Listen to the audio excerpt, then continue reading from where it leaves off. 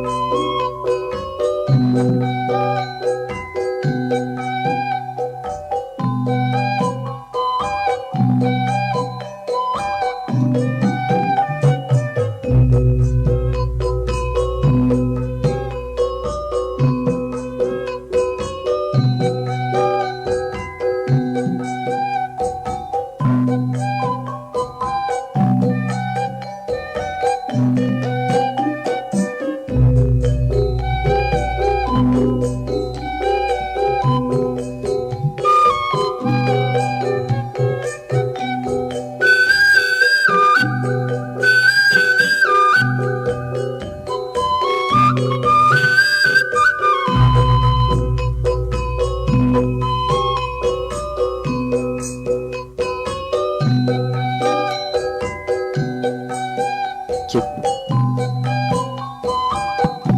cek satu dua, cek satu dua, cek satu dua, cek satu dua, cek satu dua, cek sound.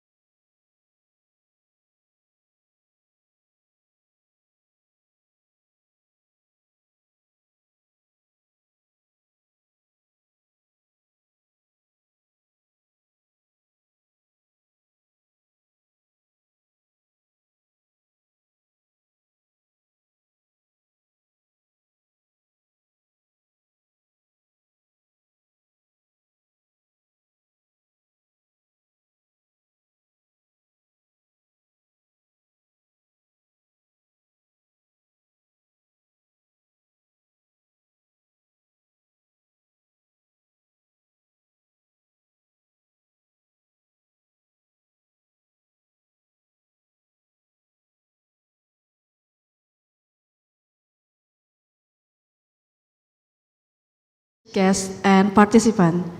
It's me again, Gina Mahdia Ramdhani, and welcome back to the second day of Kalaptech Indonesia 2025.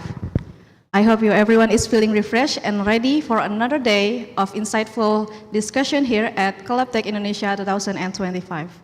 Let's just begin our program today with session 2, chaired by Professor Minoru Kobayashi. For the rule is same as the preview session, which is each presenter have 15 minutes for presentation and 25 minutes Q&A session after all the presentation. On this session, will feature 5 thought-provoking papers exploring topics such as collaborative communication, case behavior, emotional dynamics, and engagement in digital environments. Okay, let's just begin. To all presenters of this session and also Professor Minoru Kobayashi, please join me in the stage.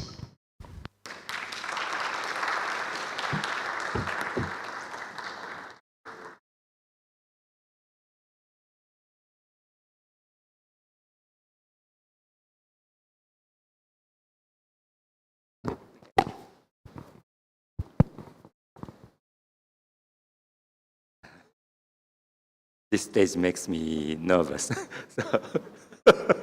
So let's start the first day. First of all, selamat pagi. Good morning, everyone. Yesterday we had a very exciting session and the fabulous night event. So now we are starting the day 2 with the session 2. My name is Minoru Kobayashi, like she introduced, from Meiji University, Tokyo, Japan, and I'm going to chair this session. This session has 5 interesting papers, and like we did yesterday, we'll first have 5 talks consecutively, and then have some time for discussion. So let's start quickly. Quickly move on to the session. And the first speaker is online. Let me introduce the title. The title is A Proposal and Evaluation for Externalizing Thoughts of Passive Speakers in 3-Party Video Conferences with Gaze Tracking Functionality by Hiroya Miura, Kimitaka Yamamoto, Yoshinari Takegawa, and Keiji Hirata. From Miura is from Riken, Tokyo, and others are from Future University Hakodate, Hokkaido, Japan. So can you, Miura-san, can you start your presentation, please?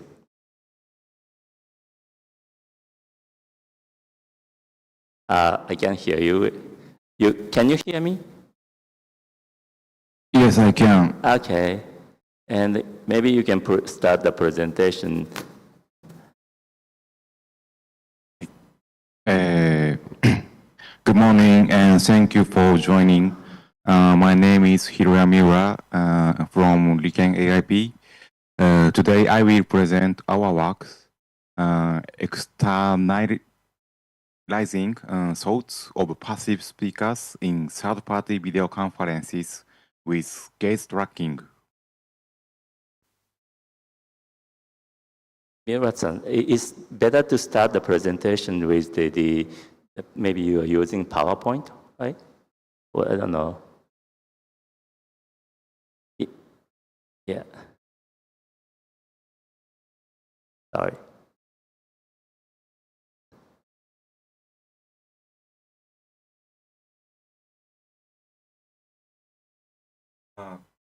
Can you hear the mic? Okay? Yeah, that looks good. So, okay. Thank you. Perfect. Thank you. Our guiding question is very simple.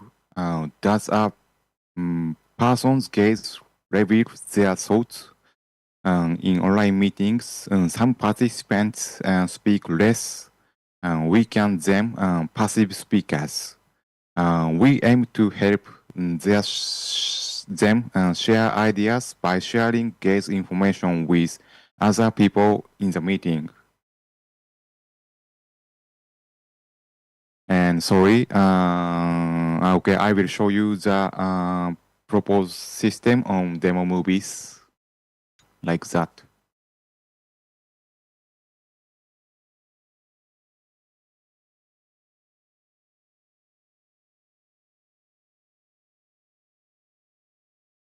Okay, the background of the research is since COVID-19, online meetings have increased and building consensus remotely has become more important.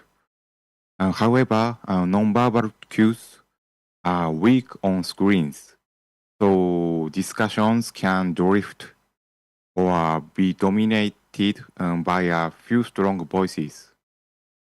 Passive speakers may hold variable opinions but do not speak up, and direct questions to them can break the neutral flow.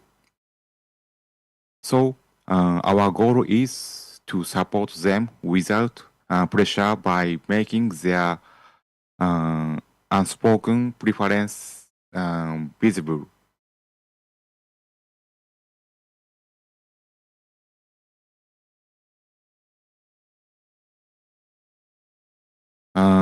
As our peer studies shows that eye tracking is a cue for information exchange and turn-taking in conversation. Recent systems for video meetings can monitor attention and visualize where people look. There is also work that supports shy or passive speakers to participate more. We built on these ideas, but focused on using gaze to externalize unspoken thoughts in three-party online meeting. So our objective is to support passive speakers in sharing their thoughts through gaze information, so that three-person meeting can reach smoother consensus. We conducted a recording study to understand gaze behavior, proposed a simple visualization based on dwell time, and then ran an evaluation to see if others can correctly read the passive speaker's preference. So we conducted a three-way video conference recording survey. We recorded meetings where students planned a summer trip. There were 15 students in 5 groups, and each group included one passive speaker who minimized speech beyond direct questions. They used Miro with sticky notes to collect ideas, and we tracked the passive speaker's gaze using Tobii iStudio and tagged it with Elan. After each meeting, members marked each note agree and disagree or neutral, and ranked their trip plans in order. And this is the actual meeting data. Across 5 groups, we recorded about 100 minutes of discussions. We manually tagged where the passive speaker looked sticky notes on screen, user interface, mouse, speakers, and listener, and linked the gaze to 133 notes in total. The annotation match rate was 64.8%, which was sufficient for our later analysis. Okay, now today I will talk insight. Our first insight is that longer dwell time often means stronger interest In group 5, for example, supportive ideas such as 2 nights and 3 days USJ and Nara Kyoto received long looks. Across groups, supportive notes tended to have longer average dwell time than opposing ones. Although group 4 and 5 show the reverse pattern. This suggests that longer looks can signal agreement and may anticipate the final consensus.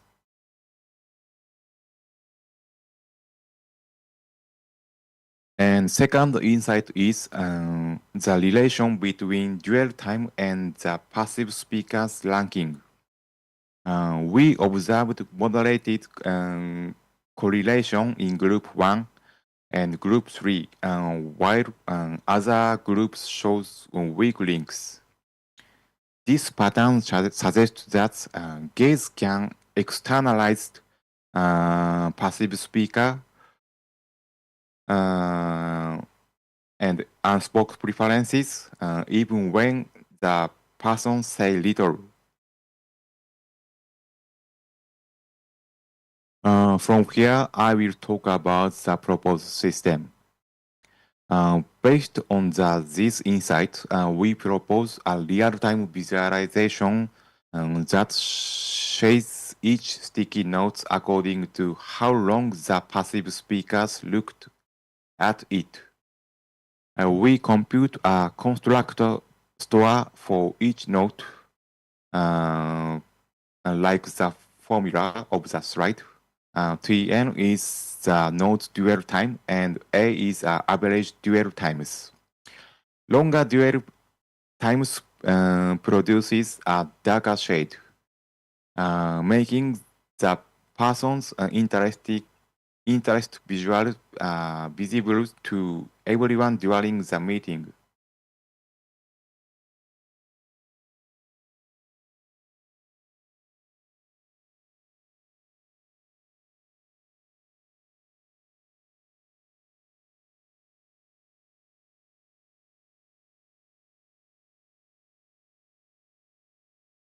Okay.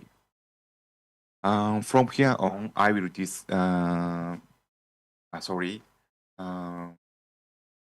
is the system configuration. Our web application is lightweight. We can acquire gaze with Tobii eye trackers and compute dwell time in real time using WebGazer.js and share the values through Skyway. The user interface shades each node's background according to dwell time. User can move node freely and toggle the background gradient on or off. And this keeps the workflow natural for online meetings. From here on, I will discuss the evaluation experiment of the proposed system. We tested whether the visualization helps to others raise the passive speaker's preference. The task was to propose new use for pencil, plastic bottles, and cardboards. 12 students and in 4 groups participated with 1 passive speakers in each group. Passive speakers later reported their top 9 preferences, and the other 2 members predicted that ranking with and without or visualization. We then compared the match rate and the rank differences between the true rankings and the predictions.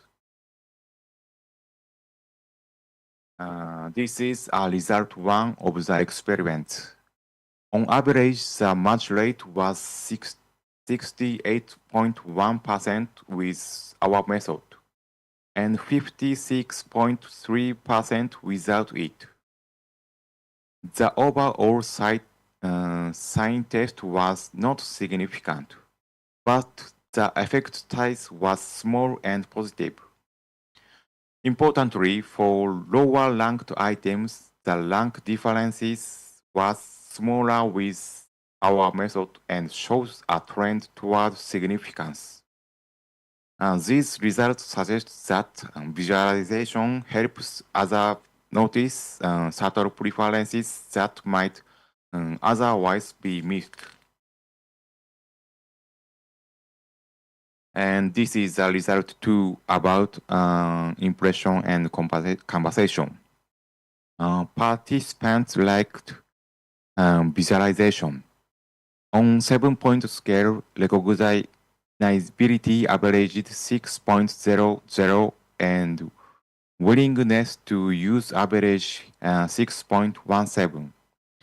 Passive speakers reported that they could express opinions around 5.67 and show interest around 6.34. The others participated the partner's opinion around 5.33 and interesting around 6.00.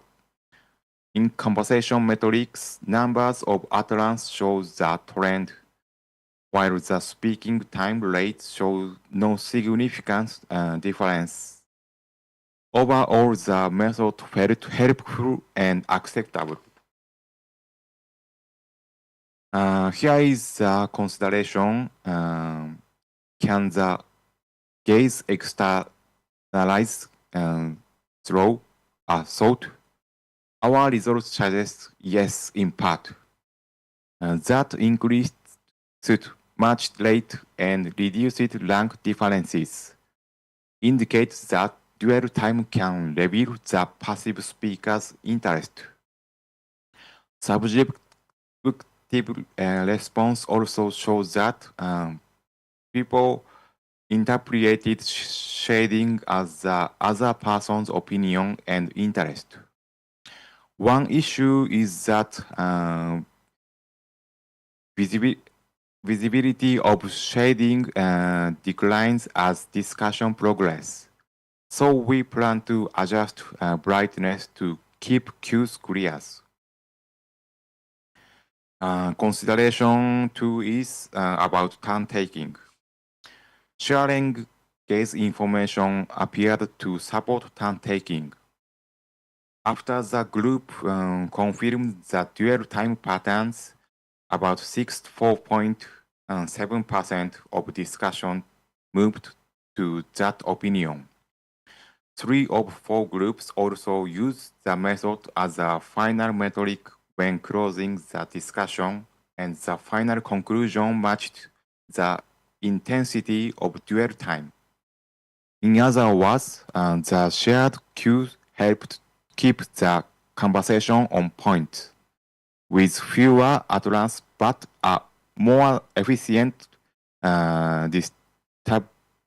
distribution of speaking in time. This is a summary slide. Thank you for your attention. Thank you. So let's go on to the second presentation. It's going to be, the title is, Do You See What I See? Vocal cues to visualize acuity discrepancies.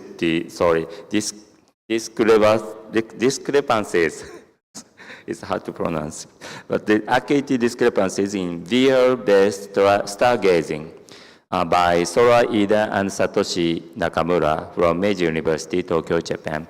And talk will be given by Sora.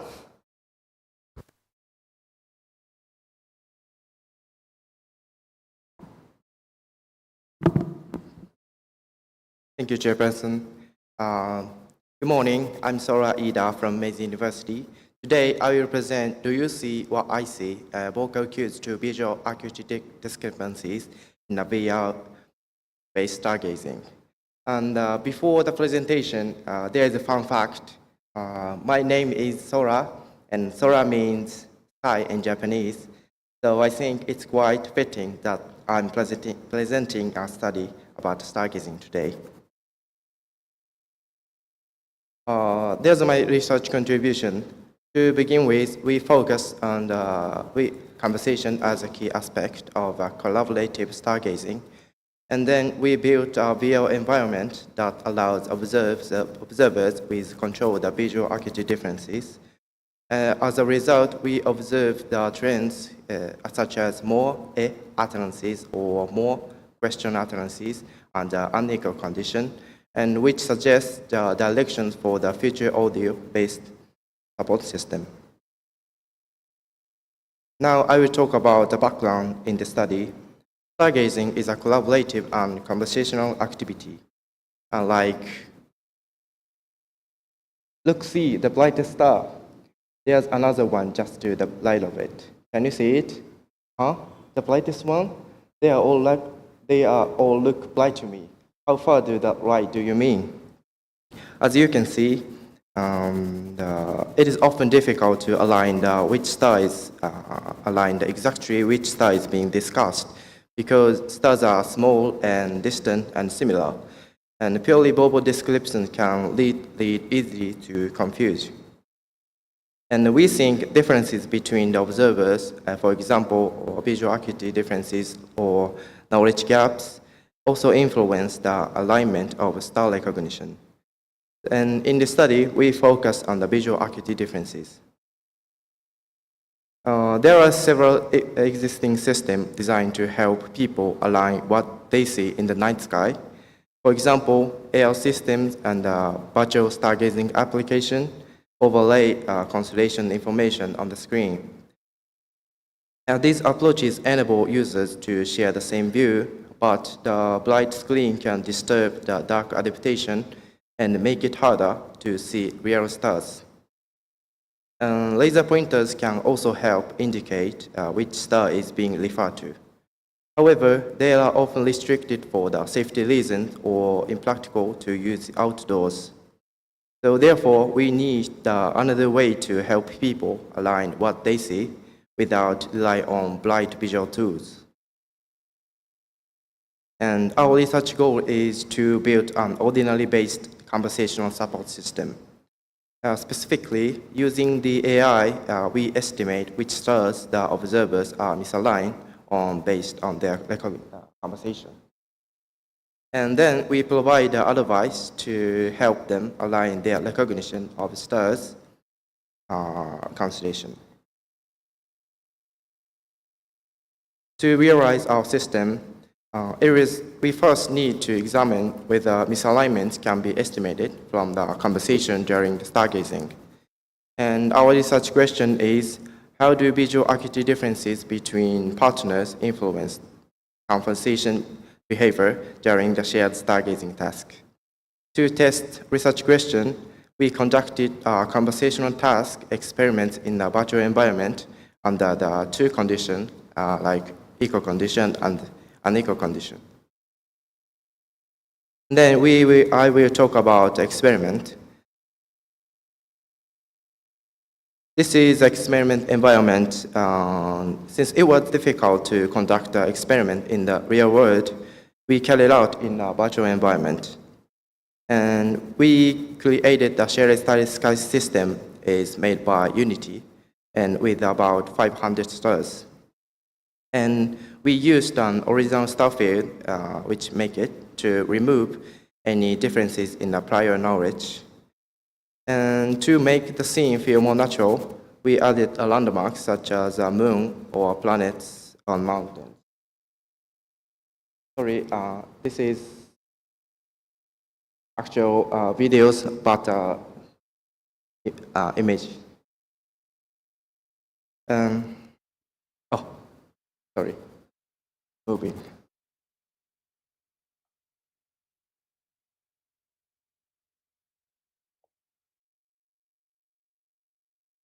And we made the three visual acuity labels, or from the left, and good, and normal, and poor, by changing blur strengths. And this allowed the pairs to share the same sky, but perceive it differently. And I will talk about experimental design. We made the task is a VR-based task conversation search, and we simulated a scenario when the one partner knows the constellation and teaches the other. And describer describer knows the constellation shape and the position, and he have to explain the constellation verbally to the identifier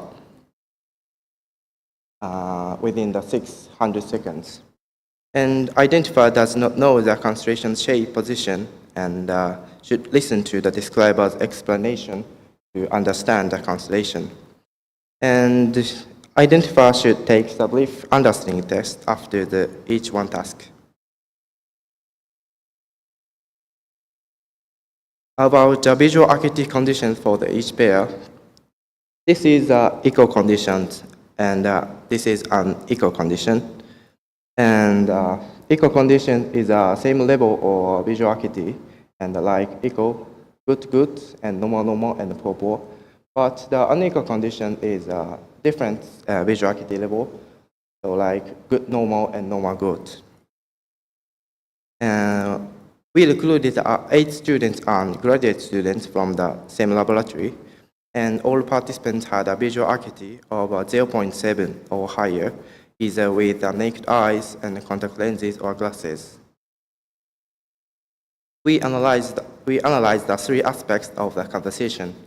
The first, we classified each utterances into 9 categories, such as explanation or back channel or response and a question. And the second, we counted how many times the listener said and which treated as a sign of a misunderstanding. And the third, we measured the response latency between the describer and identifier. And through these analyses, we aim to explore how visual acuity differences affected our conversational behavior. In Japanese, we often say when we don't understand what the other person said. And it is similar to or what in English. So we considered as one of the indicators of conversational difficulty. Now turning to the result, this table summarizes the conversational metrics. First, regarding to the question utterances, they tended to occur more frequently under the unequal condition. And for utterances, more appeared in the unequal condition. And last, when we look at the response latency, it was also longer in the unequal condition. However, these were only trends and no significant differences were found in any of the metrics. And this slide shows how long it took for each pair to agree on the constellation. And we measured the time from the start of the task until both participants, like a describer and identifier, recognizes the same constellation.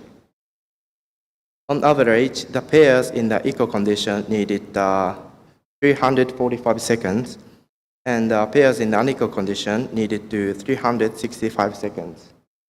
So the unequal condition requires a longer time for recognition agreement. Moving to discussion. We found the conversation metrics tended to change under the visual acuity differences. These vocal cues could serve as indicators of recognition misalignment between the partners. However, this study has also some limitation. The conversational features like utterances or question utterances were coded by a single person. So the reliability of the analysis could be improved. In addition, the presence of prominent landmarks, such as the moon or mountains in the environment, might have influenced how participants talk about the stars. And finally, the participants were a small group from the same laboratory, so the results may not generalize beyond the similar settings. In the conclusion, differences in the visual acuity tended to create a conversational friction, And for the future work, we plan to verify whether these visual differences, such as possible story shifts, can be estimated from the conversation metrics. And building on these findings, we will explore the possible design for future support system. Thank you for listening.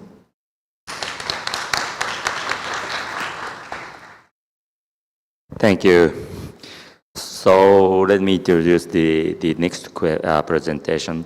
It's titled Public Quest, a communication game to foster understanding and relationship in public space by Shinya Nishide and Takeshi Nishida from Kobe University. And presentation will be given by Nishide. Please follow. Hello everyone. I would like to talk about our research public quest. Thank you. Yeah, I'm Shinya Nishide. I'm from Kobe, Japan. I am a teacher at middle and high school in Japan. And I am also a graduate student engaged in research. Please bear with my clumsy explanation in English. ちょっとここだけ日本語で、私、中学高校の教員してて、学年主任もしてるんですけど、ちょうど先週、修学旅行の引率に行ってまいりました。ここでは、コラボテックではですね、ポスターセッションと、この口頭発表と、2つ別のテーマでやっております。で、今、ドクターの3年生ですので、この前、博士論文の予備審査を出して、今、ディフェンスを控えているという状態で、ここ数ヶ月もう記憶がない状態でございます。自分自身にですね、コラボテックの努力賞をあげたいと思います。はい、It's a joke. It's a pleasure to be here today. I'll do my best. I will explain the introduction part.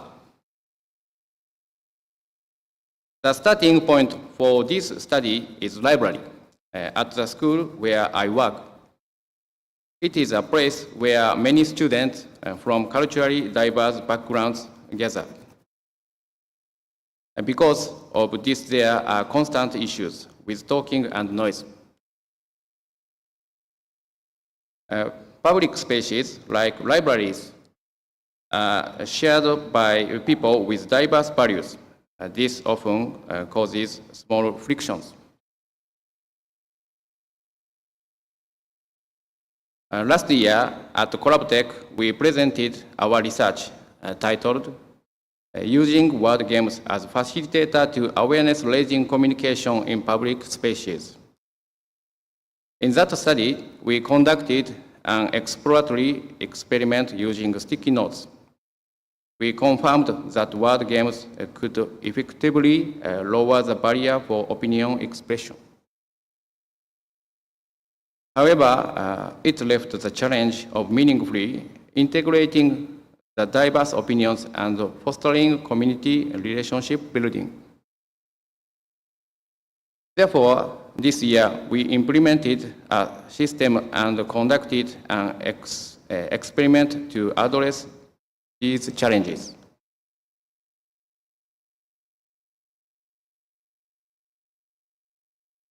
We identified 3 key challenges.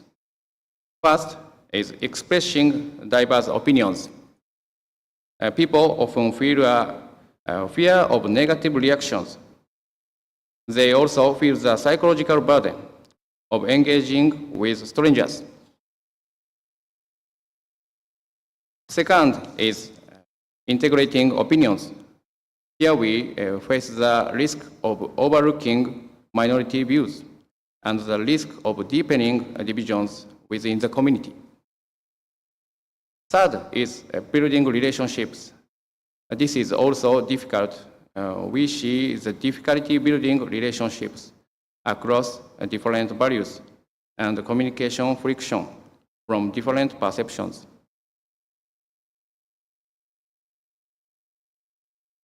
Previous work focused on either expression or aggregation.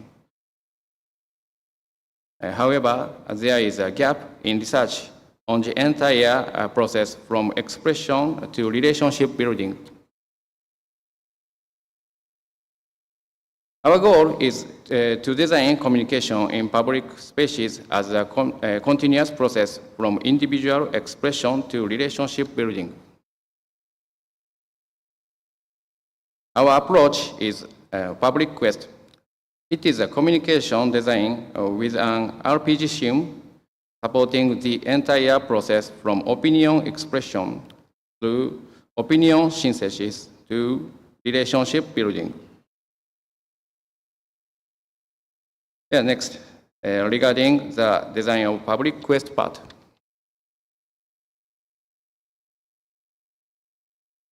As a system that supports these three stages, we implemented a prototype that integrated with LINE, the most ubiquitous messaging app in Japan. 今回、LINE グループを作っていただいてありがとうございます。LINE でございます。Phase 1 is word games. The goal is to reduce the psychological burden of expression. We use creative constraints like words starting with し、日本語のひらがなのし。Participants can blame failures on the rules. I don't want to be quiet. And I can be quiet. It's part of the posted opinions. For example, everyone image starting with sa, Japanese sa. In this conference room, do you feeling? What do you feeling? 寒い。寒い。Meaning is very cold.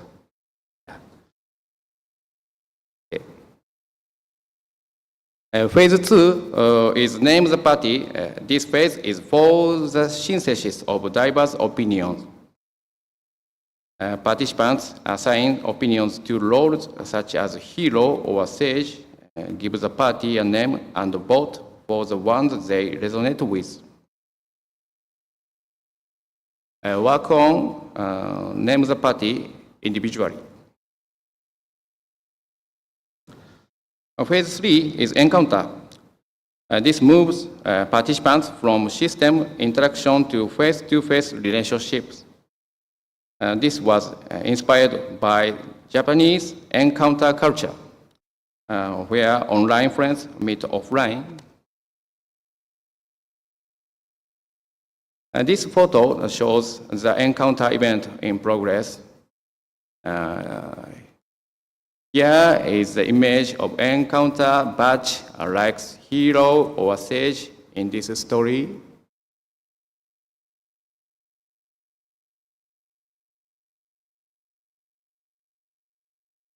Facilitators act as game masters, intervening by delivering RPG-style narratives via chat. They use both prepared scenarios like game over and flexible interventions to guide the quest and the response to group dynamics. And this is the actual scenario screen for game over. Yeah, next, regarding the design exploration study part, we conducted an explorational study in a school library shared by 2 different schools, a Japanese school and an international school. It's a multicultural and sometimes noisy environment. But students there are all very nice. めっちゃいい子たちなんです。The study ran for 5 days. 116 users registered. They joined via QR codes on posters and tabletop signs. We also installed sound level meter and a public display showing popular opinions. A photo is sound level meter. B is a public display. C is a participation QR code. We have 3 research questions. Research question 1, do word games reduce psychological burden and promote diverse opinions? Research question 2, does name the party encourage acceptance of a balance of opinions? Research question 3, does the encounter event promote positive face-to-face relationships? Regarding the results and the discussion part. Here are the results for research question 1. 103 opinions were posted. I want the key findings is that both pro-quiet and anti-quiet opinions were expressed. I want the space to be quiet, and I don't want to be quiet.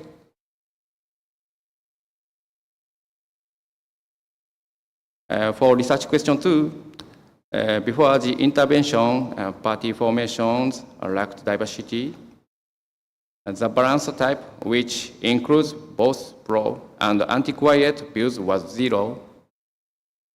So we triggered the game over event. After the intervention, balance type parties significantly increased from 0 to 16%. Might the RPG style game story have absorbed the sense of imposition caused by the intervention?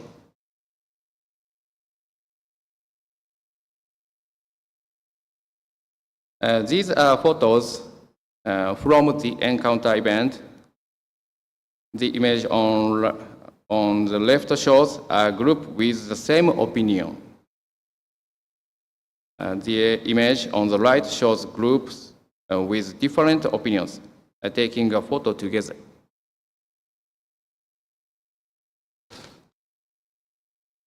Result 3, instead of conflict, a dialogue of mutual understanding emerged. A pro-quiet student said, to be honest, I talk to, but when it's annoying, I really do think, be quiet. And in response, the other group said, we get what each other is saying. In conclusion, a public quest is a novel game-based method supporting the full communication journey, from expression to synthesis and relationship building. For the future work, we will assess its generalizability and effectiveness in other public spaces. Thank you for your attention.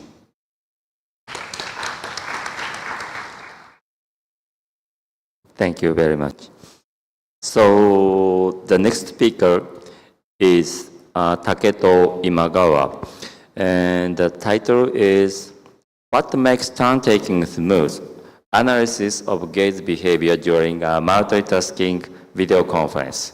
And the paper is by Taketo Imagawa, Atsuto Kurokochi, Koki Yanagi, Kazuyuki Iso, Masuyuki Hara, and Minoru Kobayashi, which is myself. And they are mostly from Meiji University, Tokyo, Japan, and one is from Tokyo Information Design Professional University and Riken, Japan. So the speaker will be Taketo. Go ahead. Okay, so thank you for your introduction, Kobayashi-sensei. I'm Taketo Imagawa from Meiji University, Kobayashi Laboratory. Surampapagi, everyone, good morning. So I'm very happy to be here and having a presentation today. So my talk is about what makes turn-taking smooth, analysis of gaze behavior during a multitasking video conference. Now let's get started. Okay, so my presentation consists of 6 parts. First, I'd like to start by Okay, start by talking about background of the study. So let me ask you one question. Can you have a smooth conversation in a video meeting? Well, there are a lot of meeting tools such as Zoom, Microsoft Teams, Webex, which enabled us to communicate from online. But I'm sure that answer is no. Maybe most of you have experienced some troubles talking in the video meeting. Then why? Why is it difficult to make a smooth conversation during a video meeting? Video meeting. Well, there are several reasons for that, and we introduce two reasons. First, we barely understand other participants' nonverbal cues. For example, we barely notice other person's gaze directions, gestures, etc. And second reason, today's video meeting is too multitasking. In a video meeting, we have to communicate with others while we are browsing documents, taking a note, texting a chat, Googling, and so on. So these factors together making it difficult to make a smooth conversation in a video meeting. So here's our research question. We have been facing two problems. First is difficulty in conveying nonverbal cues such as gaze and gestures. The second is multitasking in the video meeting. So our research question is, what makes conversation, in other words, turn-taking, smooth even during the multitasking video meetings? This is what we want to know throughout the study. Now, to find out the cues for smooth turn-taking in the video meeting, let me introduce some related works. First of all, let me explain the definition of turn-taking. Turn-taking is a flow of conversation. For example, when a previous speaker finished speaking, then the turn of speech will be given to the next speaker. And this turn giving and turn taking goes again and again. This is a turn taking. Now let's get back to the related works. So we wanted to find out what makes turn taking smooth. Well, many studies reported that gaze has an important role on turn taking. Unfortunately, I will skip introducing these studies, but these studies focus on in-person, in other words, face-to-face communications. Then what happens to gaze when we are in online, in video meeting? Well, many studies have reported that difficulty in the video meetings. As I mentioned in background section, it is difficult to convey nonverbal cues, and what is worse, participants have to do multitask, which increase cognitive load. So, we have troubles in communication during a video meeting. However, only few studies focus on these troubles. Please forget about the first presentation of this session for now. So, our aim.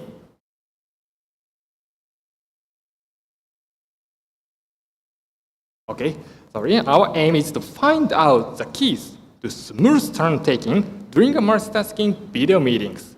Then, how we can find the keys? Well, we conducted an experiment. To satisfy our research question, what makes turn-taking smooth during a multitasking video meeting? We designed 3 types of video meetings with multitasking conditions and analyzed the gaze direction of the participants. Now let's dig into the detail of the experiment. In the experiment, 12 students from same laboratory were joined, and they were all familiar with each other. We conducted in-person, audio-only, and video meeting in the experiment, and each meeting consists of one group of 4 members. We selected Zoom for online meeting tools and collected gaze data via Tobii eye tracker. Next, I'm going to explain the flow of each meeting. Participants had 10 minutes discussion for 2 times, first half and second half. And participants from in-person meeting used Slack as a chat tool, and audio and video meeting used Zoom's default chat tool. So this chat tool was used to send or respond to chat message or take a note during a discussion. So there were 2 10-minute discussions, and in each half of the discussion, we tasked 2 multitasks. First is to browse the shared document, and the first half of the discussion was conducted without document, and second half was conducted with document. Okay, so the second multitasking is to respond to chat message from the experimenter. If there were 1 or more participants replying to chat message, we regarded it as a multitasking condition. So we tasked these 2 multitasking to make participants need to pay more attention to multiple areas and increase their cognitive load. Finally, we move on to the method of analysis. Throughout the meeting, we collected gaze data via eye tracker, and the data was analyzed using Tobii ProLab and Excel. Example of analysis are shown in right figures. In Tobii ProLab, we gained the timeline of utterance and area of interest, which means the area where the participant is looking at. And this dataset was exported to Excel, and we summarized the tons of gaze data manually. In other words, we had to analyze each gaze data one by one. All right, let's get to the result and discussion of the gaze analysis. So, to satisfy our research question, what makes turn-taking smooth? We focused on analyzing the next speaker's gaze direction 200 milliseconds before taking a turn smoothly after speech contention, in other words, overlaps, or silence occurred. So to make it easy to comprehend, we have images here. So the yellow bar shows the timeline of previous speakers' utterance, and purple bar and purple arrow shows speech contention and silence. So if the next speaker, the blue one, took a turn after speech contention or silence occurred, we regarded it as a target of analysis. So we have 2 gaze analyses here. Smooth turn-taking after speech contention and after silence. Now let's see the result of speech contention first. So this table shows where the participant's next speaker was looking at before smooth turn-taking after speech contention. We gained 8 gaze data from in-person, 10 from audio, and 7 from video meeting. So although the number of gaze data is quite a few, it is remarkable that gaze direction to objects or environments such as chat, documents, and others is more than that of other participants such as previous or non-speakers in every meetings and every multitasking conditions. Then why the next speaker tends to look at objects such as chat and document before taking a turn even after speech contention occurred? Well, the possible reason for this is because participants were looking at the same object. In other words, joint attention may foster smooth turn-taking. From the questionnaire we conducted after the experiment, there were feedbacks such as everyone was looking at the same document, it was easier to anticipate what others wanted to say. And others, having the document enabled continued engagement in the conversation even while responding to chat message. So these comments suggest that joint attention on the documents or memos on chat helped smooth conversation even after speech coordination, and even during the multitasking environment. All right, next, we move on to the gaze analysis after silence. So this time, compared to speech contention, we gained a lot more gaze data. We gained 72 gaze data from in-person, also 72 from audio, and 57 from video meeting. So, in in-person and audio meeting, gaze direction to objects or environments such as chat window, document, and others is more than that of other participants, such as previous and non-speakers in every multitasking conditions. So this result is almost similar as after speech contention. However, in video meeting, gaze directions are distributed to not only to objects or environments, but also to other participants. So why the gaze direction was distributed in video meetings? Well, the possible reasons for this is because the next speaker wanted to break the silence by observing other participants' behavior and figure out cause of silence. Compared to in-person meeting, it is easy and comfortable to observe. In other words, make an eye contact in video meeting. So this makes next speaker easy to comprehend why the silence is happening and break the silence, which made turn-taking smooth. So this is a summary of our findings. We focused on analyzing next speaker's gaze direction before taking a turn smoothly after speech contention or silence occurred.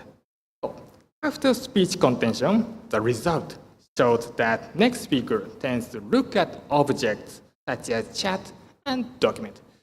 This suggests that looking at the same object, in other words, joint attention, may foster smooth turn-taking. And after silence, the results showed that next speaker tends to distribute their gaze to various areas, especially in video meeting. So this suggests that figuring out the cause of silence by observing others' behavior will be the key to break the silence and take a turn smoothly. So we discussed based on the results of gaze analysis. However, there are some limitations. Okay, I'm going to quickly introduce the limitations. Firstly, there was limitations in experiment. For example, there is possibility that our tasks were not that multitasking. And the laptop we used in the experiment was a little bit small. And there might be a cultural and personal differences which may affect gaze patterns. And second limitation is about gaze analysis. We could not consider precise network latency, and the network latency may differ from across individuals. And manual analysis takes too much time, and few sample size made it difficult to conduct detailed analysis. In other words, statistical or comparison analysis. So, our implications and future work. We would like to improve conditions in experiment and conduct more detailed analysis with larger sample size. And our final goal is to conclude that our findings, joint attention, and figuring out the cause of silence easily is really the key to smooth turn-taking in the multitasking video conference. So that's it for my presentation. Thank you very much.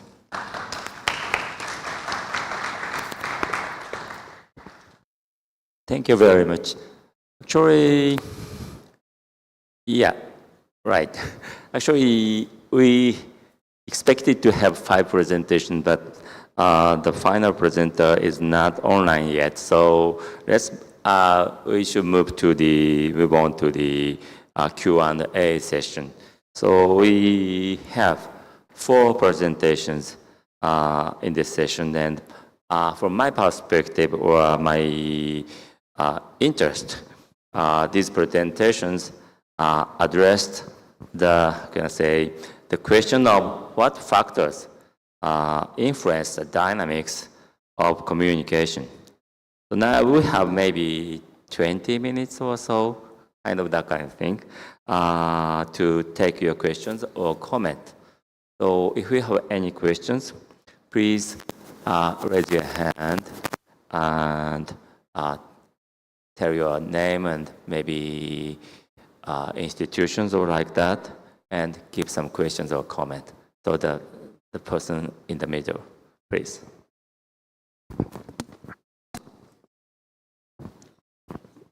So I have a question to our first presentation online.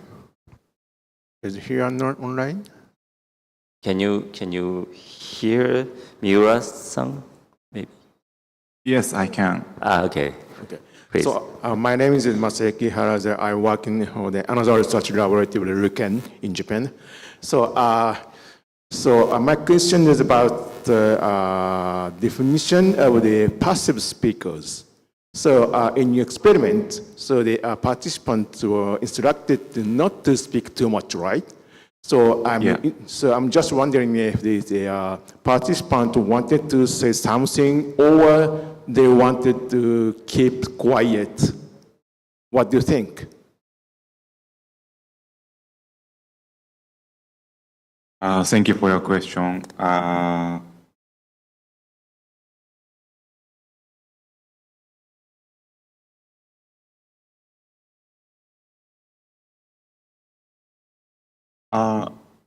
I think passive speaker is some people really want to talk, but they are very shy, so they could not speak what they want to speak. In this system, I want to support for that thing. Okay, then I recommend you to distinguish those two types of passive speakers. So it's not the same style in joining the meeting, right? Yeah, yes. Yes. So if possible, please do the similar experiment with the distinguish with those two types of speakers. Okay. Yeah. Or why don't you extract their own desire to speak out or not in your experiment? That's my comment. Okay, thank you. In future work, I will deal with that problem. Thank you. Yeah. Okay. Thank you. That was a good question. I took that passive speaker in the wrong way, so yeah, different way. So it's good. Thank you very much. And the person on the back.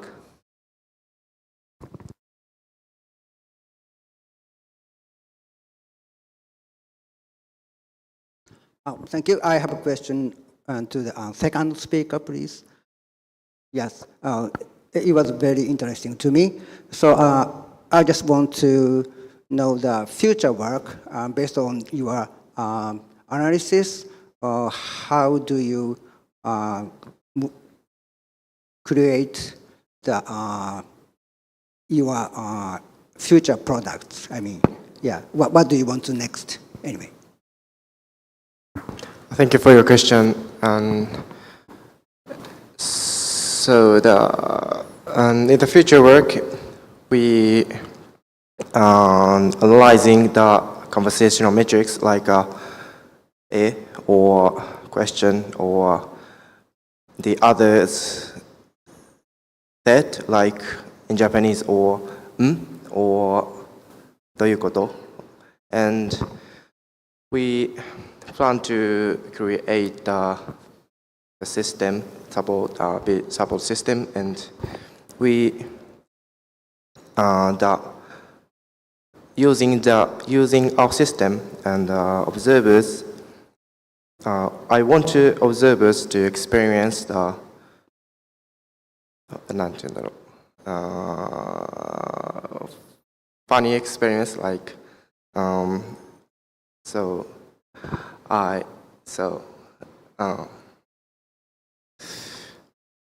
sorry, I don't have enough English to speak. So what kind of gadget, what kind of devices do you want to use? Like a I think- VR goggle and a mobile device or something like that? Okay, I understand. So our future system, and we use the smartphone and near the put and like this and the conversations, and the smartphone hears their voice, and the devices analyzes the conversation metrics and the なんて言うんだろう support advice to help them to align the which size the same align the same star. So I hope Oh, I see. That's it. What kind, it's kind of a voice assisted the system. like maybe if when the conversation is difficult, describers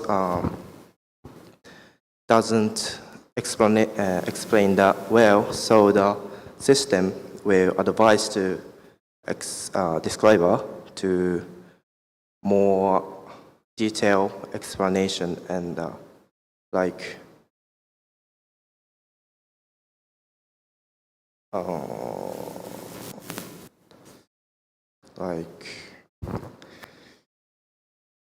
ちょ日本語でもいいですか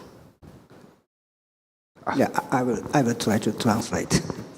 その、システムが説明者に対してもっとこう説明すべきだよっていうのを今後検討していきたいなと思ってるんで、その具体的な支援システムについてはまだちょっとあまり検討できていないっていう感じですけど。 Okay, I will translate. He is want to create a system to explain the missing things the user cannot explain. I see. Thank you very much. Thank you.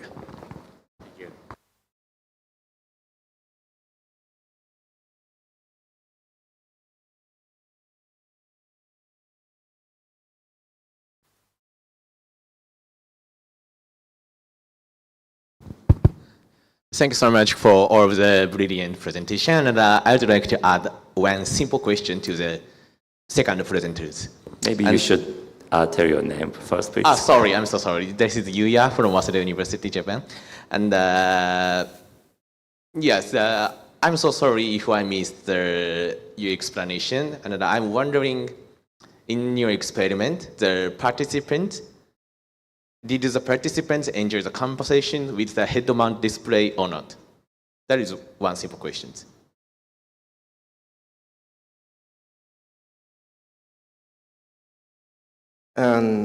So your question means the VR gold heavies affected the participants' conversation or experiments. So Yeah, the next question is about that. Okay, thank But you. the first one, I would like to know with head-mount display or without the head-mount display. So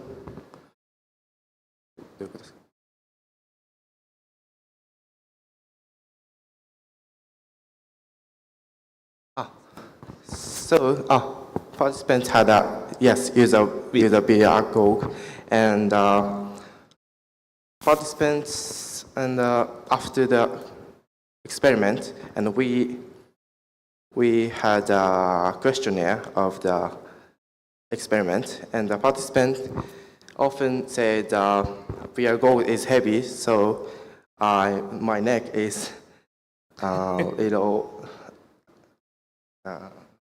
pain. So in the future work, so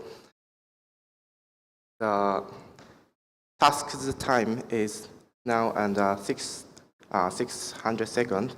So we had to think the waiting time and like no 600 seconds and 300 to 300 seconds. So that we have to think about it. Thank you. I'm so sorry. Can I add one simple question? So in this situation, the participants enjoy the conversation using the head-mount display, right? So in this kind of situation, I think in some cases, the participants were hard to hear the partner's voice, right? So in this kind of situation, they use AEH for confirming what you said and something like that. So did you consider about the context of the using A?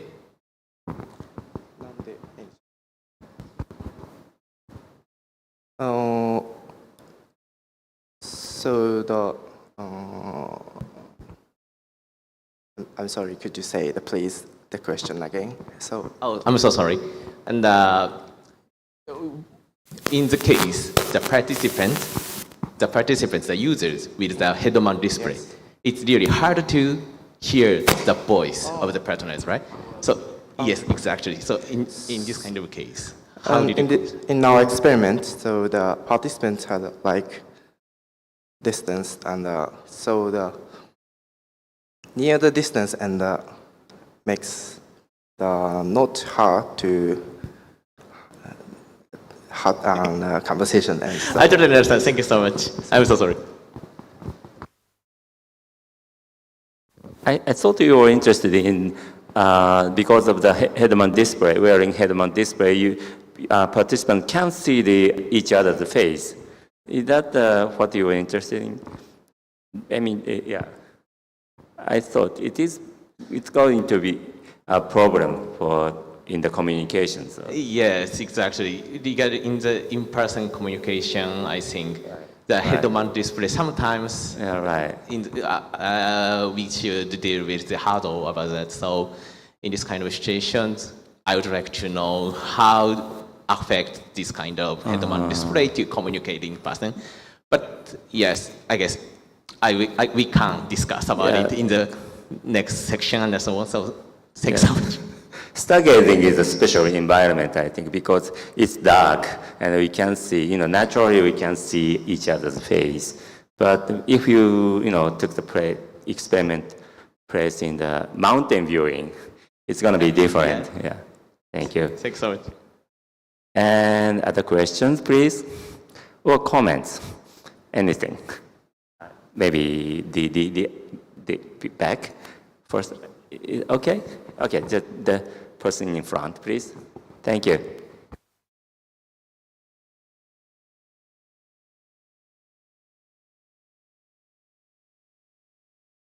Cek.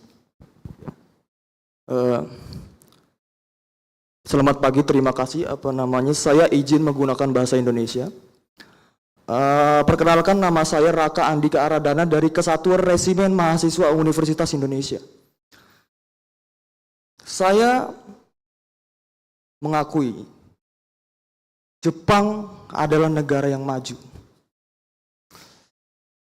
Terkait dengan maraknya artificial intelligence atau AI yang sering digunakan oleh para remaja-remaja di Indonesia. Bahkan banyak yang ketergantungan dan tidak bisa seperti menganggap semua pekerjaan itu menggunakan hal-hal yang mudah seperti menggunakan AI. Yang saya ingin tanyakan, di Jepang itu bagaimana mereka menyikapi adanya teknologi-teknologi seperti AI ini, agar kami di Indonesia bisa belajar dan bisa menggunakan teknologi ini dengan bijak. Terima kasih. Yeah, thank you very much. Thank you. Yeah, the question is about how Japan deal with the technology like the AI and something like that, the advanced technology, and what can you guys, the Japan, tell us about how can Indonesian learn to implement the technology, the advanced technology like the Japan? Thank you. So the question is about the AI? Yeah, the question is about the advanced technology like AI or anything else.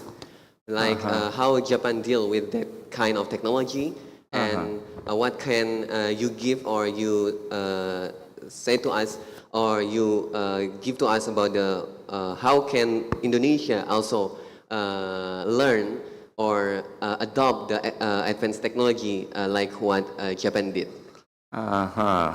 It's going to be a tough question for them. But someone want to, yeah, it's free to talk about your thought about AI or the usage of the AI or impact to your life. That, okay, maybe it is. So does someone want to, maybe you're gonna, anything? Yeah, sure. You. Okay, thank you for your question. I'm still don't get the most of the context of question, but are you saying that how we can use AI technologies not only to Japan but also to Indonesia? Is it correct? To prevent addiction, especially in young generation. Especially for Indonesian? Young generation to prevent the addiction using AI. AI. Actually, I'm not a specialist of AI. I have never used AIs before. But, for example, my study is about the case analysis, and there is like a lot of data, and we need a manpower to conduct all of the analysis. Yeah, in Japan it is said like big data. Yeah, so if we use AIs to analyze these big data, it is more efficient. It's maybe costs a little bit high, but it is very quickly and it is very accurate if we can conduct the big data analysis using AIs. So this is just my opinion. So is that okay? I'm not sure I'm answering your question correctly. Bahasa Indonesia. Jadi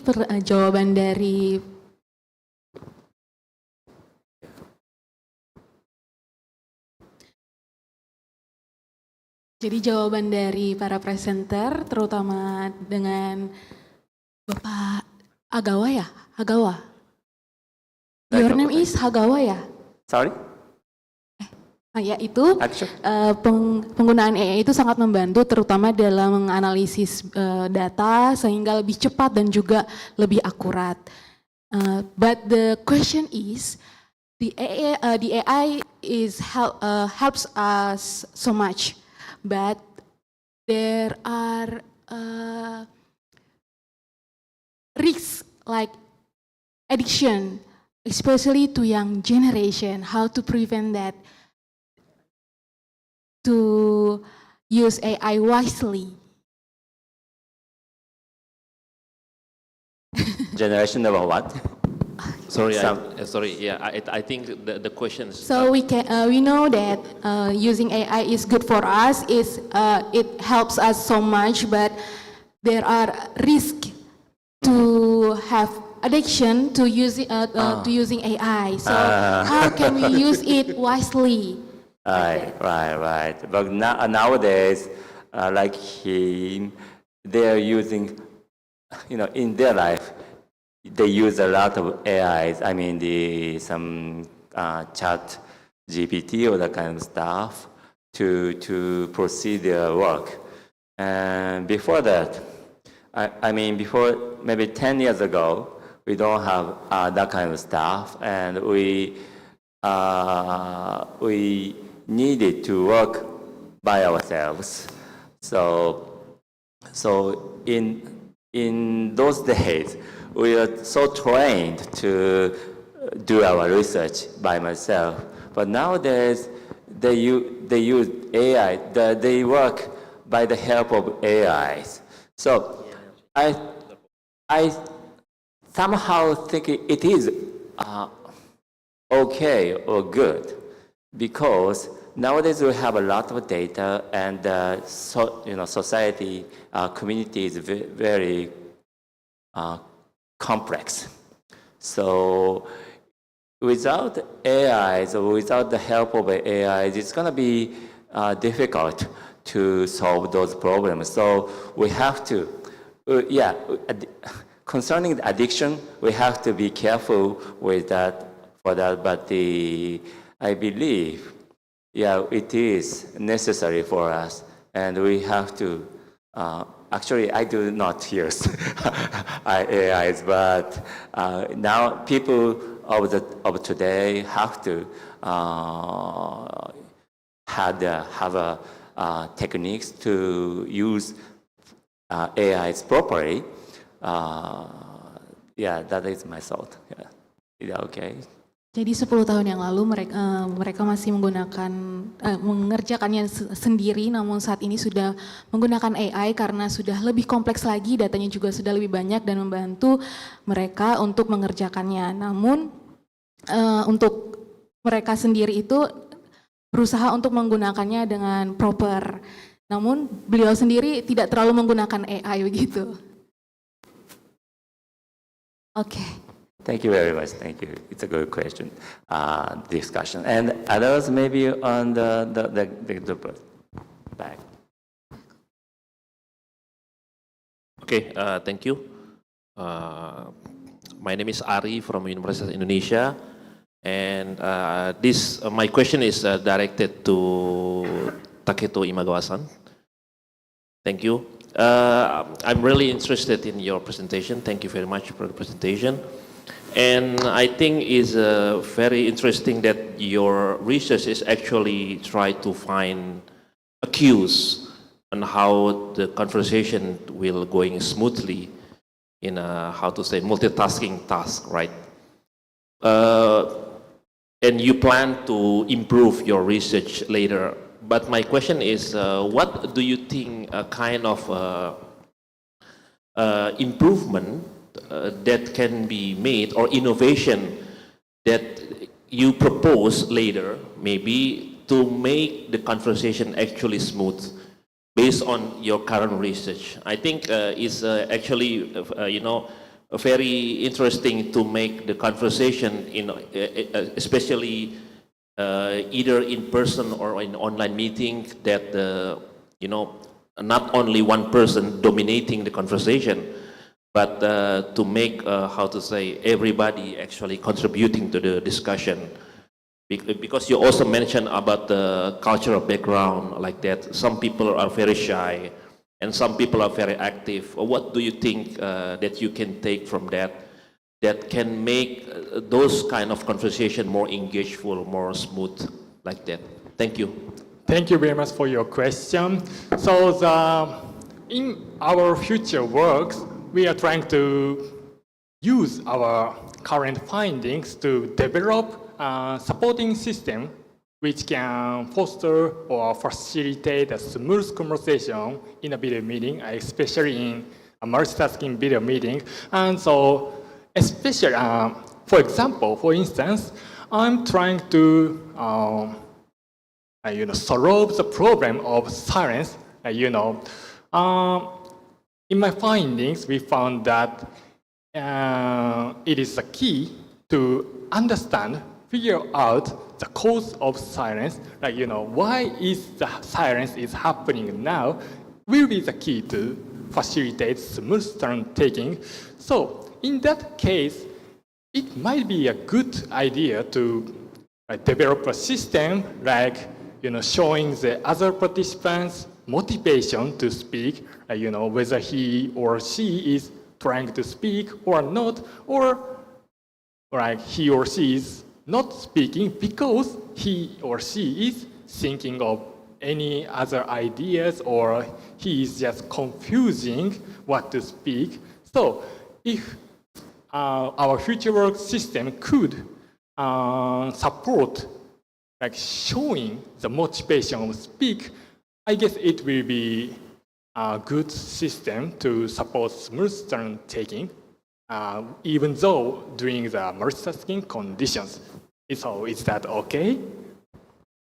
I think that's okay because I think this is common problem for many all of us, especially for maybe some professor when they're teaching students in an online environment when the professor asking the students, is there any things to discuss or question, and then suddenly all the students are just stay silent like that.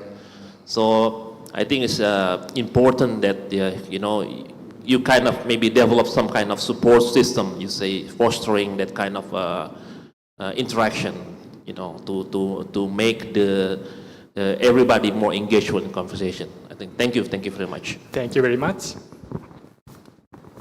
Thank you very much.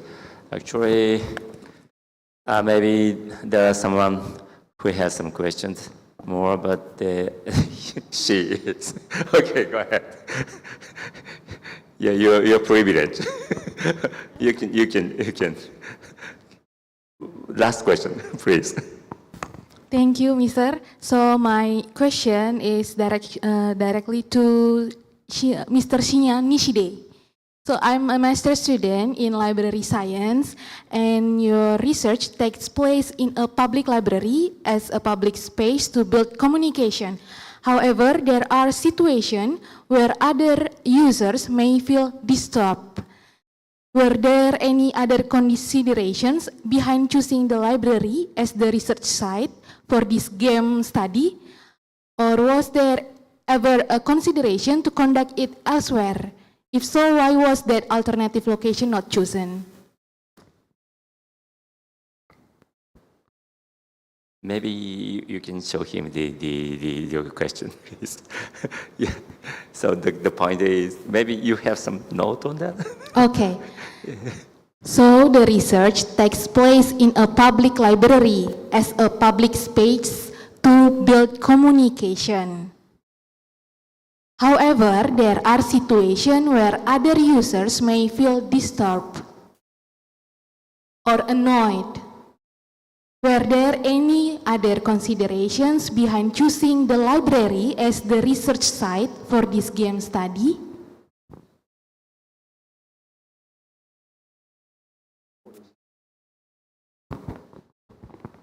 Yes, thank you for your question.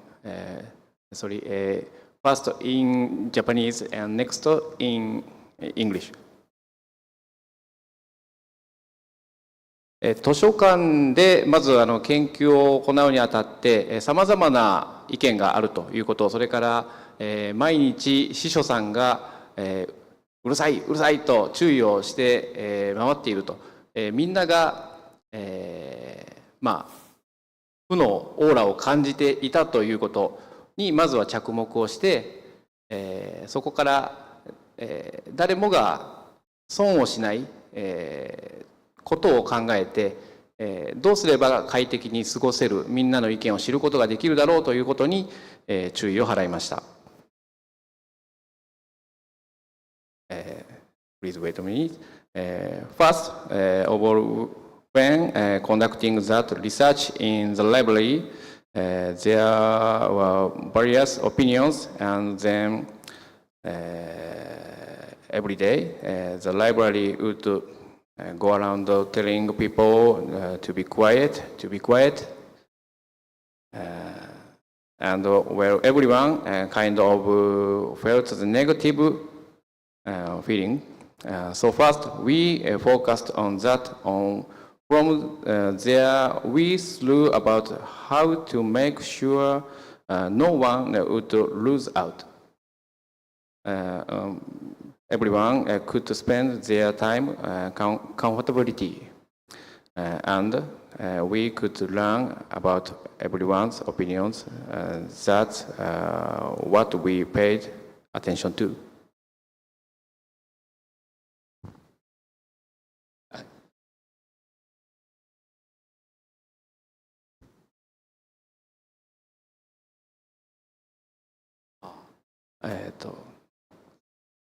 まずは、言葉遊びゲームというのを取り入れて、例えば詩から始まる図書館で思っていることということで、直接的な言葉ではなく少し、熟慮を促す、相手はどう思っているかな、私はどう考えているかなという熟慮を促すフィルターをかけました。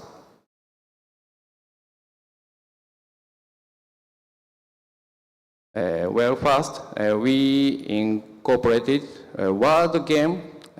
For example, we used themes like things you think about the library that start with the 詩からスタート。Instead of using direct words, we added a filter that encourage a bit of reflection like I wonder that the other person thinks, or how do I think about this, to promote thoughtful consideration. Thank you, Mr. Thank you. Thank you.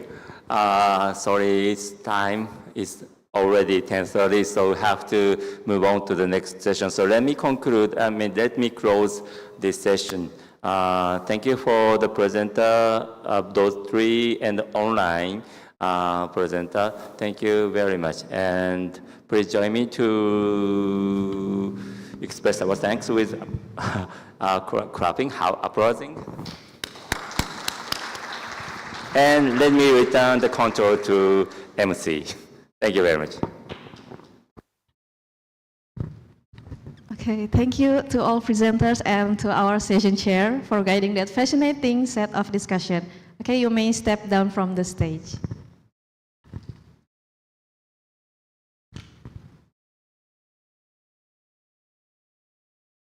Now it's time for coffee break. Please enjoy some refreshment, and you may also visit the poster exhibition area while connecting with fellow researchers and presenters. We will reconvene here at 11:30 a.m. for session 3. Please enjoy the break. Thank you.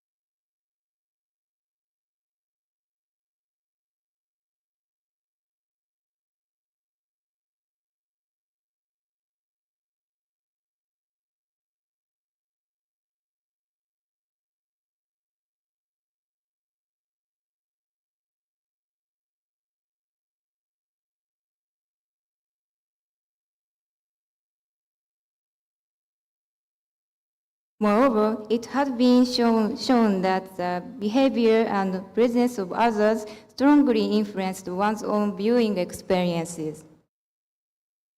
Next, we will look at our study design. We asked two main questions. Research question 1, how are choices of others utilized during free exploration? Research question 2 is, how are one's own choices utilized during free exploration? In addition, to understand how the design of traces influences people's behavior and interpretation, we compared a salient footprint design with an all footprint design. We built a VR museum themed on Buddhist art where participants can freely explore. The VR museum is divided into 4 areas: a material area, 2 statue area, and area 4 is located deep inside the space and is more difficult to find. The experiment is conducted with 13 participants who explored using a keyboard and mouse. We conducted 2 exploration sessions. First, in the controlled condition, no footprint was shown in either the first or the second exploration.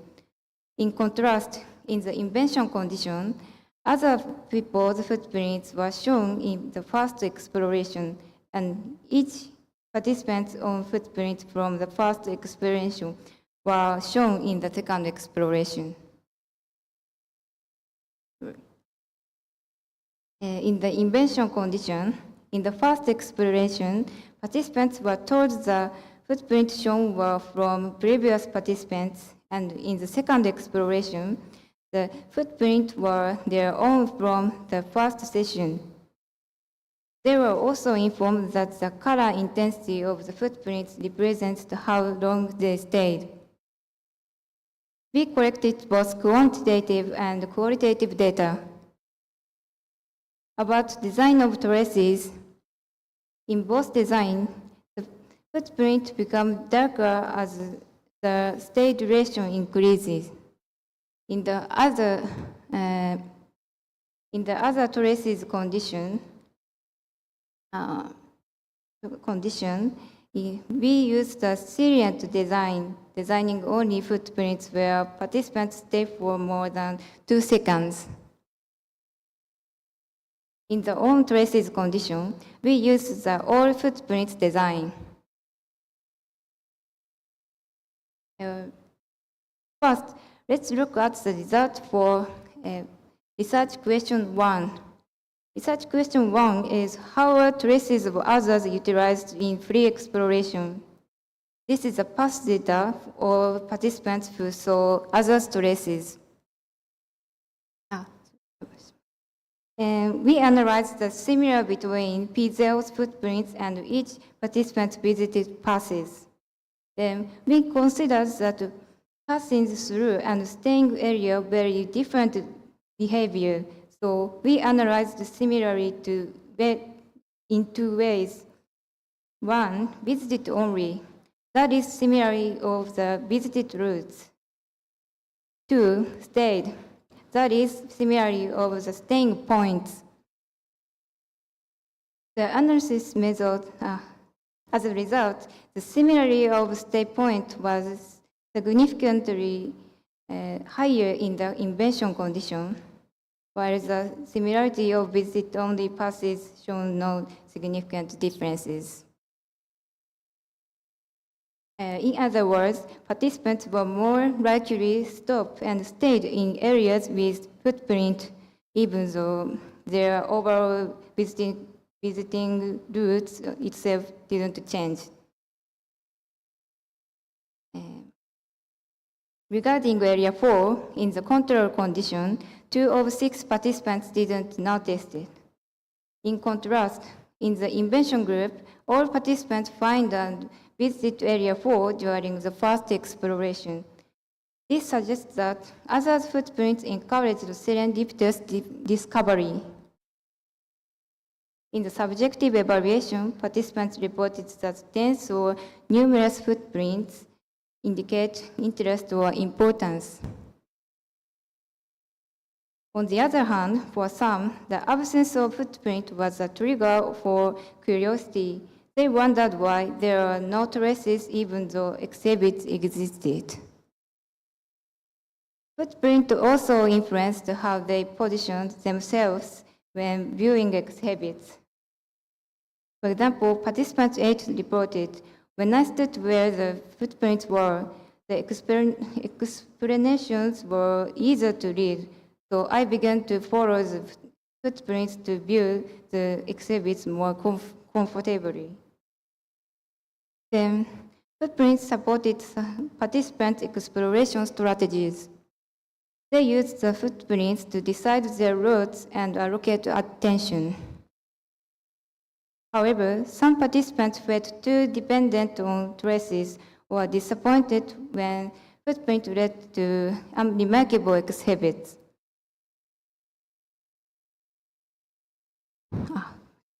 And next, let's look at the result for research question 2. Research question 2, how one's own traces utilized in free exploration. Participants viewed their own traces from the first session. We analyzed the similarities between each participant's first and second passes. As a result, there were no significant differences between the two conditions in terms of stay similarity and visited-only similarity. In the subjective evaluation, in control group, some participants revisited the same area while others took different routes or explored new spaces.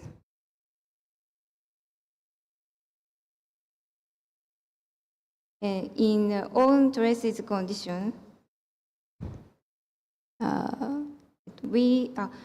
participants use their own footprints in multiple ways. All participants use their own traces as reference to check missed spots and find new discoveries. Some use traces as a reference point to reflect on past explanation. Some participants reconstructed their exploration strategies based on their own traces. Next, I will talk about fast design. Among 6 participants, 3 participants liked seeing all footprints. They said it helps them understand the viewing order and made sure no area was ignored. 2 participants preferred on long stay footprints because to make marks made it hard to see the exhibits. One participant liked both designs. All footprints show the overall flow, while long stay ones highlighted where people focused. Let me move on to discussion.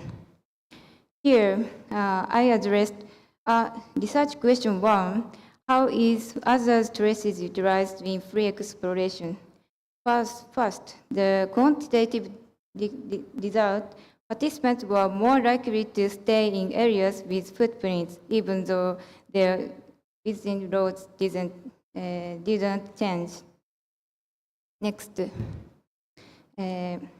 the quantitative findings. Participants often interpreted dense or numerous footprints as signs of interest or importance. In conclusion, other footprints are used as indicator of importance.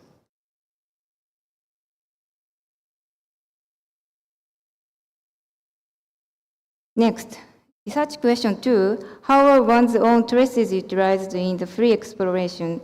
Even without traces, during a revisit, participants displayed varied behaviors.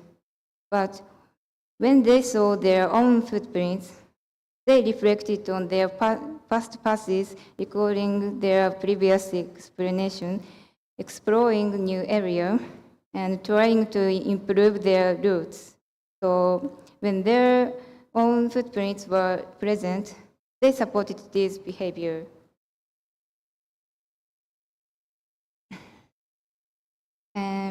several design points emerged. First, showing all footprints gives richer detail but adds visual noise. Showing all long-stay footprints looks clear, but can hide brief visits and cause misunderstanding. And three, highlighting some footprints may even create bias, like must-see spots on social media.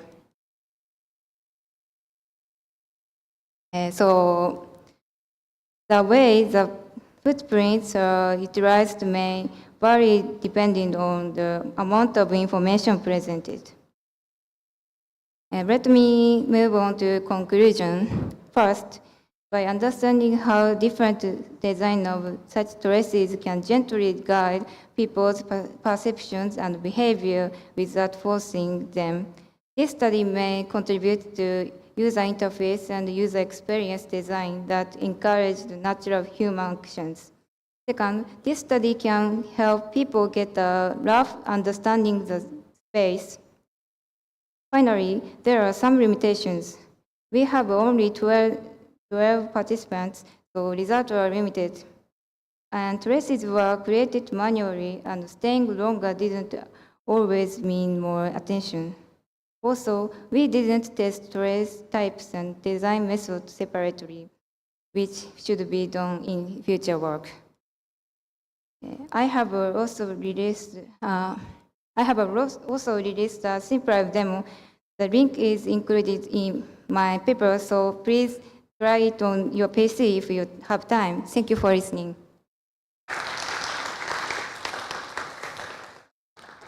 Thank you so much for the interesting presentation. And let's move to the second presenters. So the second presentation is about the second presentation was presented by Yasuo Megumi, and the title is Emotional Analysis of Excluded Person Using Review Text.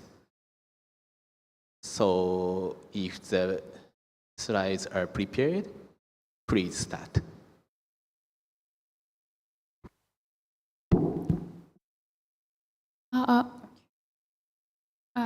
Thank you, Chairman. My name is Megumi Yasuo from Ritsumeikan Global Innovation Research Organization.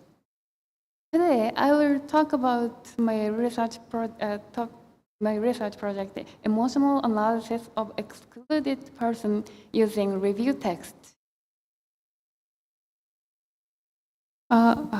First, this is my summary of this research. The purpose of this research is to detect the social exclusion status of a writer based on review text. To achieve this goal, we conducted an experiment to make the subject in a state of exclusion and write reviews. This is the background of our research. Exclusion is the behavior of ignoring and exclusion seen in typical bullying. It's like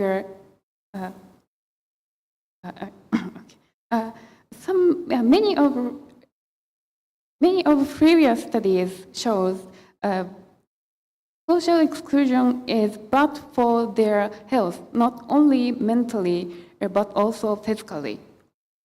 So, early detection is important to save their health. But detecting social exclusion is currently depends on the self-disclosure. But disclosing social exclusion, saying I'm excluded, is really hard to them. It needs great courage. So, a method to detect exclusion without self-disclosure is needed. While surveying previous research on social exclusion, we found that social exclusion affects the perception of those involved. This may mean that people who are excluded do not feel the same as a normal people, even after watching the same content. So our idea is that social exclusion may also appear in linguistic expression, such as a review text or a post in social media.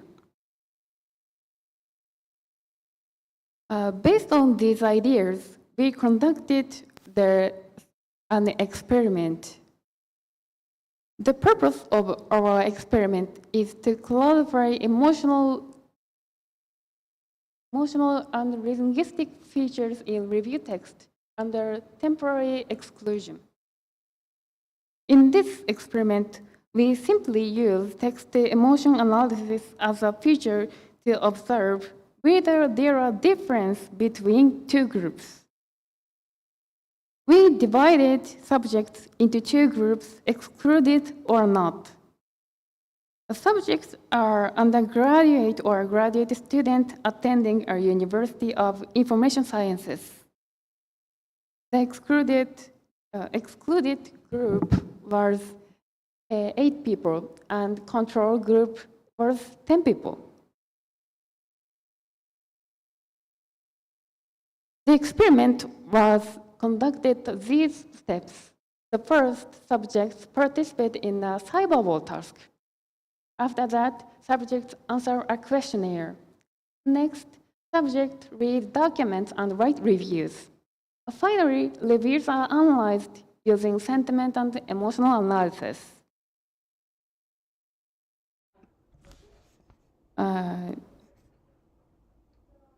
This is a process one. This experiment utilized the cyberball task to induce a state of temporary social exclusion in the excluded group. A cyberball task is a virtual ball toss game that can be used for research on social exclusion. The experimenter instructs a group of 3 participants, including the subject catchball. I show the system that I use this experiment. The user can choose the target to pass the ball, but actually the target, the blue one, and player A and player B is just a computer program, not a human. The subject was not told the fact until all the process of the experiment ended up. Subject in control group plays catchball normally, but in excluded group, the process is slightly different. The first 30 balls are passed randomly. It is same as a control group. But after 30 balls, only 2 balls are distributed, and then they are ignored. After the cyberball task, the subject answers a questionnaire to measure a positive or negative effect. The purpose of this questionnaire is to measure effect of cyberball task. We use this questionnaire to the PANAS, that is a positive and negative affect schedule. This questionnaire is consisted I show that. Each item is rated on a 6-point Likert scale, and then total score for PA and NA indicates the level of affect. Then the subject read documents and write reviews. Subjects are involved writing free-form reviews about 2 types of documents. In this experiment, we use the types of documents novel and product introduction. The difference between these documents is whether or not there is a target in which the reader can emphasize.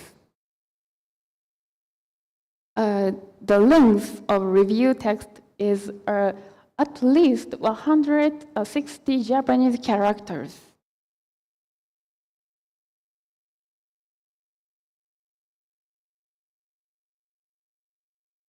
Finally, written text are analyzed by the text analytics service. This service is text mining tool is used for sentiment analysis. This service is based on text emotional analysis AI, and it inputs the text and outputs the two types of analysis data. The one is a polarity, a positive, negative, or a neutral ratio. And emotion is five scales of emotion. Now I will introduce about the result. The first is a result about subject's questionnaire. All of the result was examined by t-test. The table is showing the result. The red line was a higher score of a control group. The blue score is a lower blue is a higher in the excluded group. So negative effect is higher in excluded, significantly higher in excluded group. And the scale of proud and alert is higher in control group. Finally, irritable score is higher in excluded group. In this, considered this result, and it suggested that the cyberball task in this experiment affects the excluded group to the negative emotions.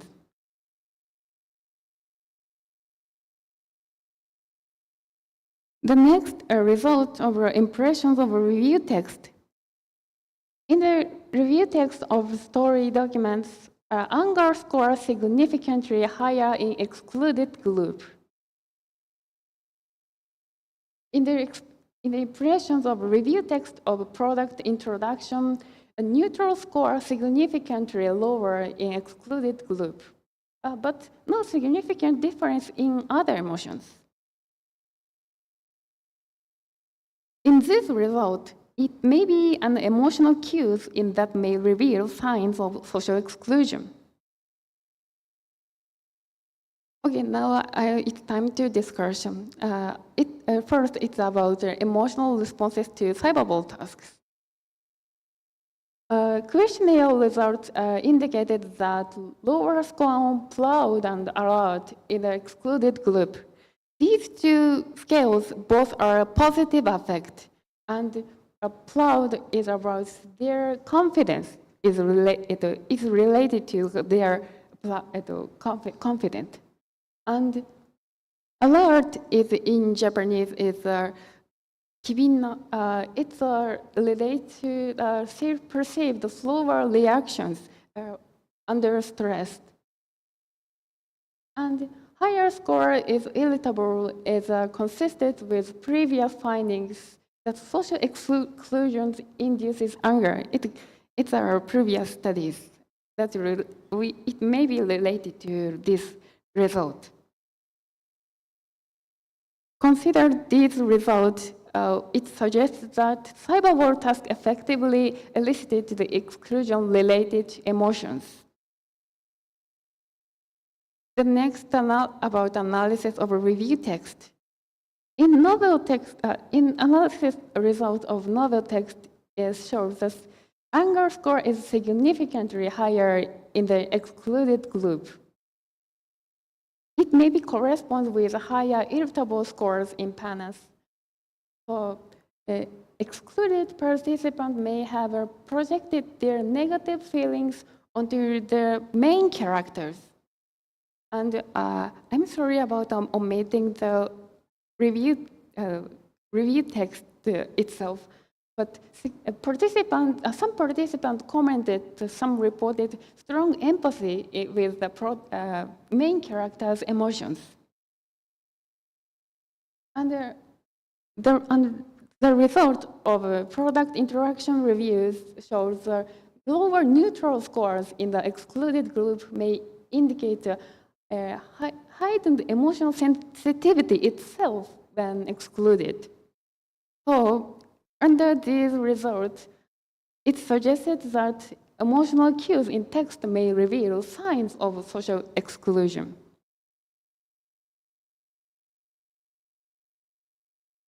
This is a summary of our presentation. We try to detect the social exclusion status of a writer based on review text, and I examined using a cyberword task and analyzed the review text. Our key finding is that these 2 points. A novel review by excluded participants shows a higher anger score, and product introduction reviews showed fewer neutral score. Thank you for your attention. Thank you so much for the introduction of the research project. And let me introduce the next presenters. The next presenter is Kosuke Sasaki, and the title is Evaluation of LLM-based Feedback Generation for Distance Project-Based Learning.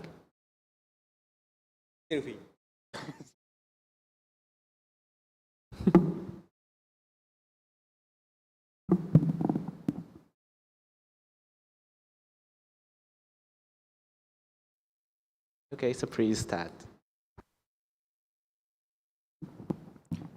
Thank you for introduction.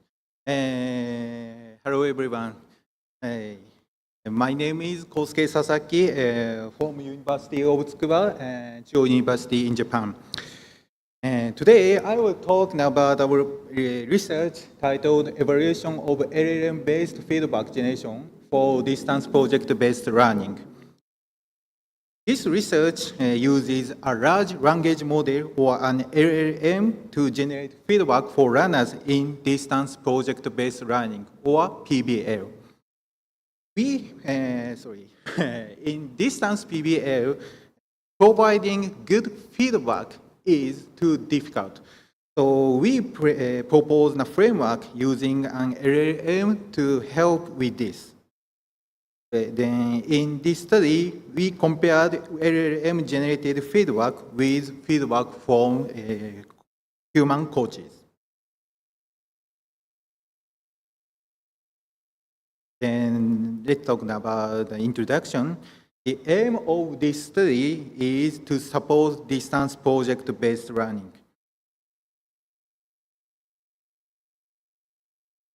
As you know, distance learning has become increasingly popular in recent years, offering numerous advantages. And then PBL, project-based learning, is a learner-centered approach integrates knowledge acquisition with real-world problem-solving activities. Although there are various ways of providing support for distance PBL, in this study, we focused on the teacher's feedback to the learners. It is essential for them to engage in PBL. Therefore, we aim to facilitate the smooth progression of PBL by developing a system that provides appropriate feedback to learners who need it.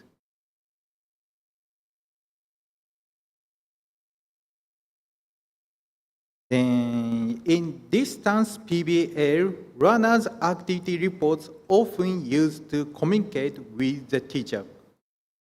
In activity reports, learners describe what they accomplished and what they struggle with during learning. The teacher reads the activity reports submitted by runners and provides appropriate feedback. This PBL style is common. However, this style requires teachers to spend a large amount of time reading reports and creating feedback. Therefore, in actual educational settings, coaches with less experience than teachers, such as teaching assistants, TAs, often provide feedback in place of busy teachers. In this study, we assume that inexperienced coaches provide feedback to PBL runners. When inexperienced coaches assign PBL to runners, it is more difficult for them to provide appropriate feedback than it is for teachers. The information required in feedback is that which bridges the gap between the runner's current position and the goal, consisting of 3 elements. Where is the red point?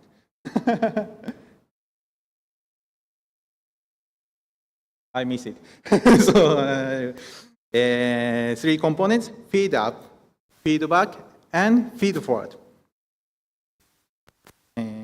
However, coaches often directly provide the final goal or the answer itself.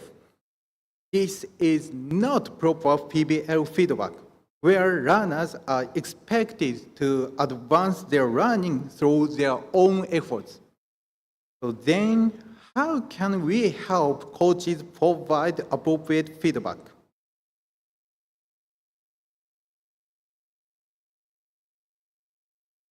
Okay.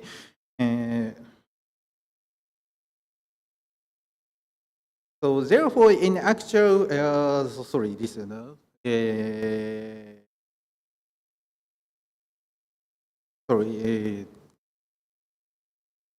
sorry. Therefore, in actual educational settings,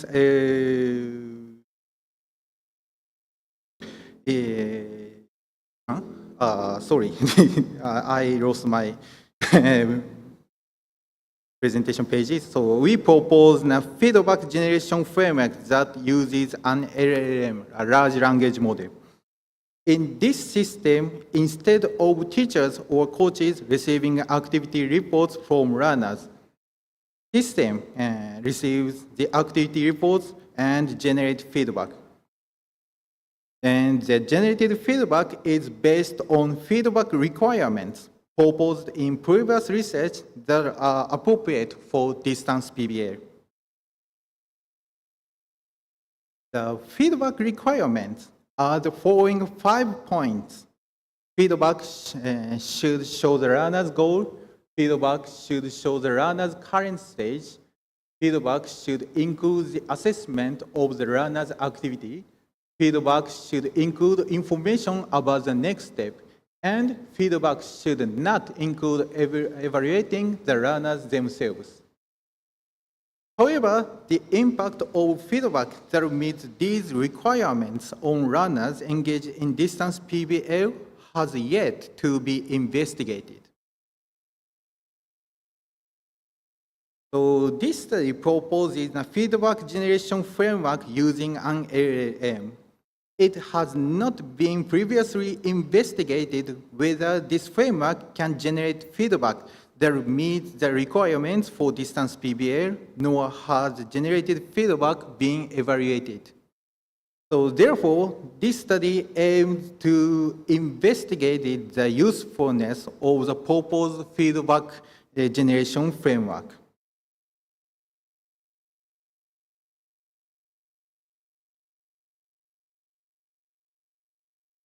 To achieve our goals, we conducted 2 experiments in this study. One experiment was conducted in which coaches created feedback based on runners' activity reports. And in another experiment, raters evaluated feedback generated by an LLM and feedback created by coaches.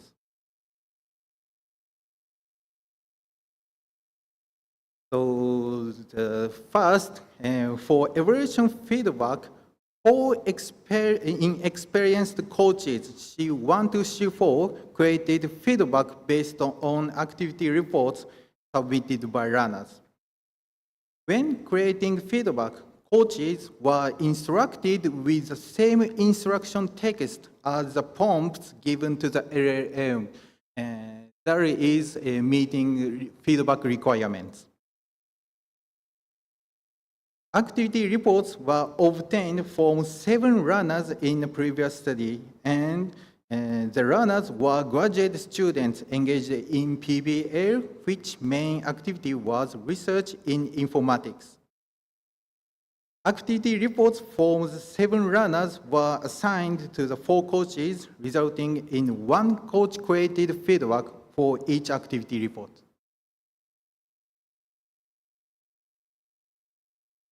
This slide shows the feedback created by Coach C3, who was assigned to create feedback on runners L4's 17th activity reports, alongside the feedback generated by the LLM for the same activity report. It's too small to read text, but don't worry. Take a look at the point.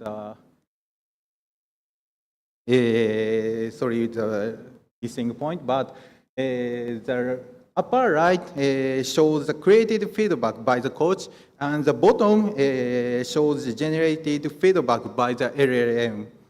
As you can see, the LLM generated feedback is longer than the coach created feedback. So then, we compare the character count of feedback created by coaches with that of feedback generated by LLM for the same activity report. And we conducted paired t-test, and the results revealed that the LLM generated feedback was significantly longer. This suggests that even when creating feedback through the same procedure, the LLM is expected to provide runners with more detailed, longer feedback than coaches. Then next, we conducted an experiment to evaluate the feedback created by coaches created in experiment 1 and feedback generated by LLM. In this experiment, 8 raters, distinct from coaches and runners, read both coach-created feedback and LLM-generated feedback for a single activity report. The raters then completed a questionnaire survey to evaluate each type of feedback. Activity reports from the 7 runners were assigned to the 8 raters, resulting in 2 questionnaire responses for 2 types of feedback per activity report. Then raters responded in a questionnaire survey consisting of 90 questions. Sorry, because it's too small to show all questionnaire items. So for detailed questionnaire items, please refer to table 6 in our manuscript. The question addressed mainly the following 4 points. First, question 1 to 5 addressed, does the feedback satisfy the feedback requirements? And question 6 to 11 addressed, does the feedback satisfy the principles of good feedback from the runner's perspective? And question 12 to 17 addressed, does the feedback positively impact runners' running? And finally, question 18 and 19 addressed, which is preferred, coach-created or LLM-generated feedback. And the raters answer the questions on the web page while reading activity reports and feedback.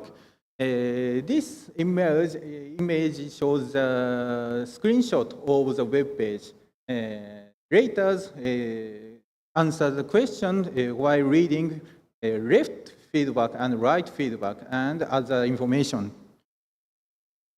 Two types of feedback were randomly displayed on the left and right side of the screen, but raters were not informed which feedback was generated by the LLM.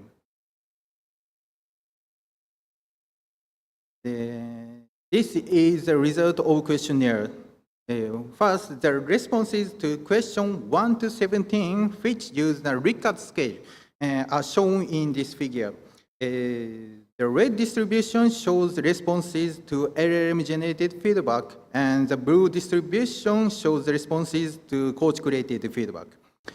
For most questions, LLM-generated feedback got better results.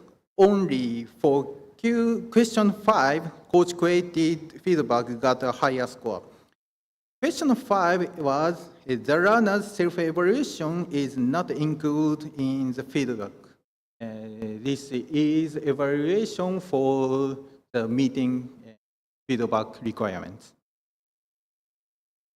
And in question 18, we asked which of the feedback displayed on the left and right side of the questionnaire response pages was preferred.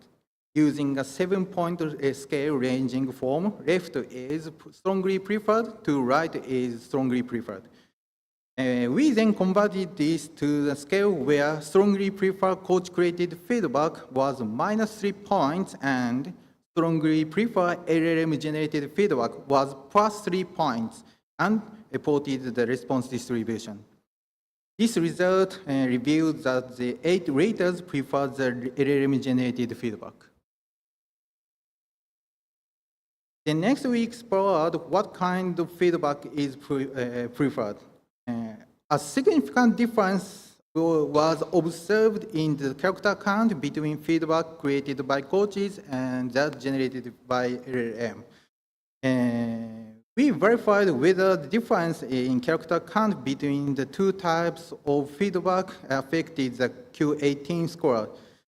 The results of Spearman rank correlation analysis showed that the null hypothesis that this coefficient is 0 was not rejected. In question 19, raters were asked to freely describe the reasons they prefer the feedback. It's time, but this is the result. Raters prefer LLM-generated feedback because of clarity of next actions, specific evaluation, details of information, consideration and encouragement, and stepwise guidance. In other words, raters prefer coach-created feedback because of consciousness, positive expressions, and appropriate information amount. So this is characteristics of preferred feedback. It's now time is up, so this is my conclusion. Thank you for your attention. Thank you so much for the introductions of your research. And the next presenter is myself, so I would like to introduce my research project, and it's a little bit rare for me to engage the role, both of the role, the session chair and the presenter, but I would like to try.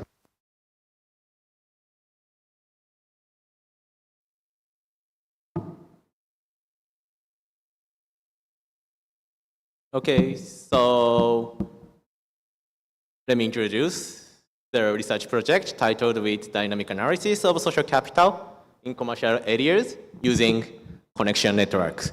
And this is Yuya from Waseda University, Japan. And the target of the research project is Shotengai, the traditional Japanese shopping street. I'm not sure the Indonesia has this kind of traditional shopping street or not. But anyway, the Shotengai has several problems, as you can see in these pictures. And revitalizing this kind of Shotengai shopping areas is one of the really important missions in Japan.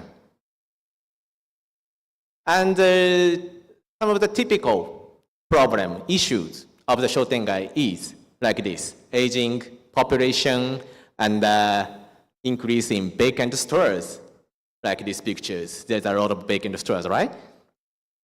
And due to these kind of problems, as the recent trends in Japanese shopping streets, 67% of Shotengai streets are experiencing decline. And here, the really important thing is that the Shotengai, the traditional shopping street in Japan, has a role not only for the commercial areas, but also for the community. For instance, for providing assistance in the emergency situations, and for instance, taking care of the children within the community and so on. This kind of community function is really, really important in the shopping street in Japan. However, in these days, due to the loss of community functions, due to weakened ties between people and society, this kind of role is disappearing. To overcome this kind of problems in this research project, we focused on the concept, social capital.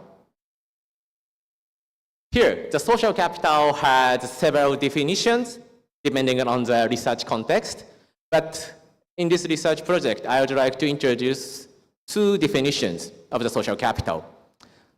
Social capital is the connections among individuals, social networks, and also it is defined as resources accessed through such connections and relations. In short, the social capital is like a concept of the social networks within the community. And to discuss the social capital, it is required to measure the social capital scores. And in the traditional approach, a lot of researchers have tried to measure the social capital score using the questionnaire surveys like this way. There are some index like networks, trust, and the social participations, and using these questionnaires results, the researchers try to measure the social capital score. But here, the problem is the social capital score is just a static index. So we cannot discuss what kind of event, what kind of interaction can change the social capital value. We cannot conduct the dynamic analysis of the social capital. That's the problem. To achieve the goal, in this research project, we try to construct the dynamic analysis framework of the social capital. The key concept is by mediating the social networks, as I mentioned, the definition of the social capital, by mediating the social networks, we try to measure and track the social capital score dynamically.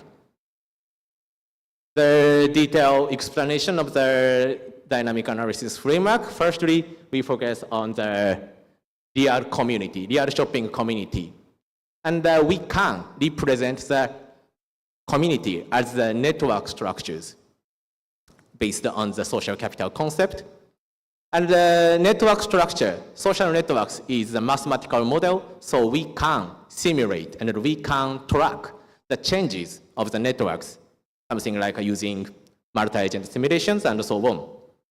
And using these mathematical model as the input data, we try to predict the social capital index, social capital value, using the network. That is the overview of the framework of dynamic analysis. And okay, so and in this research project, we try to solve the two questions. The first one is, what kind of interactions can change the social capital? The top of the framework. And the second question is it possible to predict, measure the social capital value using the network structures, the bottom of the framework? In this project, we focused on these two questions.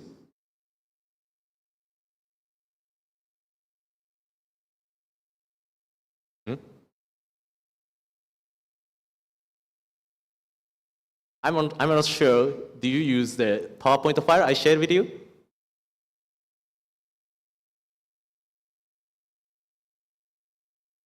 I guess this slide includes animation, so it is not appropriate when you use the.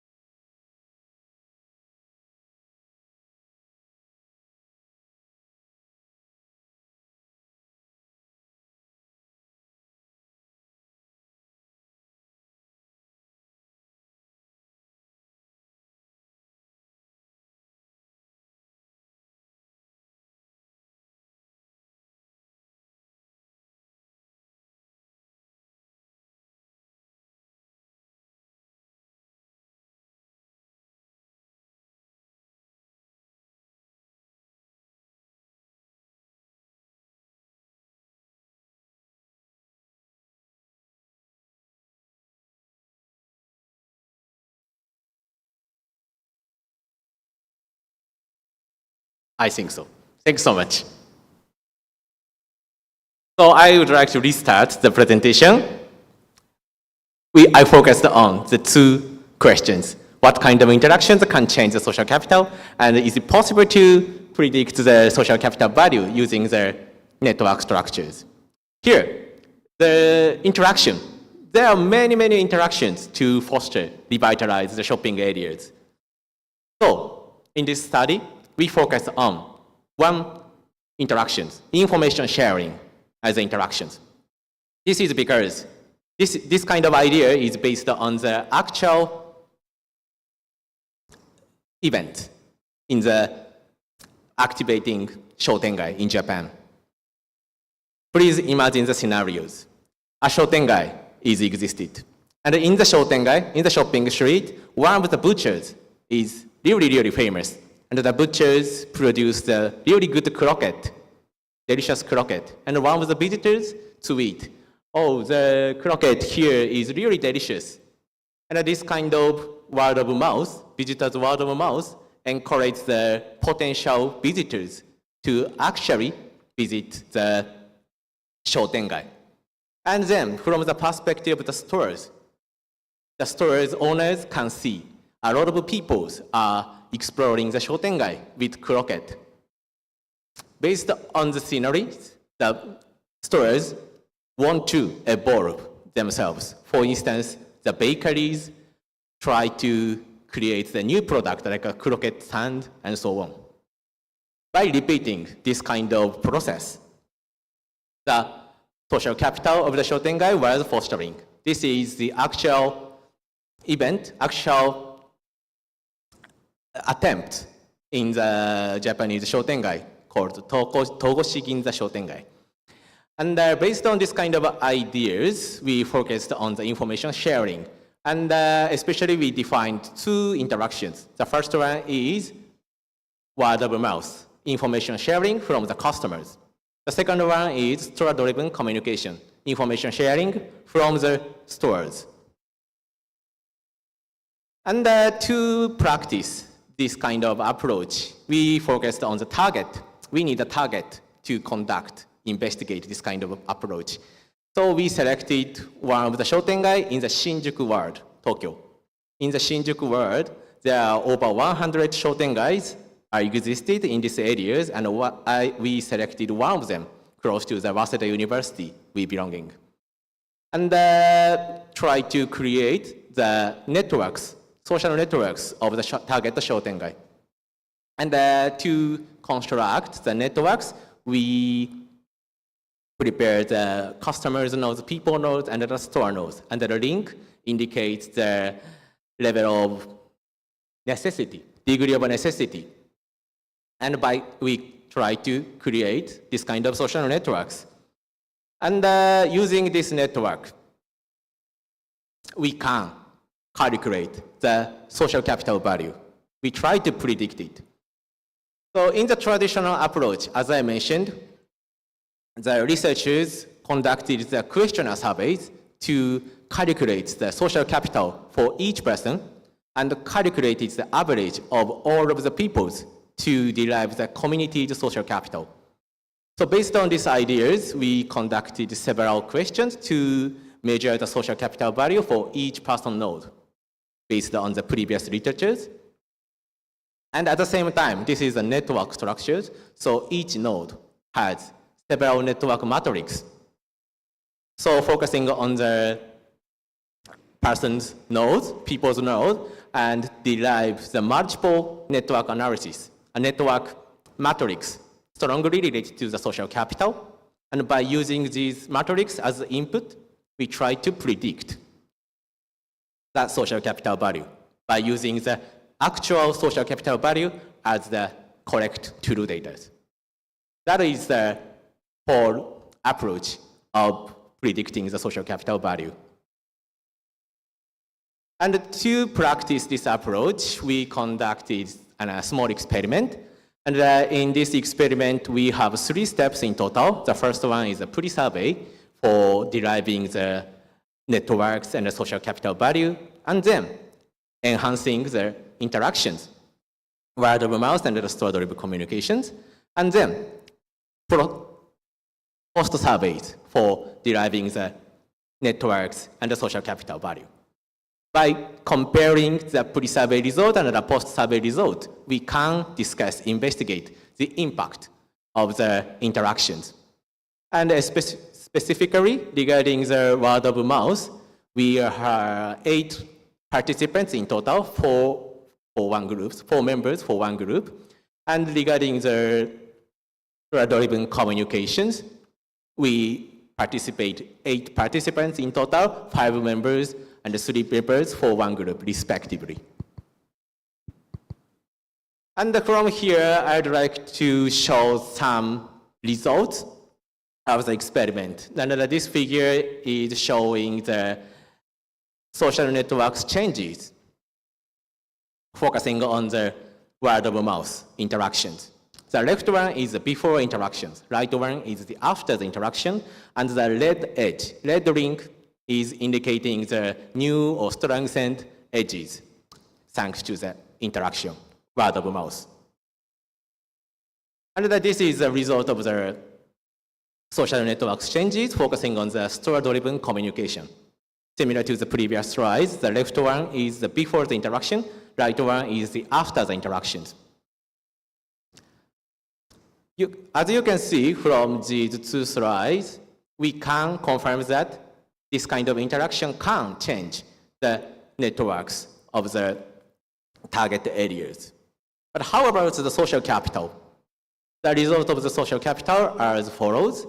And by applying the t-test for judging the scores before and after the interactions, we can confirm the significant difference of the social capital score before and after the interaction in both of the cases. Word of mouth interaction and the store-driven communication interactions. It means that this kind of interaction is really effective for fostering the social capital. And regarding the prediction of the social capital, we applied 2 approaches. The first one is the left one, using 8 types matrix. The second one is the right one, green one. Selected matrix are used to predict the data. The selection is based on the Pearson correlation coefficient between the matrix with the actual social capital scores. And the results of the accuracy are as follows. And from this kind of results, we can conclude that focusing on the R-squared scores model using all features, the left one, are really more effective compared to the selected one to just predict the social capital value. But on the other hand, regarding the MSE scores, the selected one is better from the perspective of the errors. It means that we need to use the appropriate versions based on the motivation, based on the goal of the prediction of the social capital. But anyway, we do not have a lot of data, so in the future we need to collect a lot of data and improve the accuracy of the social capital. Anyway, that is the conclusions of my research. Thank you so much for listening, and I would like to pass the baton to the next presenter. Thank you so much.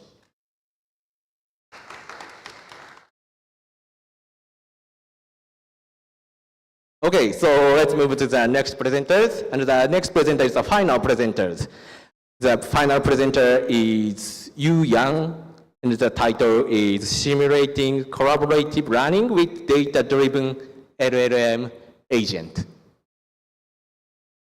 Okay, I will start my presentation.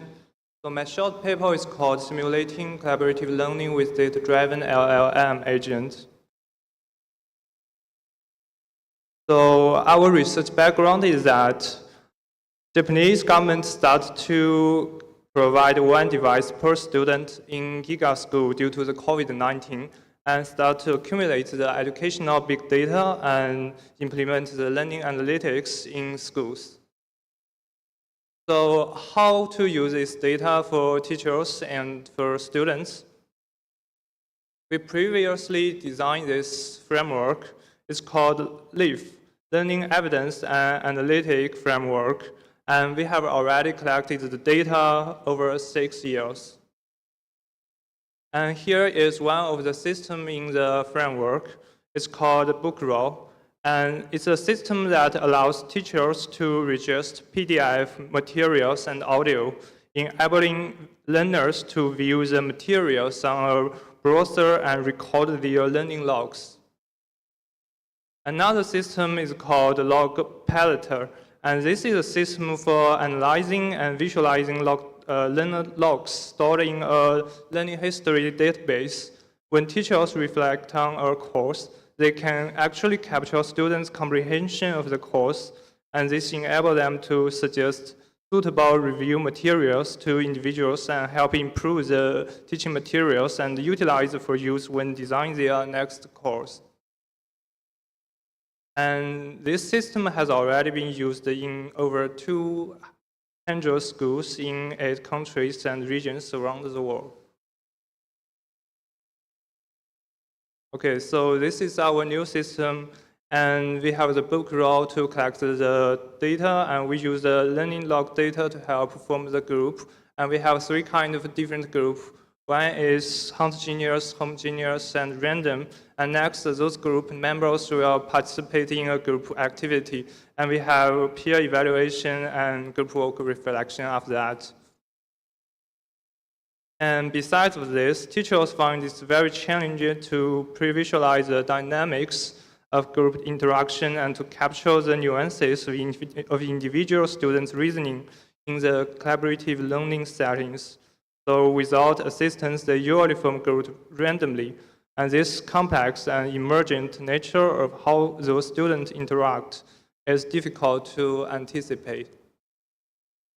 And there are some technical interventions that actually help teachers, but just partially. For example, ITS, CSCL, and the early multi-agent systems. Agents were often constrained by scripted or just simplified rule-based models.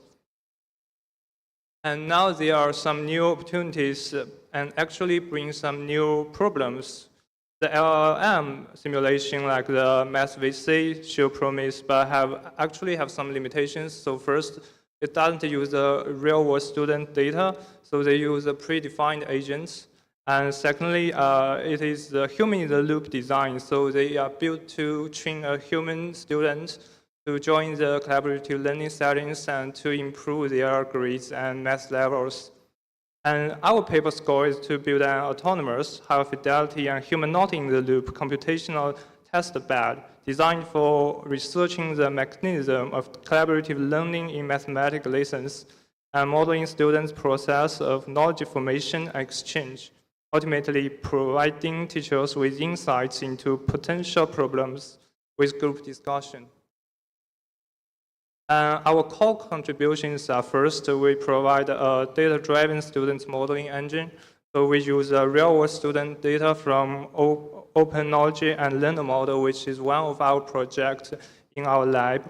And next is we provide a novel multi-agent cognitive architecture for the research. So this slide will briefly introduce OKLM. OKLM is Open Knowledge and Learner Model. So Open Knowledge means that we update the knowledge model from learning materials in real time. And Open Learner Model, we update the learner model from learning log data in real time.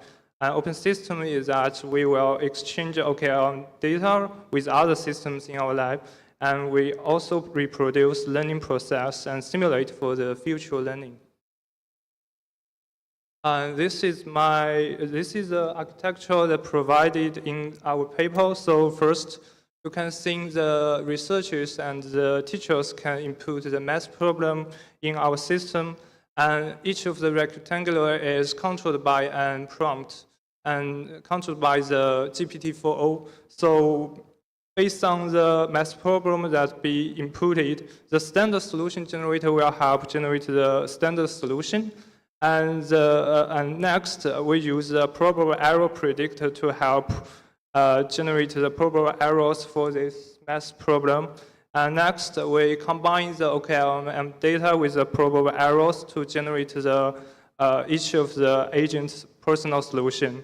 And the system will automatically select an agent to join the group discussion, and the first one will first make a plan based on the agent's personal solution.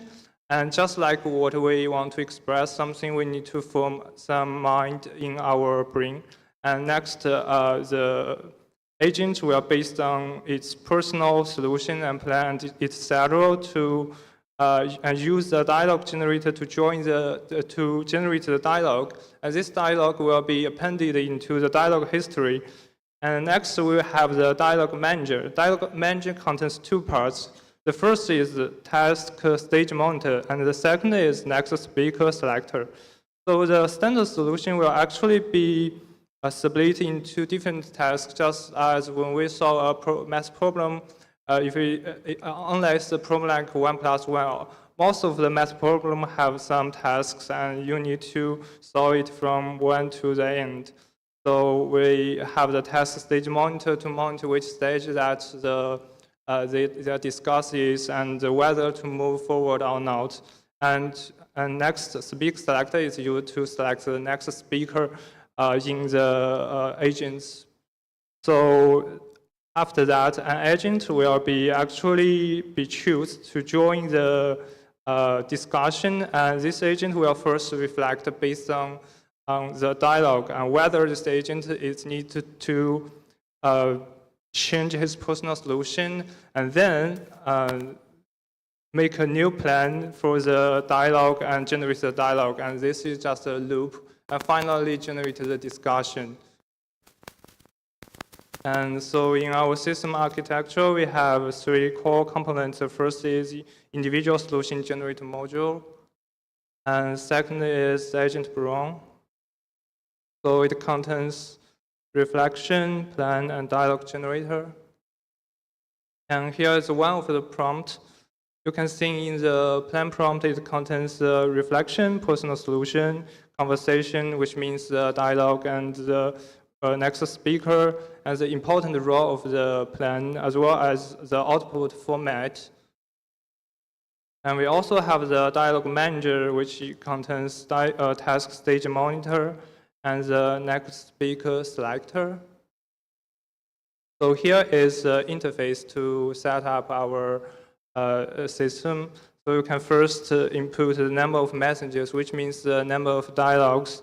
And next, you can enter the math problems and the teacher's guidance and click Start. So the system will automatically generate the output like the right figures. And since it's just a short paper, so we just did some pilot evaluation. The first evaluation is about does the system can generate accurate standard solutions. So the method is we task the system, especially the standard solution generated with a math problem, and compare its generated solution steps against steps authored by a human mathematics expert. And this figure shows the results. So the system-generated steps show a higher degree of consistency with the human expert's approach in both logical and procession and conception decomposition. So for example, they both correctly identify a case step, apply Viator's formulas, rewrite the conditions of A and check the discriminant and etc. And the next evaluation is about the quantity of emergent dialogue. So we set up an experiment with 2 students with higher proficiency math level and 1 student just with low proficiency math level. And we can find in the dialogue the agent student to make a calculation error. And the error is identified by both student 3 and student 1. Student 1 actually reinforced the problem. So the group then realign around the correct calculation and student 2 analyze and correction and updates the understanding. And we also find some interesting things besides successful peer-to-peer scaffolding, like plausible group failure and successful modes. The low proficiency group often collaboratively reach an incorrect consensus. And the higher proficiency group typically solve the problem efficiently with minimal debate. And so for the implementation, it can be used for both researchers and educators. For researchers, it can be a computational microscope to unpack the black box of collaboration in a controlled environment. And for educators, it can actually offer predictive insights into common mathematical misconceptions and problem-solving errors that are likely to arise and spread within student group, allowing teachers to address specific content challenges and moves beyond simple observation to model and visualize the complex interaction scenarios within a group, making the invisible process of collaboration understandable and lay the groundwork for decision support tool. So teachers may could use it to better understand the group dynamics and even optimize the student grouping. So our future work will be first, we'd like to use the Big 5 questionnaires to collect the personality data and then input those data into the agent profiles to simulate how the personality differences impact the group dynamics. And we will involve educators in testing the system, focusing on its usability and whether it can improve the self-effective of the educators and its actual practical impact on their decision makings, and evaluate the system with more aspects. For example, whether the knowledge dominance and social loafing occur during the group discussion. And finally, evolve the research test bed into a more user-friendly and insightful tools for educators. So our conclusion is that this paper presents a data-driven, autonomous, multi-agent platform for simulation of collaborative learning, and the platform successfully models emergent dynamics like peer correction and providing a really very new tool for educational research. And this is my presentation. Thank you for your attention.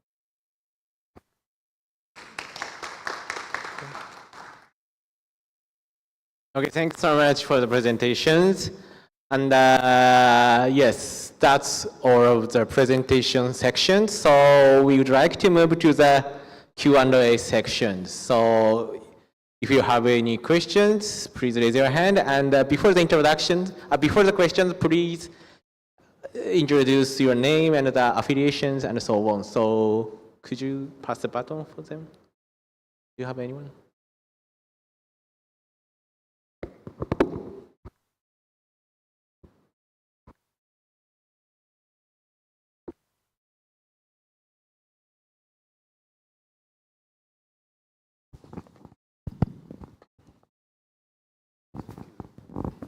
Okay, first of all, thank you all for good presentation.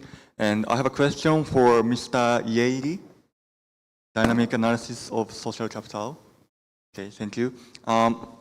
You said that you are focusing on shopping street and you were evaluating the social capital of such kind of shops. And I thought, especially in Japan, the most common or biggest reason why such kind of shopping street declines is the existence of very big shopping malls such as Aeon, because it might be in Indonesia too, or such kind of big shopping malls or surrounding environment is very important to evaluate the value of such kind of streets. So what do you think about it, or do you have any plan to evaluate them? Okay, thank you so much for your questions. And yeah, your perspective is really, really important, I think. And because of the big shopping mall and like Aeon, as you said, and online shopping is also one of the hurdle for overcoming the Shotengai perspective. And it is just my opinion, but I think the role of shopping street is not only the commercial activities, like purchasing something and so on, but also for the community, like a third place of the peoples. So that is one of the really important and good point of Shotengai. So I would like to, but in these days, the Shotengai cannot appeal the point, and the Shotengai cannot consider about it because to increase their sales and so on. So I think this kind of consideration is really important in Shotengai. But yes, that is one of the really important aspect, I think. Thank you so much. Thank you. One more comment. In my opinion, there are some big shopping malls which attacks such shopping streets. And on the other hand, there are also big shopping malls which actually encourages or very friendly improve the shopping streets and they are friends, something like the friends. So I think such interaction between these surrounding environment is very fun factor. Yeah. Absolutely, I think so. Thank you so much for. Thank you. And in the actual stage, in the actual attempt, some of the big shopping mall like Aeon try to collaborate with the areas. They are really focusing on the areas revitalization. So of course they are focusing on the surrounding traditional shopping street. So your opinion and your idea is really, really interesting, I think. So thank you so much for your comment. Thank you very much again. And thank you so much. Hi, I'm Satoshi Ichimura from Otsuma University, Japan. I have a question for the first presenter. So could you show me the page 60, please? Slide 60, page 60. Yeah. Invention condition. Slide. The first presenter slides, page 60. It's about future work or discussion.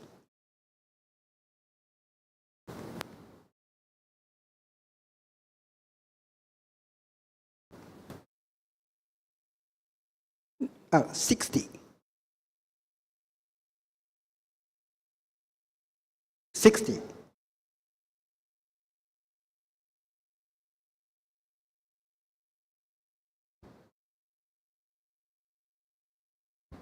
So you skipped this explanation. Could you explain about this?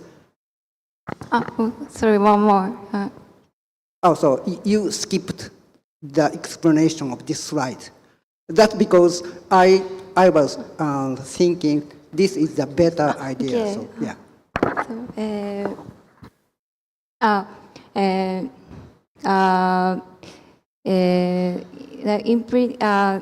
These fine design, the trace design of implication of trace design emerged in this experiment. This is all footprints is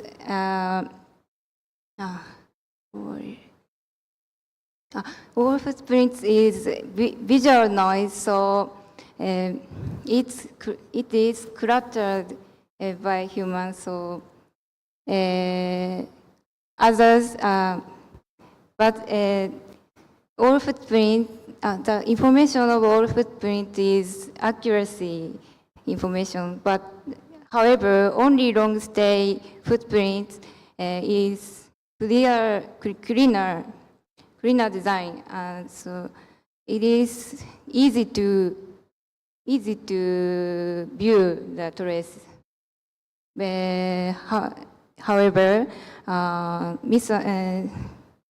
lead to misunderstanding, unvisited interpretation. Is that I okay? see, but in my opinion, the longer the people stay, the more people are interested in. So you could change the darkness of the color.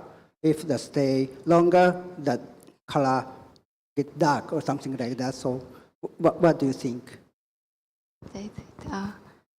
Color prevent the longer stay. Yeah. Sorry, one more. Sorry. 滞在時間で色を変えたらどうかっていうの。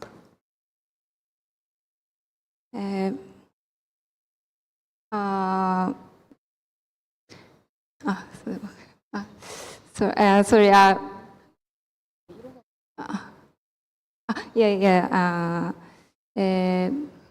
So yeah, that darker color,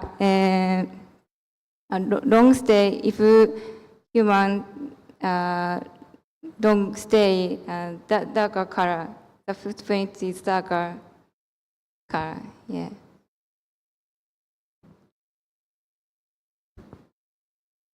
Is that okay? Oh. So this is about the slide you're saying? Yeah. This is, see. The long stay is only long stay appears. The long stay footprint only appears about only long stay. Yeah. So you could you don't have to remove the trace, but you could leave the trace and change the color or something like that. So anyway, so thank you. So let's talk later. So sorry. Thank you.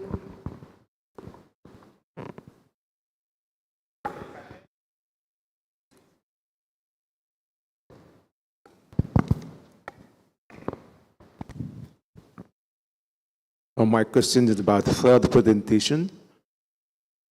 So my name is Masayaki Ikada, working for RIKEN Japan.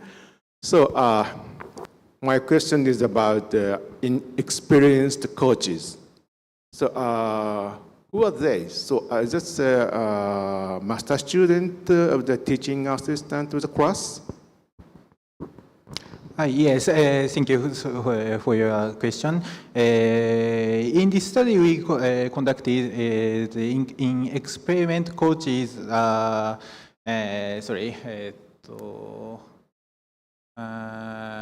Is it teacher? And they all had experience in teaching assistant, but sorry, detailed information is I forgot the information. So this is not teacher or a student or a master student or postdoctoral student. Some of the master students and some of the graduated students. No, students. Okay. So my recommendation is to clarify of the experiments coaches.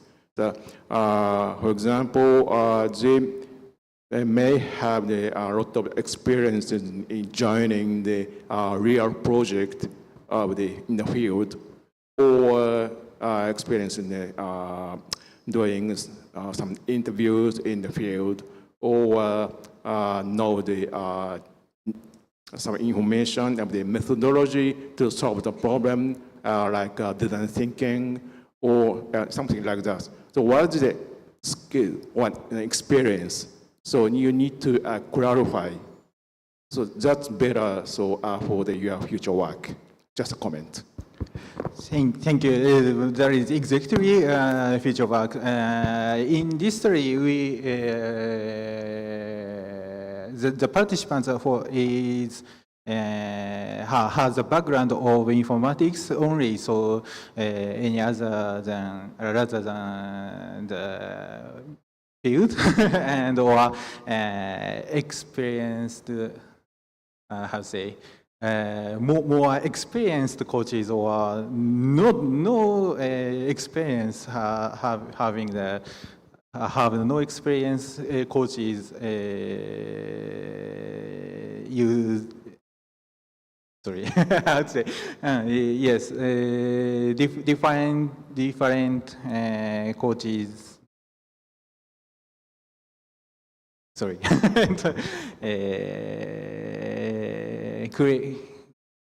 Create feedback by the different coaches is the future issues.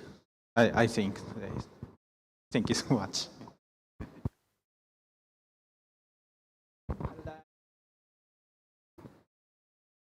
The audience, any other questions?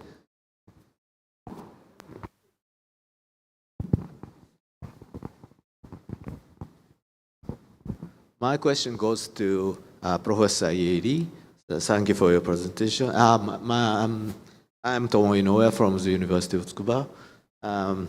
My question is about the experiment that you conducted, and in my understanding, the reported was the experiment not on the real setting.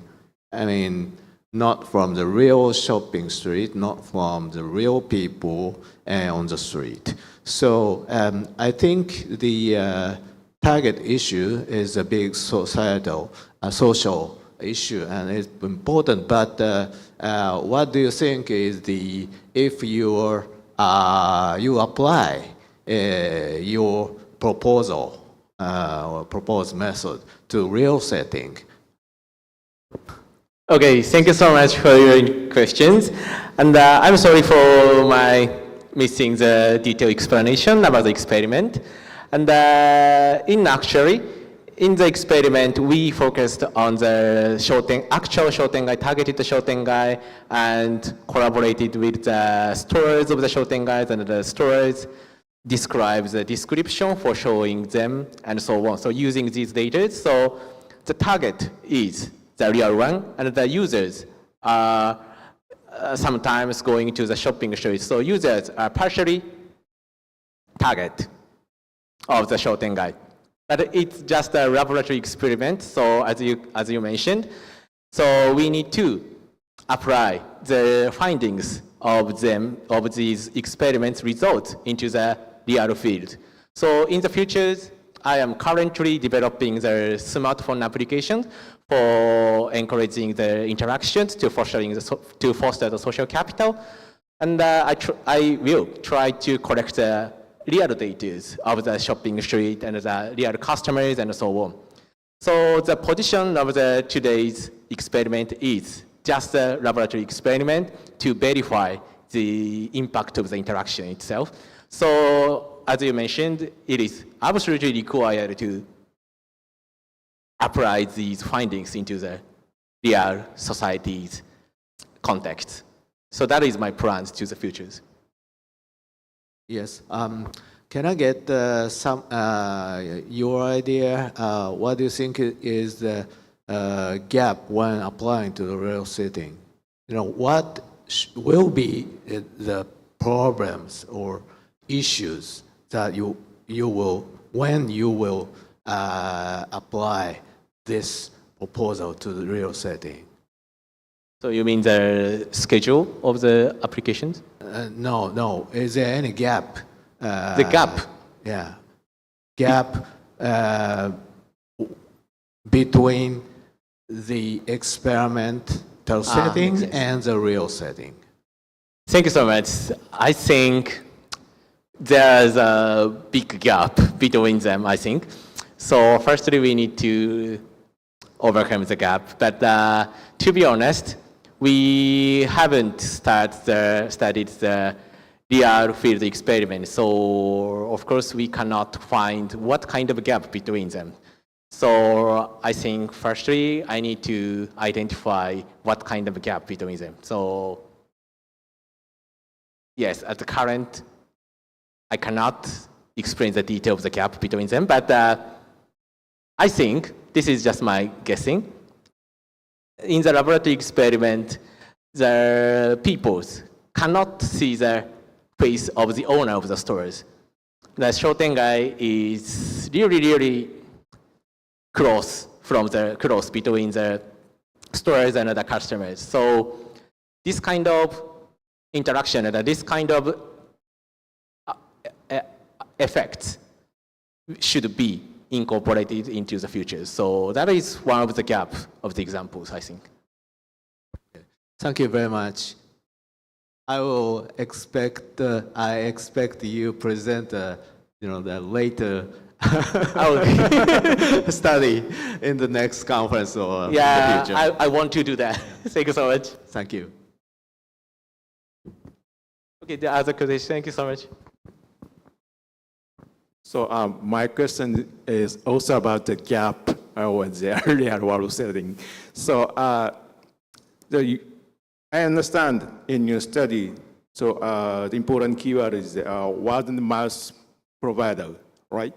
So who was supposed to be information provider of the word and mouth? So the reason why I ask this question is so the Shotengai is already so inactive. So there are few people. So who word of mouth information on the website, internet, right? Who has the potential? Thank you so much. That's a serious question about the project. And yes, thank you so much for your question. And as you mentioned, most of the Shotengais, I think it is really rare to appear themselves using like Twitter and not X and some of the application for the information sharing. So in this case, I think to try to practice this kind of experiment, I investigated a lot of Shotengais in all of the Japans. And through this kind of investigation, I found that the key person of the Shotengai is really important to activate the Shotengai.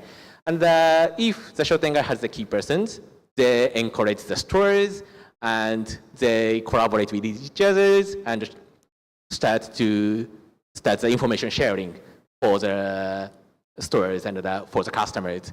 So the key person is one of the really important index for the Shotengai revitalizations and this kind of experiment. So firstly, within the research project, I would like to focus on this kind of shotengai with the key person. And how should we create the key person is the other problem, I think. So firstly, I would like to do that. That is my answer. Thank you so much. Okay, any other questions? We have 10 minutes. Okay, thank you. Actually, I have two questions for two presenters. So first question is to, I think, Ayaka Negisi-san about the trace design. So actually, thank you for the presentation. So very interesting research about trace design. My question is actually by showing the trace, so you kind of attract another people to see the trace, right? But the problem is, what do you think for how your design could affect or impact the unexplored area of the museum? So maybe in some museum, there's some area not very popular, right? So I think your design is important actually not to attract more people to popular area, but actually to the unpopular area.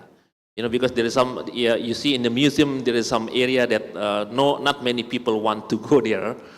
But maybe what is your, how to say, from your research, your solution to increase people to go to the unexplored area like that? Thank you for your question. I think absence of footprint is not negative information. Some people interested the exhibit that is not traces. No trace, the area of no traces spark curiosity. So, for example, good button, or count of viewing is negative. Fewer the count. Fewer count is negative information, but the case presenting the traces, not the area of no traces is positive information case 3, sparking curiosity. So no, some people visit the area of no traces. Okay, so some people actually visit the place with no trace. Yeah, some people visit the place with no trace, right? Okay. Yeah. So yeah, that's good. But what do you think? How to say? Is it we just leave it like that, or maybe you have some kind of innovation or solution to make that unpopular area, so people will, more attract to come to that place. Yeah. What kind of maybe if your, how to say, your system detect that no trace on that area, maybe you have some kind of maybe signal that people will get attracted by that signal, maybe. Okay.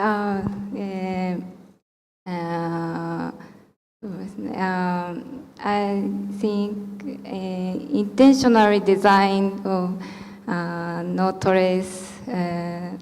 So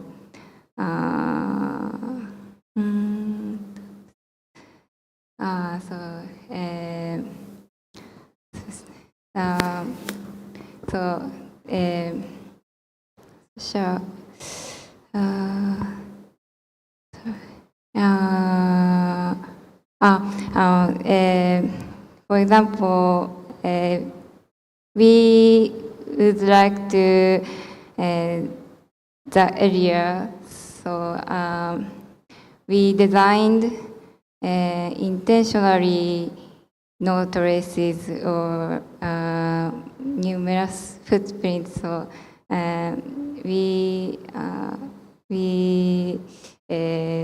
operate. We can design.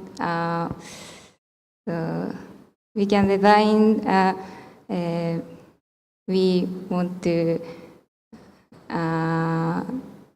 the people get interested exhibit. Sorry. Yes, thank you, thank you. I Thank think you. maybe this kind of a comment for your maybe future research. So that kind of things you can explore about the unexplored area actually. Thank you. Thank you. And my second question is for Iri-san, I think, about the Shotengai. I remember like 3 years ago, I was visiting Shotengai in Asakusa, I think. So you mentioned about the how to say key person, right? Key person. I think that those key person affecting the people around the area, so they how to say they can attract more people to the area. So is the key person is do you think the key person should come to regarding the social capital? Is it should come from the community itself, or maybe I'm thinking about the it should be the role of the local government as the how to say to attract those kind of areas so more people come to that area, and then also how to say, what do you think about because maybe Shotengai is more attracting for tourists. Do you plan to also thinking about social capital and relation to the tourism in Japan maybe? Thank you. Okay, thank you so much for your questions. And yes, your perspective is really, really important to discuss the social capital of the Shotengai. This is because the social capital requirement is absolutely different depending on the features of the Shotengai.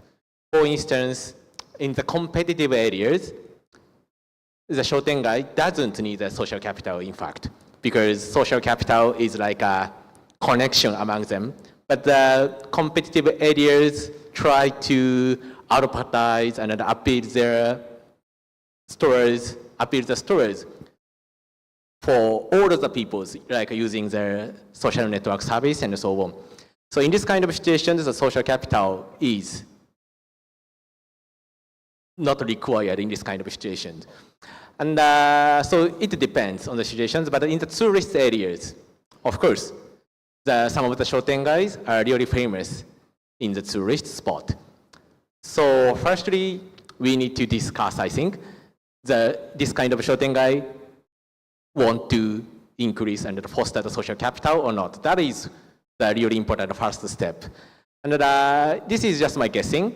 I think the Shotengai in the tourist has the other motivation, for instance, connection between the people, residents, and tourists. The connection is required in the Shotengai, in the tourist, I think. So I think in this kind of, when we focus on this kind of target, firstly, we need to deepen our understanding of the Shotengai's features, and then try to apply some of the enhancing interactions for the appropriately. That is one of the important things, I think, and especially in the tourist type Shotengai. Can I answer the questions? Yes, thank you very much. Okay, so the time is over, I think. So I would like to conclude the session 3, and thank you so much for all of the presenters, of course, including myself. And I would like to close the session with a round of applause. Thank you so much.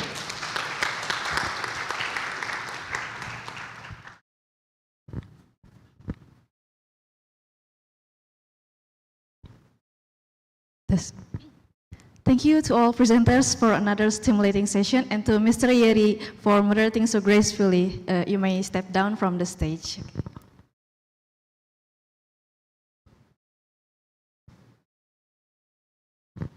Now we'll pause for a lunch break before continuing with our final academic session this afternoon. And before lunch, to all participants who want to join the city tour tomorrow, please check your name on the following link or scan the barcode. If your name is not listed, please tell the committee. Okay, and for lunch has been served in the front room. We will come in 2:30 p.m. and see you again after the break. Thank you.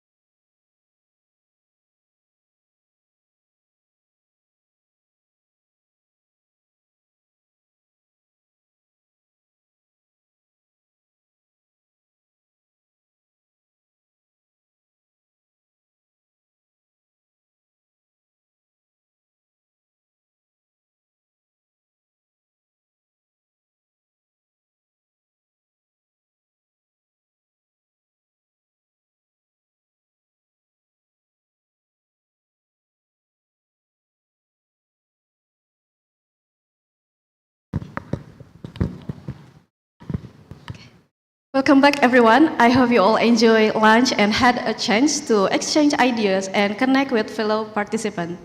We are now entering session 4, chaired by Professor Yoko Nishihara. This will be our final technical session, featuring 5 papers discussing innovation in collaboration system, hackathons for AI literacy, time-constrained reporting tools, debate analysis, and knowledge graph-based learning generation.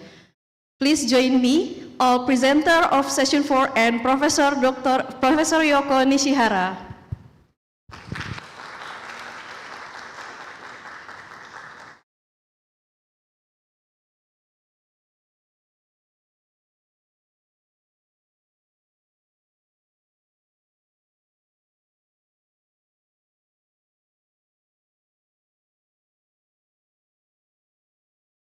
Thank you for your introduction. I'm Yoko Nishihara from Ritsumeikan University, Japan.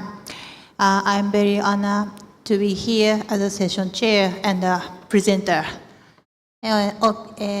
This session 4 has 5 presentations, and 4 of them were from here and 1 is from online. So let's start the session. Okay, the first presenter is Masahiro Fukui and Satoshi Nakamura. The presentation title is Structural Analysis of Rebuttals to Evaluate Augmentative Interaction in Parliamentary Debates. Okay, please start your presentation. Okay.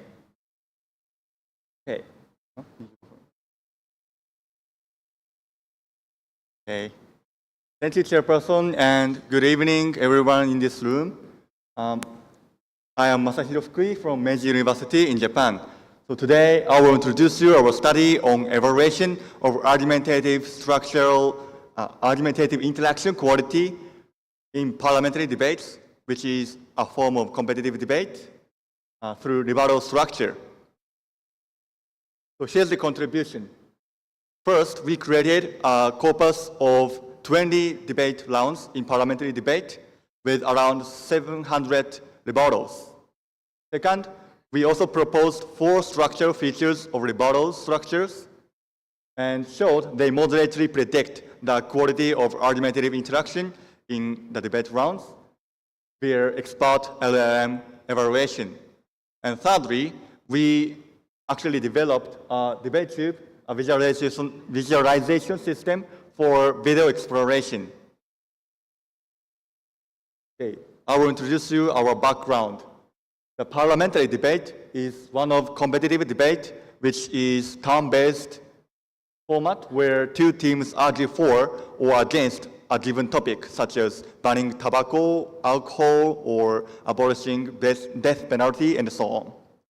And as the figure below shows, there is a world competition conducted in Indonesia in 2017, and as this shows, this is very popular competition worldwide.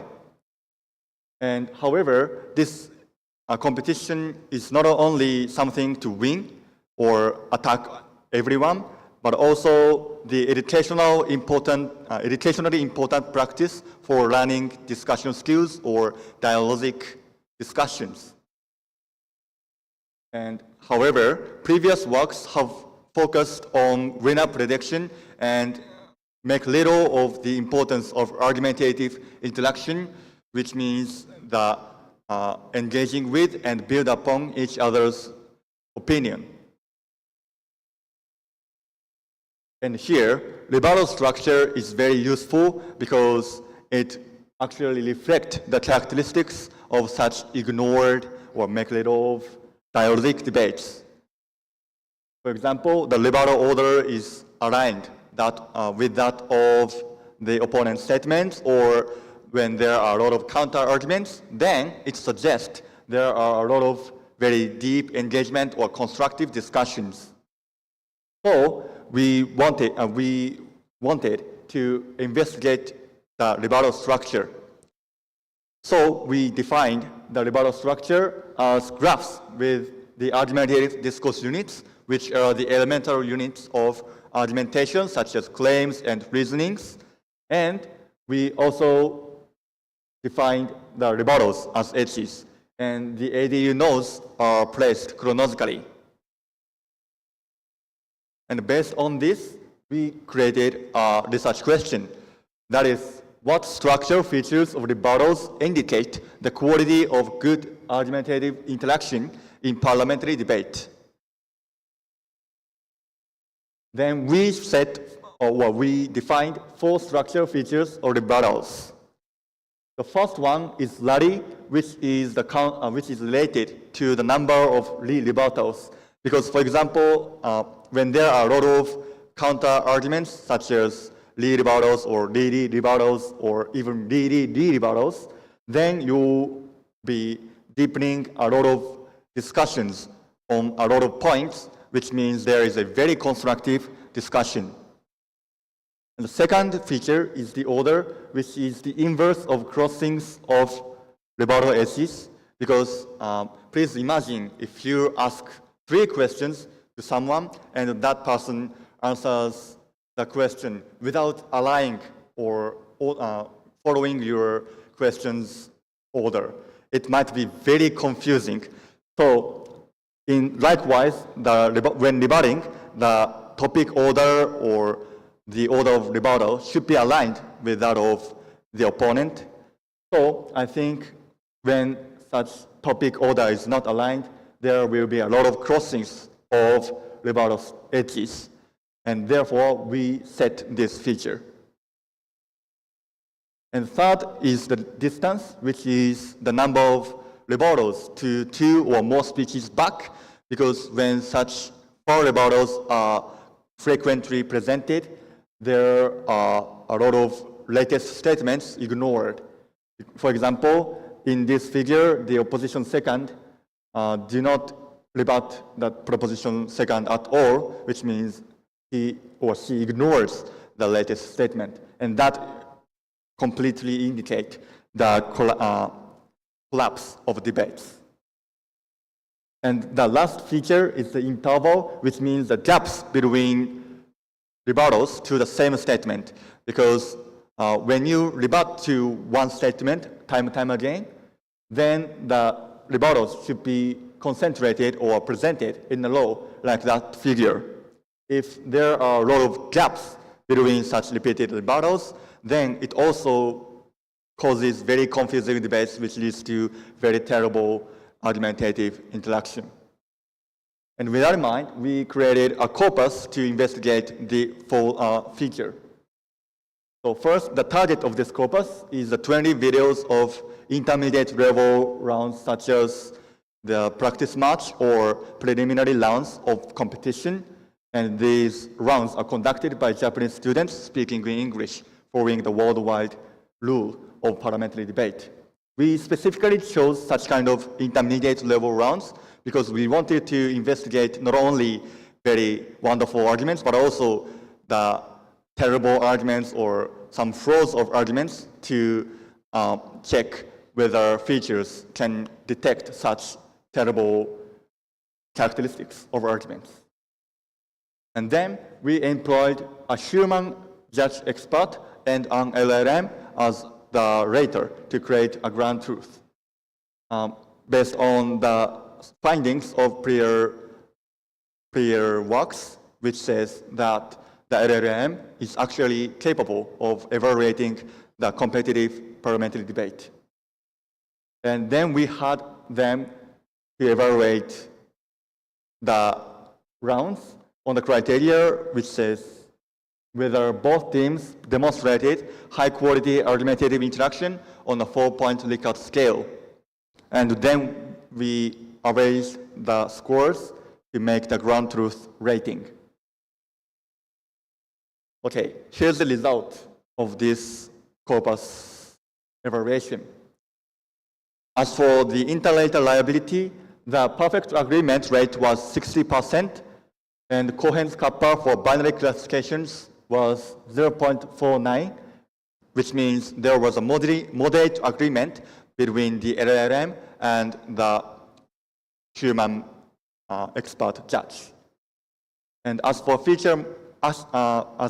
features accuracy, the leave one out cross-validation showed that the multiple linear regression model showed the best performance with the rally as the most strongest powerful factor or feature, followed by distance and interval.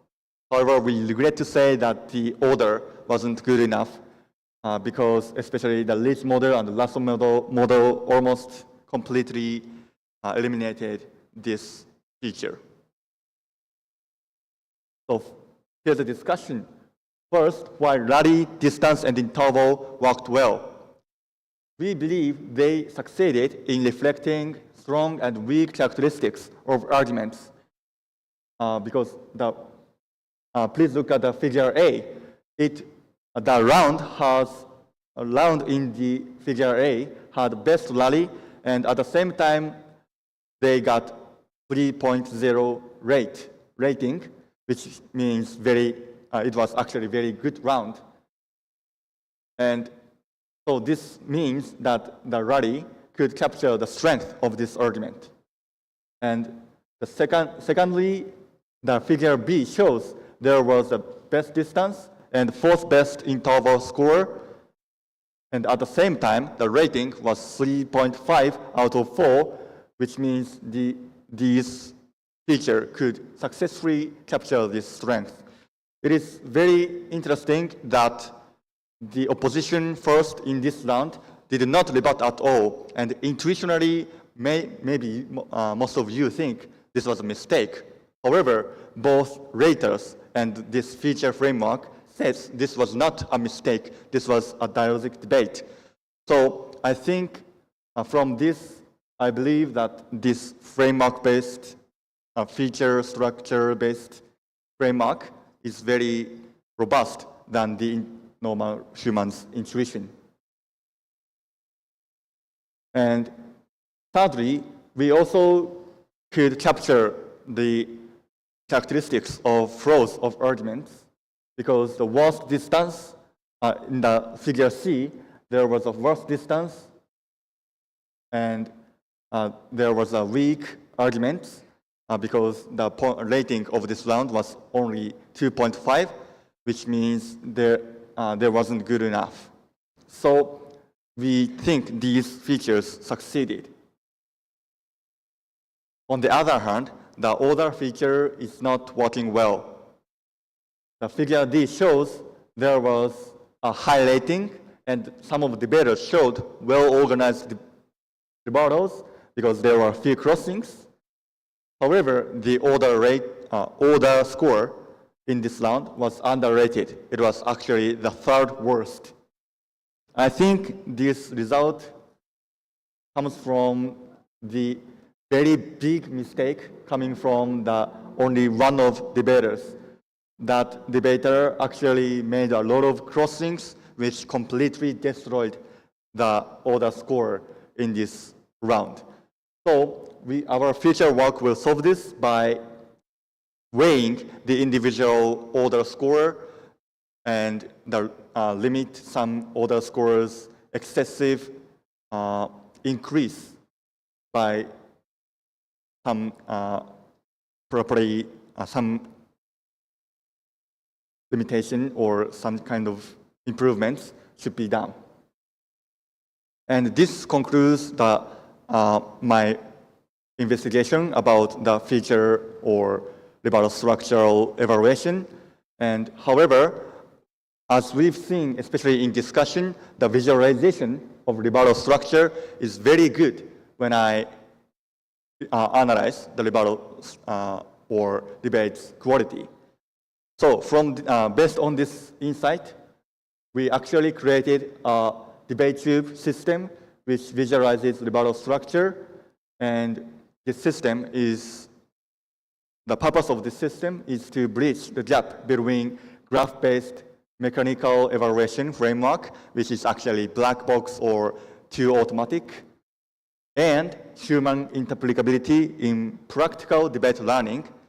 So I think this system is actually very useful for practical debate learning.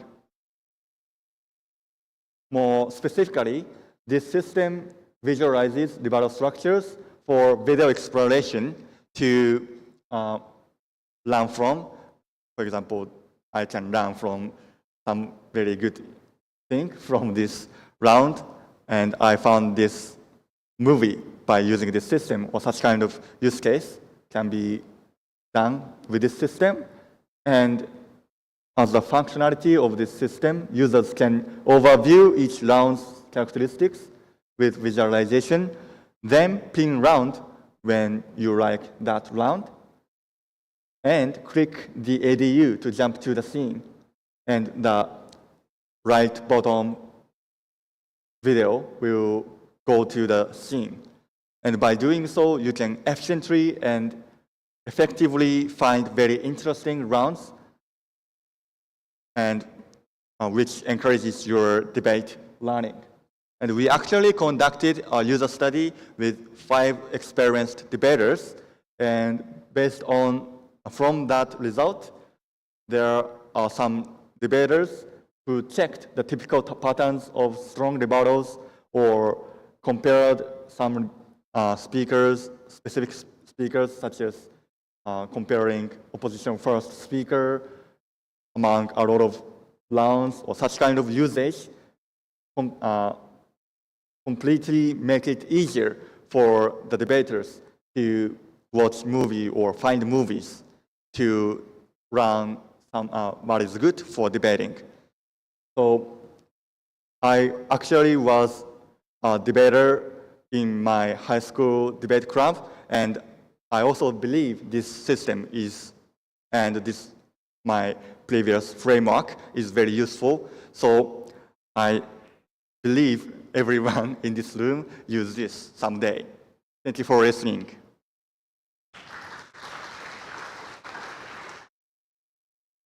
Thank you, Mr. Fukui. Okay, we would like to move to the next presentation. Thank you. Okay, so the next presenter is Ai Hagihara and Satoshi Nakamura. The title is Supporting Time-Constrained Student Sports Journalists, Smartwatch Flagging and Match Visualization for Better Interview Questions. Okay, please start. Thank you, Session Chair. Ramasian. I'm Ai Hagihara from Meiji University in Japan. So today in this presentation, I talk about a study that aims to improve the quality of interview questions created by student sports journalists. I used to be a sports journalist, so I'm interested in this topic. Now I'll talk about the contribution of this study. First, we identify the difficulties of student sports journalists through interviews. Second, we propose a method. Match review method using subjective flags that student sports journalists added during the matches. This system helps journalists reflect on the match and create better questions on the interview. Finally, we implemented a smartwatch-based flagging system that allows journalists to flag while taking photos.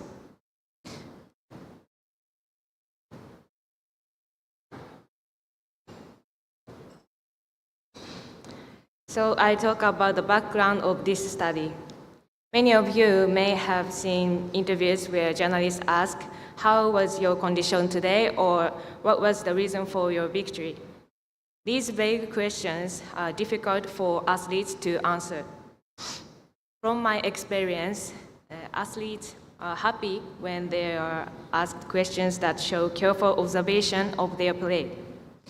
So ideally, interview questions should dig deeper into the match.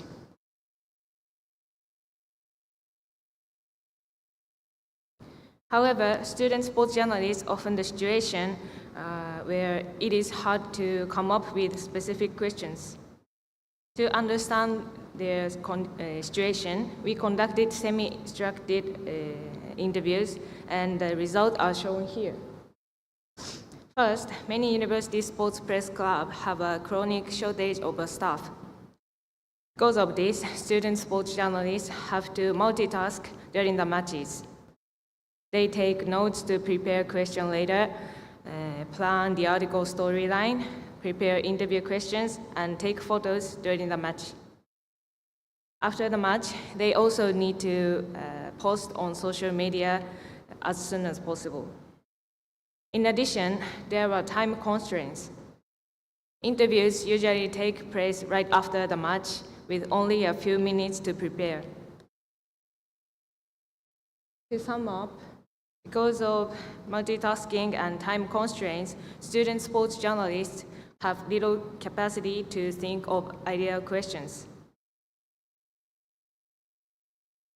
Next, we conducted a question evaluation to find out what kind of questions are considered good by both athletes and journalists. As you can see, 48 questions were rated high by both groups, and these questions often focus on tactics or specific plays, and sometimes refer to past matches and or comparisons. On the other hand, 24 questions were low scores from both groups. These questions were vague, abstract, or incomplete. Based on these results, our goal is to support student sports journalists in creating tactical and play-specific questions that are highly rated by both athletes and journalists. To achieve this, we propose a system that helps them understand the match effectively. To build our proposed method, we focus on fencing. The reason is that I've covered fencing for 4 years. By the way, have you ever seen a fencing match? I guess some of you haven't seen a fencing match before, so let me explain fencing a little. Fencing is a sport where two players fight with sword on a long and narrow court, and the court called a piste.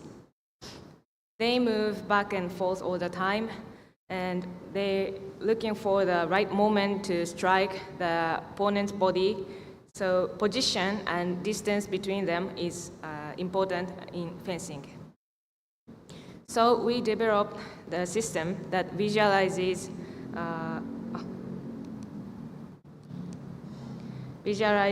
where the players on the piste. In this graph, the red line shows the left player's position, and the blue line shows the right player's position.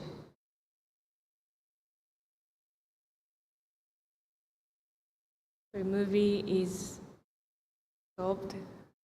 Can you play the? Thank you. The red line shows. As you can see, the red line is gradually moving downward, and this means that left player is moving forward and attacking aggressively. By looking at these lines, we can understand the position and even the distance between during the match. However, just having this data is not enough. It's still hard to know which parts of the match we should review. So we introduced flags, the moments that journalists can mark during the match. We asked them to add a flag whenever they found a scene they wanted to check later. Each flag appears as a yellow vertical line on the graph, and by simply clicking on the graph, they can jump the moment in the video and review the part they're interested in. To evaluate the usefulness and feasibility of the proposed method, we investigated 2 points. First, whether reviewing the match using videos and play data helps journalists come up with more specific questions. Second, whether journalists can actually add flags while performing their usual reporting tasks, such as photography. First, we focus on this one. To examine this, we asked 2 student sport journalists to watch a match video and create interview questions. There were 3 conditions: using only their notes, using only the video, and using video and play data with flags, which is our proposed method. We analyzed a total of 98 interview questions created under the 3 conditions. Each question was coded for 5 elements: position, time, scoring method, score, and win or loss. I manually counted how many of these elements appeared in each condition and compared the level of detail in the questions. And in this experiment, we expected to see an increase in questions that focus on the play itself. So in particular, we hoped that there would be more questions referring to position and scoring method. And this table shows the result. In the video and graph condition, journalists ask more questions referring player position and fewer about win or loss. This result was what we expected. However, as for the scoring method, we didn't find the clear differences between the notes only and video and graph. But interestingly, the content was totally different. In the notes only condition, there were questions mainly for confirming the play, like this. But in the video and graph condition, there were questions try to explore the player's thought, like this. So our proposed method may help journalists create questions that explore the player's intention more deeply. Next, we focus on this one.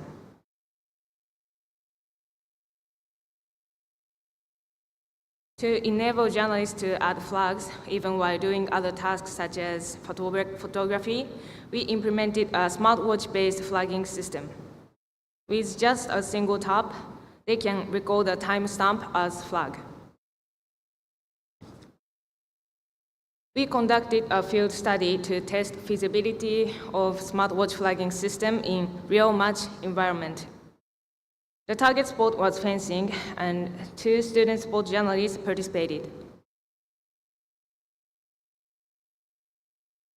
And as a result, 71 flags were added across 7 matches, and this result shows that journalists could add flags even while doing other tasks such as taking photos.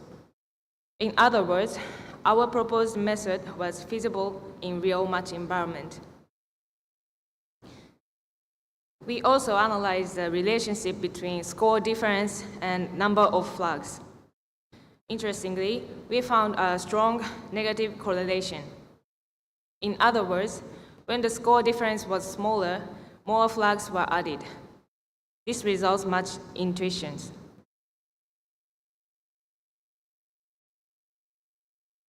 Next, I'd like to talk about the limitation of this study.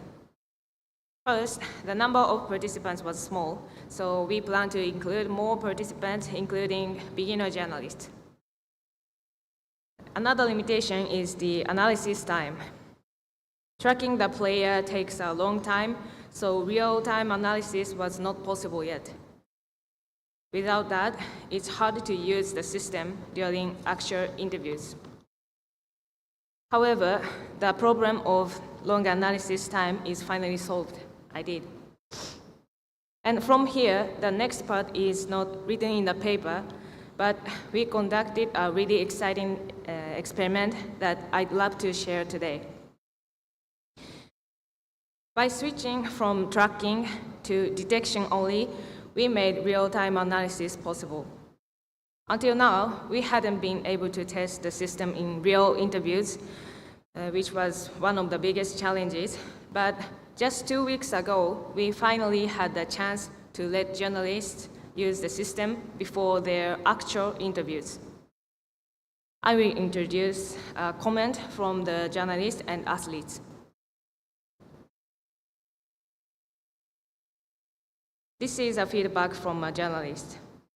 She said that using the system helped them come up with more match-focused questions, and she said that usually the player looks like quite serious during interviews, but this time something changed. When she asked a question focused on the match, the players smiled and started talking much more than usual. She said it was such a great moment, and I was really happy to hear that. And also, there was surprising results. All participants say that they were more focused on the match than usual. To flag important moments, they needed to watch the match carefully. So it changed not only how to make question, but also how to watch the match because of our proposed method.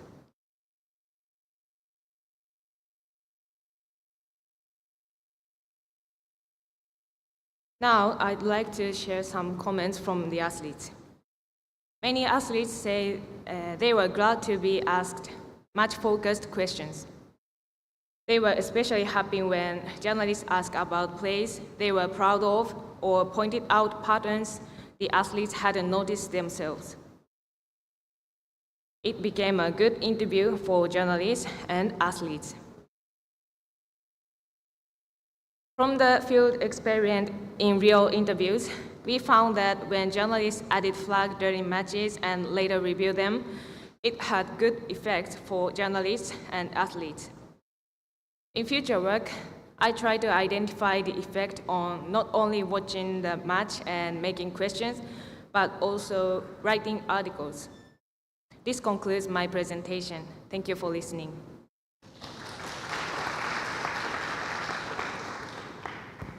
Thank you, Hagihara-san. So nice talk. Okay, we'd like to move next presenter.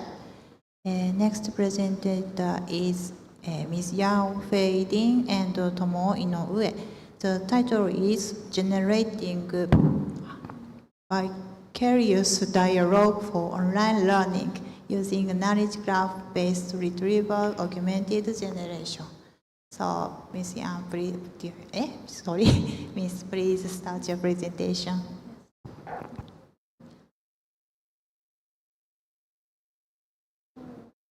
This is not a... Sorry, this is my slide. Please show the Ms. Yang Fei's slides.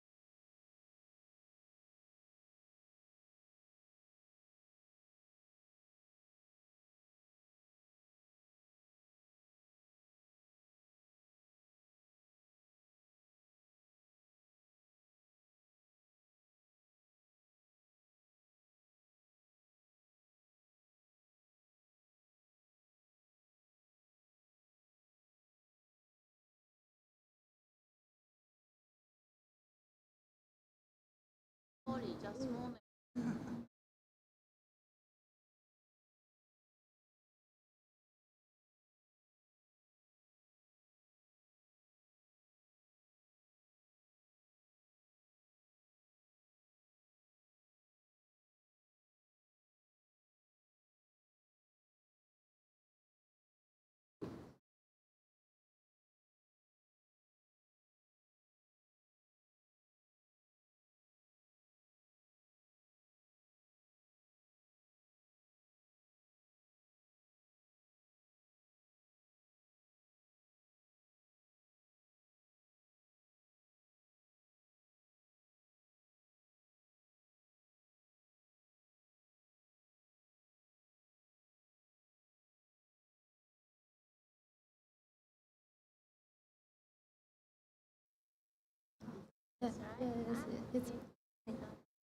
Sorry for time, keep reading. Good afternoon, everyone. My name is Yao Feiding from University of Tsukuba. The title of our talk is Generating Vicarious Dialogue for Online Learning Using Knowledge Graph-Based Retrieval Augmented Generation. Today, I'll explain the challenges of creation of vicarious dialogues, which functions as dialogue-like learning materials, present our proposal system design, and share some preliminary results. First, let's introduce the background and goal of our research. Our research goal is to support the creation of dialogue-like learning materials. Compared with the traditional lecture-style learning materials, dialogue-like learning materials have been shown to improve learners' attention and learning experience. Our research focuses on generating dialogue-like learning materials using the knowledge graph-based retrieval augmented generation KGRAG approach with the knowledge graphs constructed from existing sources. We conduct a three-stage evaluation to assess to what extent KGRAG reduces dependence on source quality while maintaining pedagogical quality. So, what are the specific challenges of creating dialogue-like learning materials? Before the LLM era, teachers faced several difficulties. First, creating dialogue-like learning materials was a time-consuming process. Secondly, the workload was very high.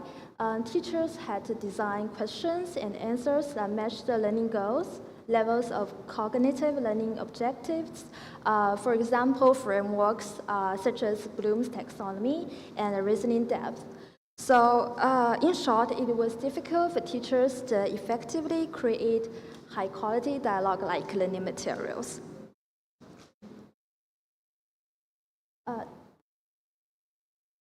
Next, let's look at the advancements and challenges in the LLM era. With the rise of LLMs, many researchers have started using LLMs to generate dialogue-like learning materials. However, most of the approaches rely on using high-quality instructional materials, and besides, LLM-generated content often suffers from hallucination and incoherence. So the problem is generating dialogue-like learning materials remains challenging, as relying on the quality of input sources and LLMs may produce hallucinated or conceptually incoherent content. And this is where new technology comes in. Recent breakthroughs in knowledge graph-based retrieval augmented generation or KGRAG present a potential solution. KGRAG combines language models with structured knowledge graphs. It helps improve factual accuracy, reduce hallucination, and allows the model to understand the context at a deeper level. So far, KGRAG has mainly been applied to knowledge-intensive tasks like Q&A and intelligent tutoring systems, but its applications to the authoring learning materials with systematic knowledge and concept-centered organization and domain-level coverage remains underexplored. So here, this brings us to the central question of our research. Can we use KGRAG to generate pedagogically meaningful dialogue-like learning materials while reducing dependence on source quality? Built on this question, our research objective is to propose a system that integrates KGRAG to generate pedagogically meaningful dialogue-like learning materials. The goal of this system is to support teachers in creating dialogue-like learning materials with less dependence on existing high-quality instructional materials. So let's look at our proposed method, the system design itself. Based on previous studies, we identified 3 design goals to guide our system.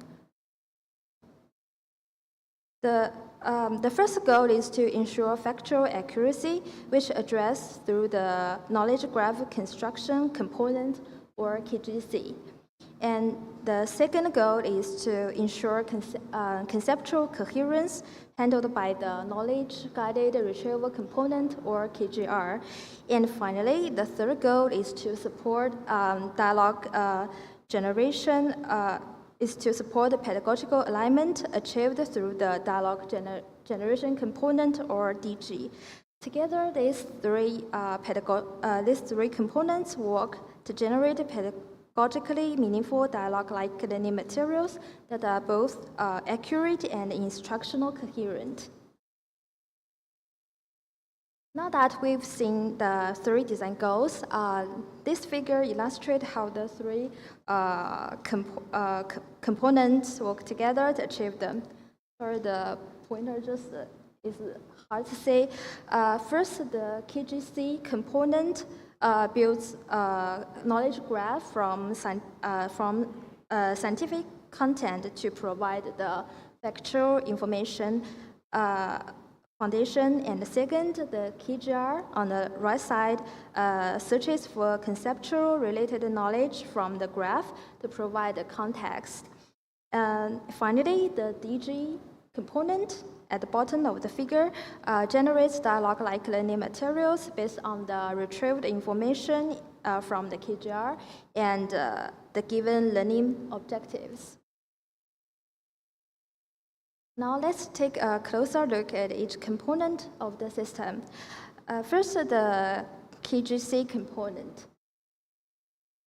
KGC transforms scientific text into a Bloom's taxonomy level annotated knowledge graph that is stored in a knowledge graph database. And I'll skip the details of how the knowledge graph is constructed because of time. Please set the time for details. As shown in this figure, on the right side, the process uses, on the left side, the process uses scientific content, and in this case, on the right side, an educational article from the Japan Meteorological Agency explaining why earthquakes occur to construct a knowledge graph, which is shown the bottom of the figure. Next, let's look at the second component, the KGR component. As shown in this figure, it retrieves related information from the graph by matching the input with similar embeddings, and then assembles this retrieved information into a structured context for dialogue generation. I'll keep it brief. The paper has a detail as well. And finally, let's look at the third component, the dialogue generation component. DG is responsible for using the knowledge retrieved to generate dialogue-like learning materials. As shown in this figure, the process firstly begins with learning objectives and pedagogical goal, supporting content retrieved from the knowledge graph is inserted into the prompt, and the LLM generates both the student's question and the teacher's answer. The generated dialogue-like learning materials are finally revised through zero-shot prompting for overall quality improvement. I'll keep the introduction brief. The paper has a detail.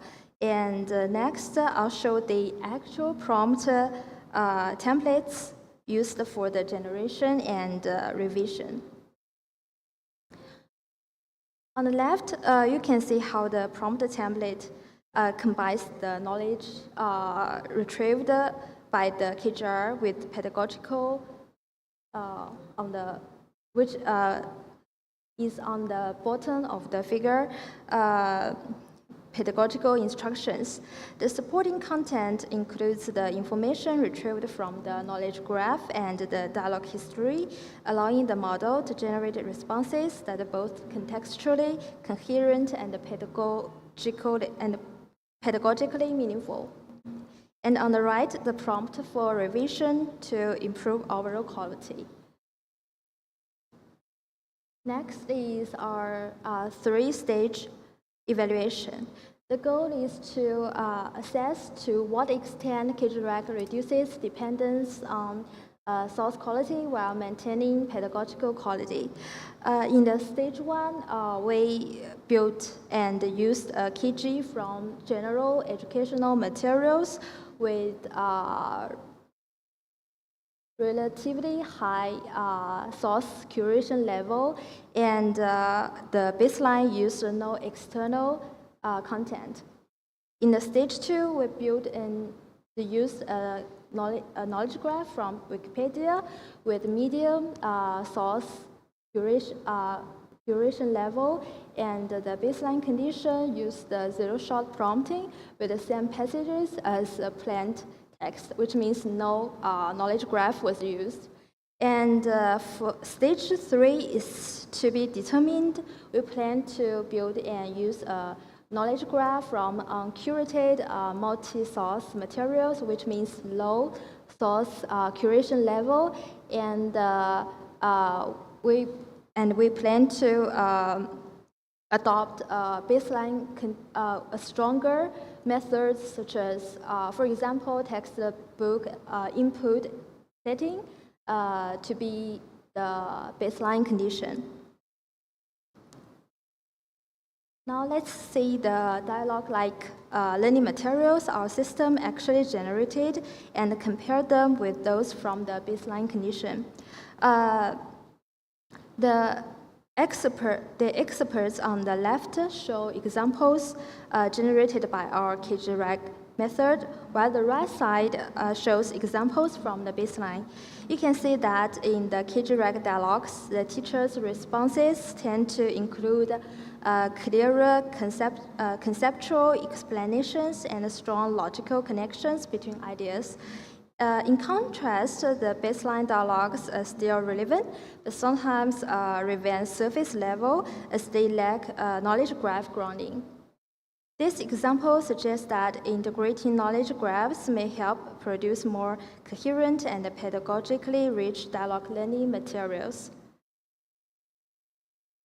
To evaluate these differences more systematically, we asked two experts, teachers, to assess the generated dialogue-like learning materials. Each teacher evaluated both the proposed KJRAG and baseline materials blindly under two sets of criteria. Different criteria were applied because geoscience is a kind of well-established subject with mature textbooks, whereas generative AI is an emerging and fastly evolving field where textbooks are still developing. So open educational resources-based criteria were considered to be more suitable.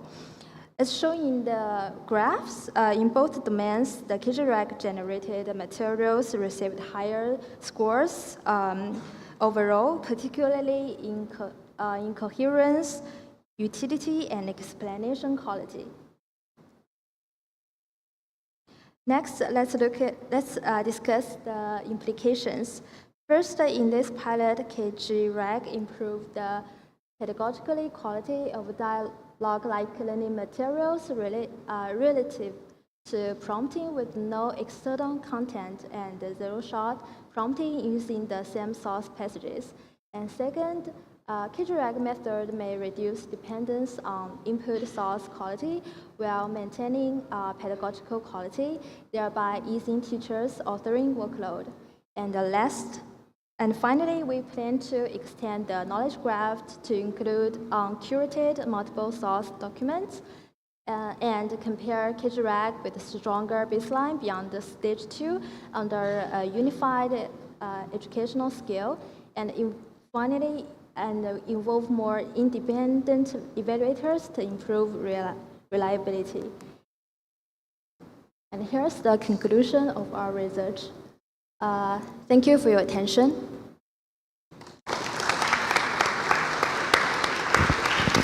Thank you. Thank you for nice talk. And we'd like to next to present data.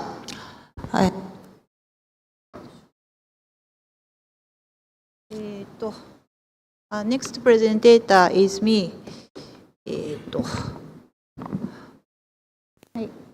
My name is Yoko Nishihara from Ritsumeikan University. And my title is about a system for extracting discussion topics that was deeper exploration.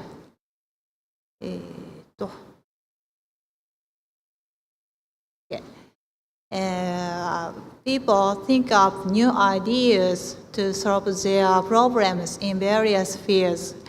And many of ideas often come from the discussions. And there are many discussions about systems, such as auto-transcription system and summarization system, and etc. However, few studies have mentioned extracting topics that are not discussed enough or at all. We think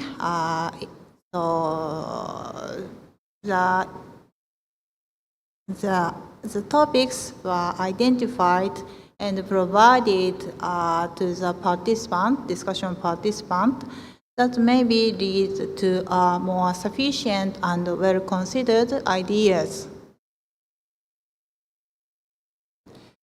So we said the objective of the study is here. We propose a system that extracts topics that was exploring deeply from discussion date. And the proposed system presents these topics to the discussion participants. When the user uses this system, the user conducts their first discussion, and then they input their discussion data to the proposed system. Then the proposed system extracts topics that worth deeper exploration. The extracted topics are presented to the discussion participant. Then the participant conducts second discussion by referring to the extracted topics. This is an outline of the proposed system. The user of the proposed system firstly input discussion theme text and discussion recording data file. The proposed system takes the input and conducts several processes, and finally the proposed system outputs the extracted topics with representative utterances. I'll show you the details of each process.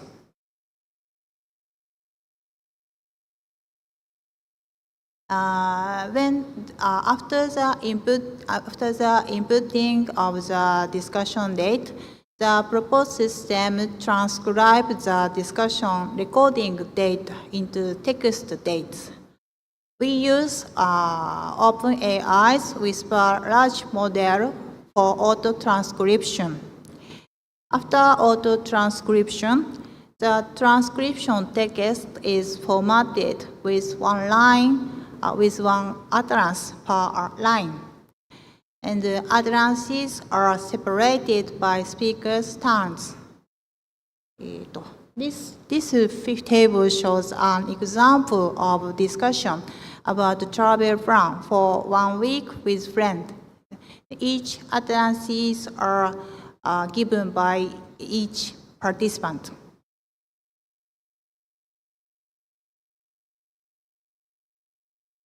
Then the proposed system embeds the all utterance texts as vectors.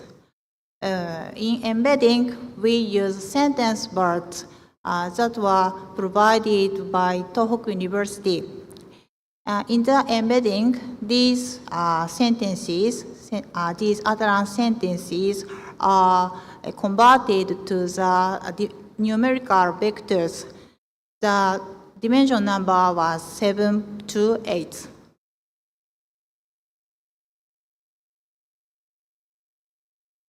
After embedding, the proposed system conducts clustering. In the clustering, the proposed method has 3 procedures. Firstly, PCA is performed to the all vectors, and then dimensionally compression is conducted by using UMAP. And the dimension-reduced utterance vectors are clustered with the HDB scan. We use HDB scan, that is a clustering algorithm, to handle various density clusters. So though many of them know the algorithm of HDB scan, but I'd like to introduce it in shortly. HDB scan is a hierarchical density-based clustering that can identify clusters of varying densities and strange shapes while detecting noise points. If a cluster has a strange shape, the HDB scan algorithm can detect the strange shape cluster. This figure shows the clustering results, examples, and the left side figure shows the clustering result by k-means. The k-means unfortunately failed to identify 2 clusters. However, in the fourth result, HDB scans clustering result is shown. HDB scan can identify that such as strange shape clusters. That's why we use this algorithm to clustering the utterance text.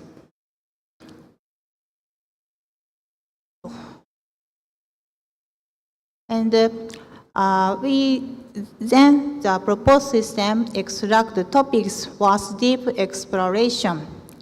In extraction, we hypothesize a low density cluster indicates an insufficiently discussed topics. The low density cluster means behaves on sparsely distributed utterance text. The proposed system identifies low density clusters as clusters was exploring deeply. A cluster's density is evaluated as the inverse of the average distance all of vectors in a cluster.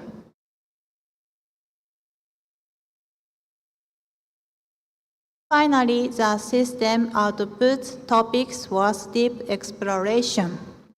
The proposed system extracts utterances from low-density clusters. The proposed system, before the output, the proposed system evaluates cosine similarity between utterance text and the discussion theme text. And the utterances with a high cosine similarity are presented as topics was exploring deeply. This table shows the examples of the extracted topics. These are the real utterance texts in real clusters. From one cluster, we extract 5 representative utterances as topics.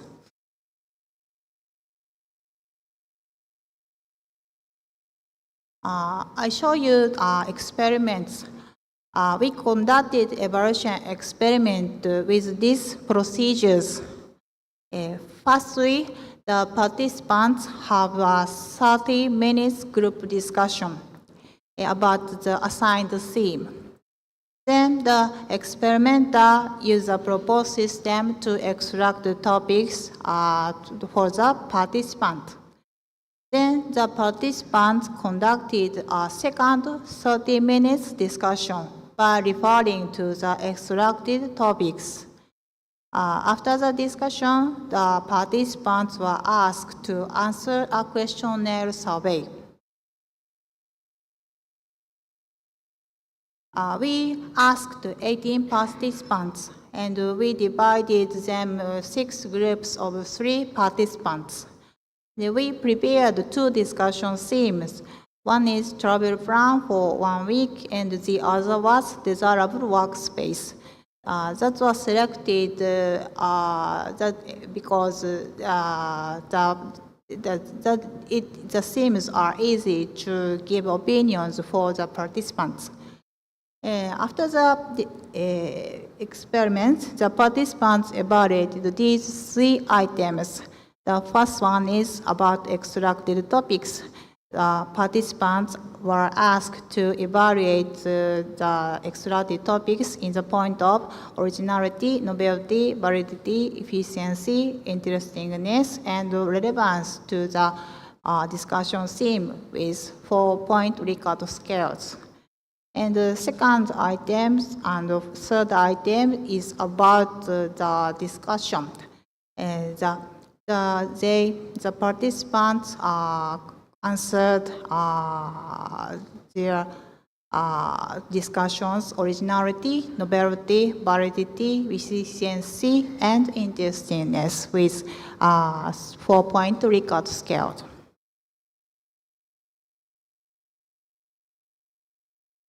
This is the experimental results about evaluation on the extracted topics. This table shows the averages of among all participants. And as you see, the high scores were obtained in the evaluation of relevance to the discussion theme, validity, and efficiency.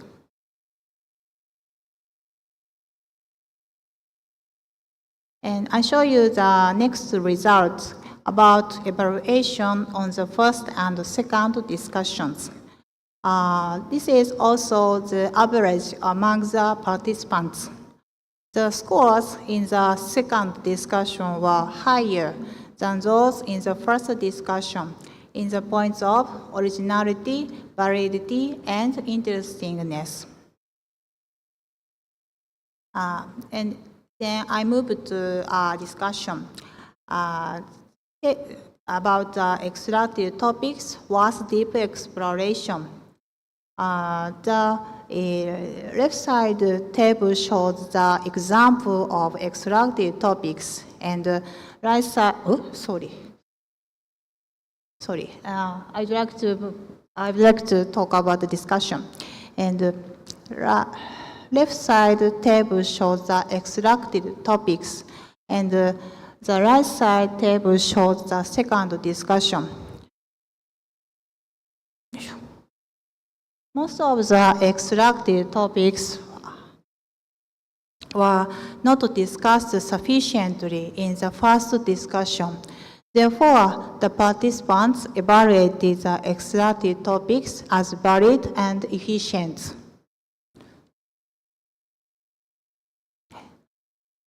I'd like to discuss about the participants' second discussion result. The extracted topics were used by the participants in the second discussion. They discussed their extracted topics and fill the gaps overlooked. In this table, green-colored sentences are extracted topics. First speaker referred to the extracted topics in his sentence, and they said, "Oh, surely this topic disappeared. And we skipped. From the result, they evaluated highly the extracted topics. And therefore, the originality and interestingness of the second discussion were evaluated higher. This is the conclusion result. We propose a system that extracts topics worth exploring deeply and provides them to support discussions. And we conducted some experiments and found the second discussion was evaluated higher in terms of originality, validity, and interestingness. And we will consider the importance of topics as a future work. That is all. Thank you so much.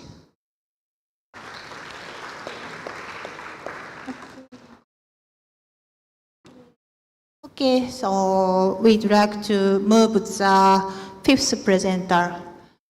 The fifth presentation is from online. Hello, can you hear me?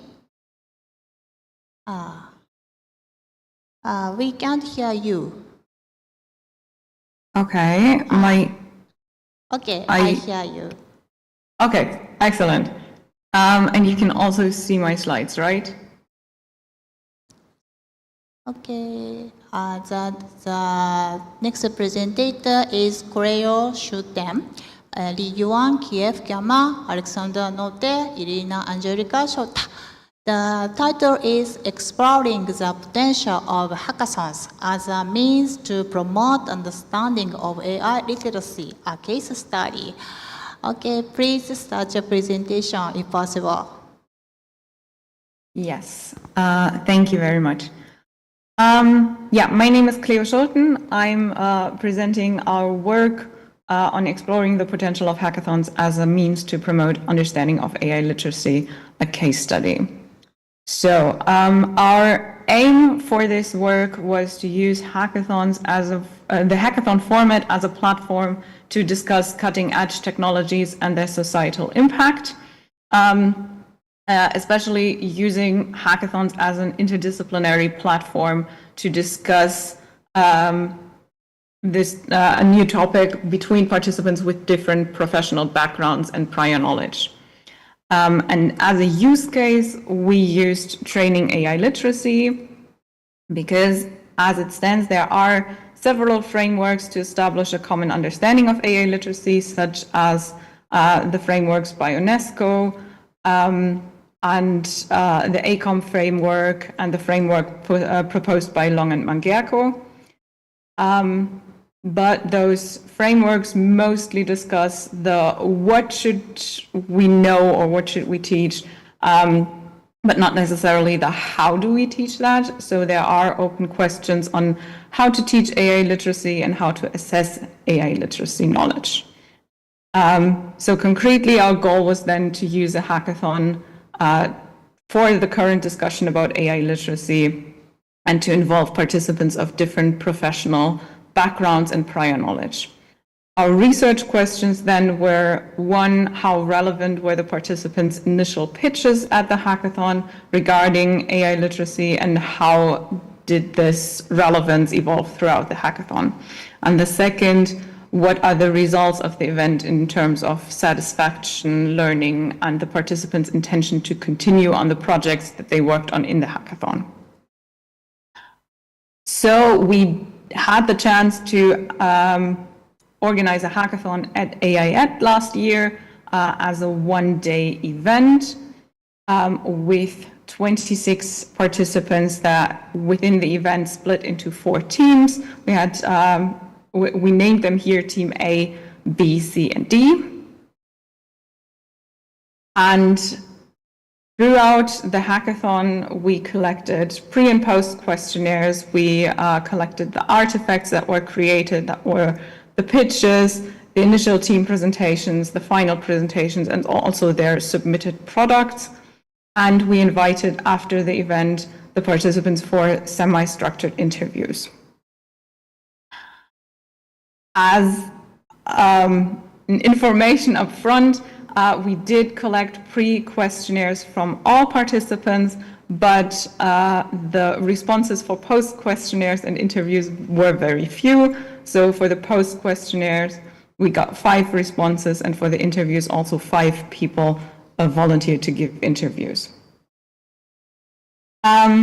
So as for how the collected data matches with the research questions, we collected from the questionnaire their understanding for AI literacy, which went for research question 1, and also satisfaction, perceived learning, and intention to continue, which went to research question 2.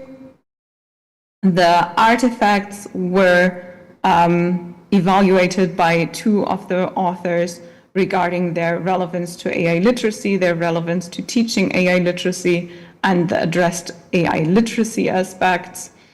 And then from the interview, we gained knowledge about their prior knowledge about AI literacy, the teamwork within the hackathon, their personal backgrounds, and the impact of the talks that were part of the hackathon, and then also gained more insights about the satisfaction, perceived learning, and intention to continue.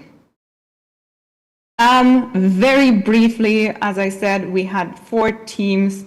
One worked on an LLM, on a prototype for an LLM to teach about AI through text, visuals, and audio. Then one created mock-ups of a web platform explaining AI concepts and the differences to human intelligence. One team worked on guidelines and a platform to to help teachers and students to integrate AI in the classroom. And the 4th team created a wireframe and gameplay for a game to foster critical thinking and practice identifying AI-created materials. So concretely for the results for the research questions. For research question 1, we found that the relevance of artifacts to AI literacy and teaching AI literacy increased from the pitches over initial presentations and products to the final presentation. And likewise, the number of covered AI literacy aspects also increased throughout. We also got the feedback that the interdisciplinarity brought different perspectives on AI literacy. So we had one group in particular where in the interviews, one of the team members said that the computer scientists in the room were discussing more the technical aspects and how they could make something work, while the members with educational backgrounds were initiating a discussion on the learning outcomes and the potential long-term consequences. And they came together from these 2 sides then. For research question 2, we got, on the one hand, the feedback that participants were very happy with the product and also the dynamics of the team, saying that this was great and the discussions that were had were very provocative. But we also got the feedback that some of them were not as satisfied based on just having very limited time. So they weren't satisfied that the discussion on the impact of AI got cut a bit short, even though it was an event specifically talking about AI literacy where they had the whole day and are meant to discuss things. And this was also taking into account observations, mainly due to the fact that it was just one day. And so they cut short the discussion in order to produce something. And then also the time wasn't quite enough to finalize the production of their products. So there was some dissatisfaction based on that. And we also got the feedback that most of the interviewees were disinclined to continue with their projects because they had other responsibilities and also saw some difficulties in connecting or reconnecting with their teams to figure out like intellectual rights and things like that. So overall, we found that the heterogeneity was beneficial and think that this should be intentionally used. But for this event concretely, we also found that there was too little time for having a constructive discussion and also finish some products or even complete mock-ups. So our proposal is to use this type of hackathon maybe as a kickstart event for a long-term project that is already planned. So everyone has put aside some time to work on this project long-term, and we're using the hackathon to kickstart this longer collaboration. Or using an extended time frame, though that could then come with other challenges, such as finding the right time slot and figuring out expenses and maybe childcare to facilitate that. Another option would be to focus on pre-hackathon activities and have some of those discussions pulled before the hackathon, but that again requires some extra time that participants will spend before or maybe won't spend, and then you still have to do that at the hackathon. Coming to the limitations of this research, it was a small hackathon with few responses in the post questionnaire and also the interviews. So this limits, of course, the generalizability and may also contribute to interpretation bias. And this leads us to that we need further investigation and additional and hopefully also larger events to gain more insights. Concluding, and I'm noticing that I was very fast, much faster than when I was practicing earlier. This is still a very promising format to discuss cutting-edge technologies and their societal impact, though we need more research and refinement of the approach, and then maybe prioritize the ideation and discussion, or provide more time for the creation of products. This concludes my presentation, and I gained us some time for the Q&A. Please feel free to contact me via email or connect with me on LinkedIn. Yeah. Thank you for nice talk.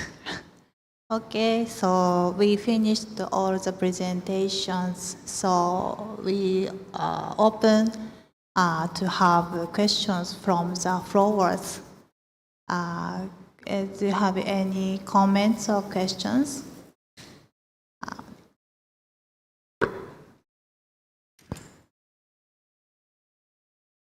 I'm Ichimura from Otsuma University, Japan. So I have a question for Nishihara Sensei. Yes, and your presentation was very interesting, and in your presentation you utilized the method to identify sparse group of topics. But I suppose the dense group, the finding a dense group might be good for something. So if you have any idea what kind of application can be created by using the finding dense group. In my opinion, for example, the more people interested, the group of the density is high, right? So it means the most of the people interested in some topics, the density group is it is. So, is there any idea? Thank you for your comments, questions. And yes, so the high density cluster may be good topics to be explored deeply. In this research, we focused on the low density cluster because we always have a discussion time period, and in the limited time duration, we cannot discuss everything, and most of the discussions we have skipped topics, and we focus on the skipped topics, and the skipped topics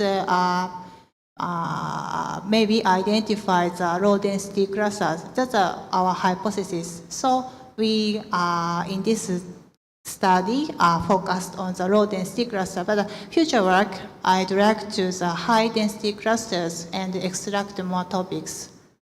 It's okay? Okay, so I'm looking forward to your next work. Thank you. Thank you so much.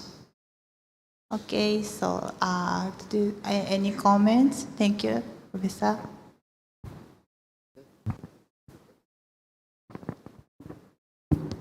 My question is about the second presentation. So my name is Masayaki Hara from working for Riken Japan. So the scope of your study seems to be limited to the journalists and athletes. So I think the one more important stakeholder in your study, so that's the article readers. So is there any reason why you didn't include the article readers? Thank you for your question. I include more deeply question. So then after the article quality is improved, so in the future work, I try to the article evaluation by the readers. So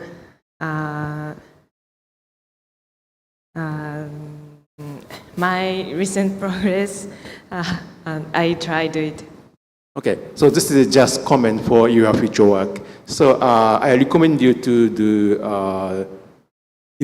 investigation about the expectation and the athlete side and the reader side, and also the strategy on the journalist to write a better article, right?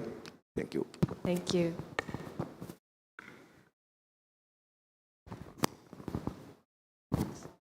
Any comments or questions?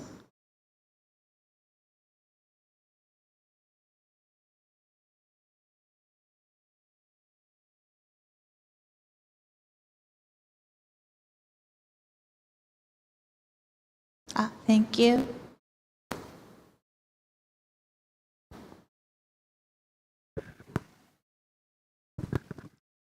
Hello, my name is Makoto Osaki from Japan Advanced Institute of Science in Japan. My question is for fifth presenter. Thank you for your great presentation. I'm also a software developer, and I have experience in hackathon many times, so it's very interesting for me. And I have three questions. And number one, why you use a hackathon and not a workshop? Sometimes workshop is very good for software developer to use something stuff.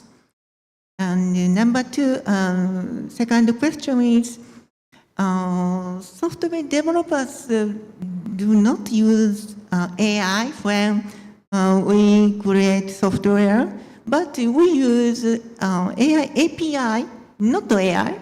And I think this is not API AI literacy, but AI API. What do you think? It's not API. It's not AI, but AI API. And the third question is, in hackathon, there are two types of teams. Established teams and new teams. When established teams is already created teams, something corporation teams or friends. But in some hackathon, there are new teams created in short time. Thank you. So this question is for the fifth presenter. Yes. Miss Dr. Cleo Schulten, do you hear it? Yes. So for the first question, why did we choose a hackathon and not a workshop? My research is mainly on hackathons. My PhD research is on learning in hackathons. So that went a lot into the decision of also calling it a hackathon. I think there is an argument to be made that a hackathon is maybe a type of workshop. For this also, it wasn't mainly a programming event, so we left it a bit open if teams wanted to program something. And in the end, none of the teams ended up programming and rather setting up prototypes in terms of presentation mock-ups. It wasn't the typical software engineering hackathon, and more a creation event where we had first the discussion and then the teams creating something, which in this case was prototypes in forms of mock-ups and wireframes. For the second question, I'm not quite sure I understood it. It was AI literacy versus APIs, if I heard correctly. When we use API, it's very useful stuff, but how do these items works? We do not know how the works these APIs inside. So it's black box sometimes. So it's not easy to use AI API because we have to know about how to use API. It's enough to it's not easy to use API. So in a short hackathon, it's not enough time to know inside of AI API. I think so. I think is that okay? Yeah, so that would be an interesting topic. We focused on AI literacy in terms of understanding artificial intelligence. So how does it work? What kind of biases exist in AI? And that side of it, and not using the AI through an API, which certainly would be an interesting next step. And then the third question, I think, went to teams that were created in the hackathon. So what we did in this hackathon was have all the participants, we had an open floor for them to pitch ideas, and then we wrote down the pitches. We looked what pitches might go together, that they form a bigger topic with the participants together. And then after we had those consolidated topics that teams may work on, participants then group themselves around these topics, finding their teams in the hackathon. So maybe sometimes team is by friends, but almost all teams is new members. Yeah, I think some of them grouped together because they knew each other and they had an idea, and then new members joined that existing small group for this hackathon at least. Okay, thank you. Thank you for your great presentation. Thank you for the question. Thank you very much. Thank you. So is there any comment or questions?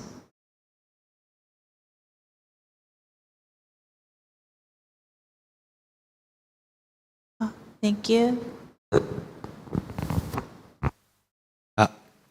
Okay, so thank you so much for all of the brilliant presentation. This is Yuya from Waseda University, Japan.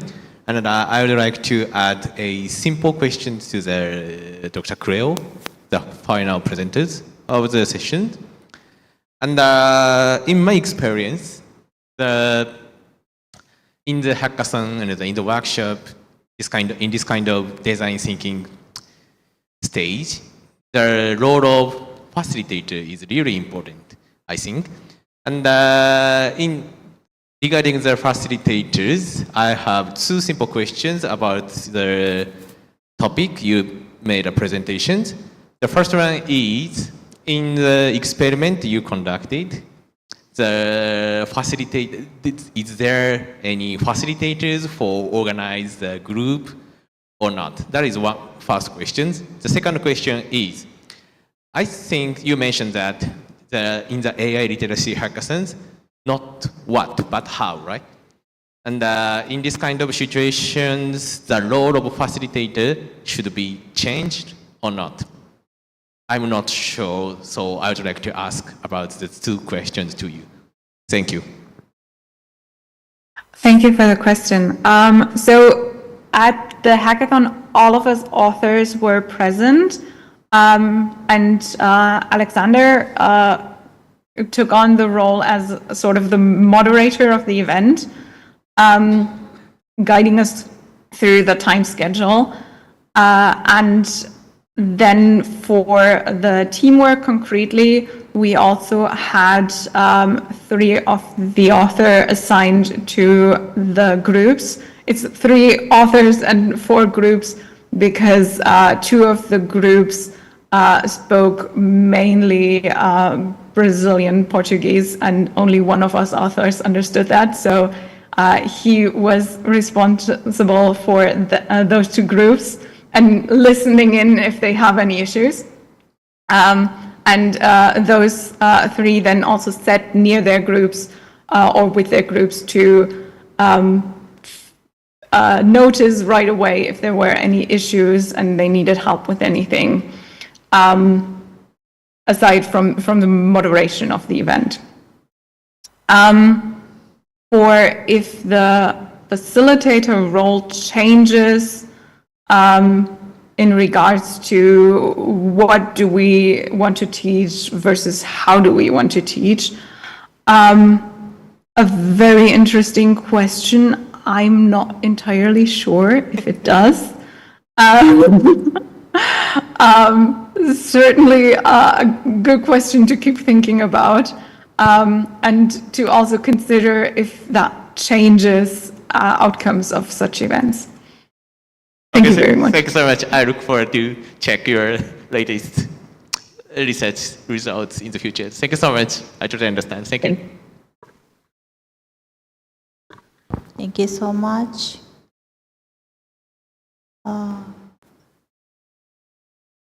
So, any comments or questions?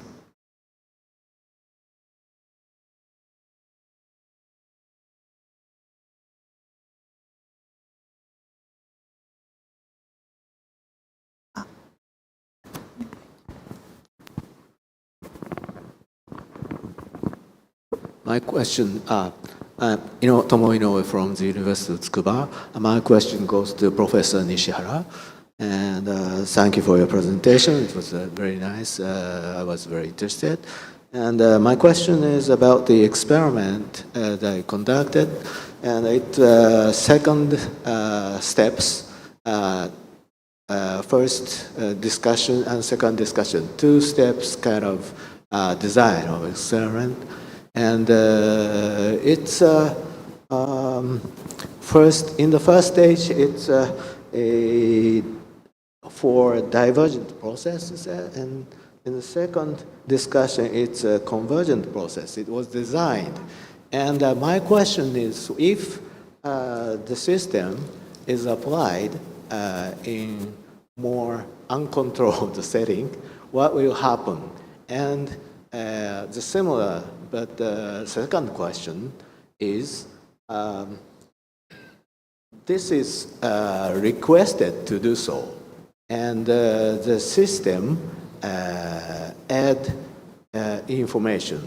This topic should be dig deeper or something. And so the machine suggested or requested.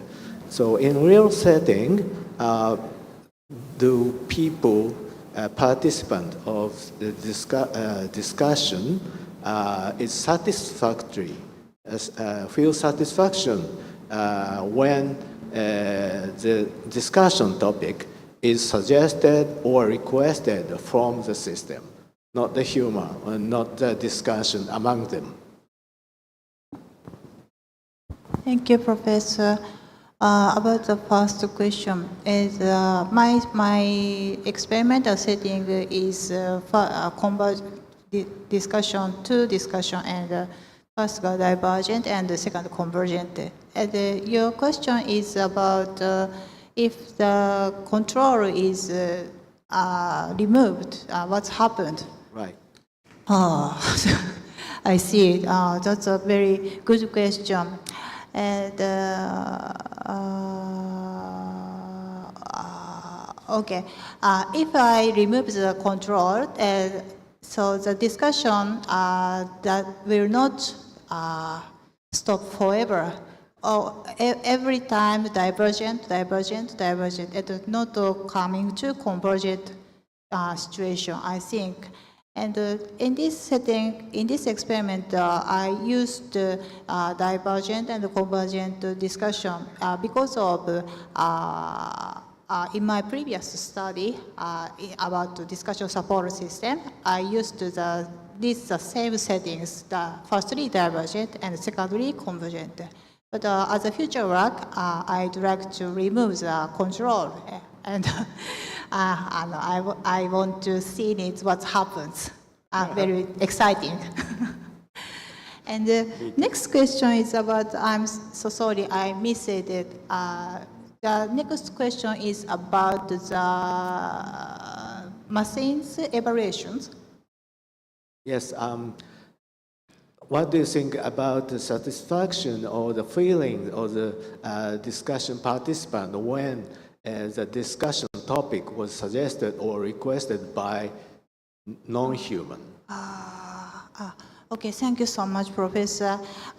Actually, the part was not evaluated in this experiment, but in my feeling, if the machine is like LLM ChatGPT, maybe the participants like the LLM's suggestion and very satisfied their suggestions, maybe. But that's my feeling, so I'd like to conduct experiments and find something. Okay, thank you. My small comment is that I think I agree with you because people are very usually seems very happy using ChatGPT and I mean to use or the follow the LLM's output. So they feel satisfactory. But meanwhile, the discussion might be kind of limited or to that recommended topics or tended to focus on recommended topics. That made the discussion narrower.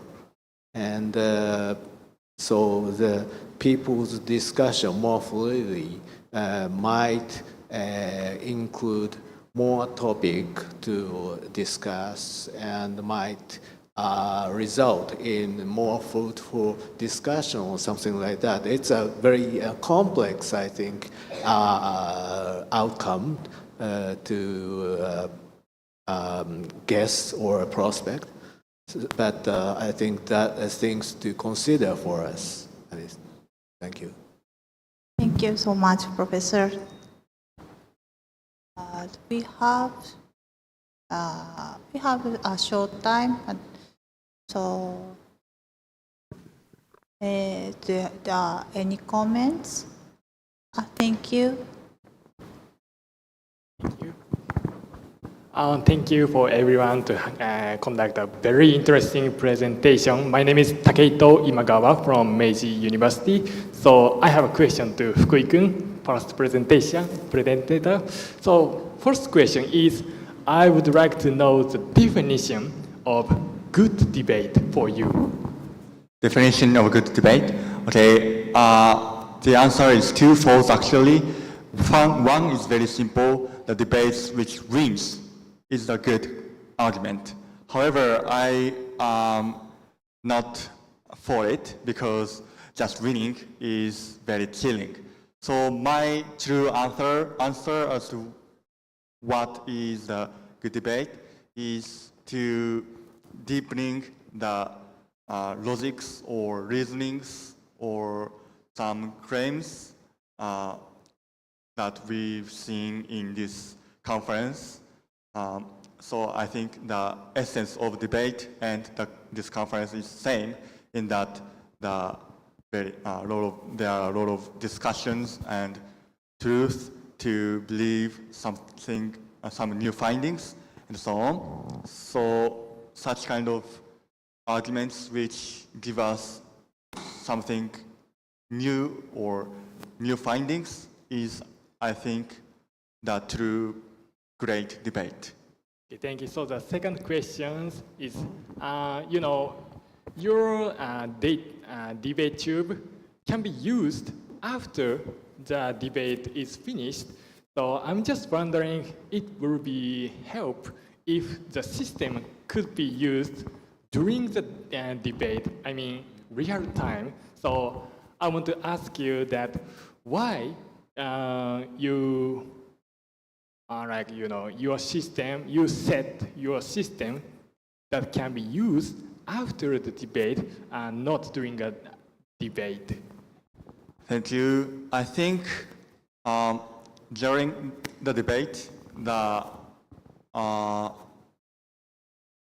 so if there is some very useful system which supports debaters during the debate, then the debaters will rely on that system and stop thinking by themselves, and that is very harmful. So as an initial step, I chose to create a system that is effective after rounds. However, your opinion is very interesting, so I'm working on it in future work. Thank you. Yeah, thank you.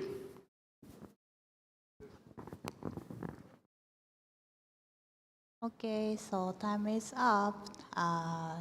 So I'm very thank you for your nice, great work and nice presentations and nice, grateful comments, questions. And I'd like to conclude the session with approval. Thank you so much.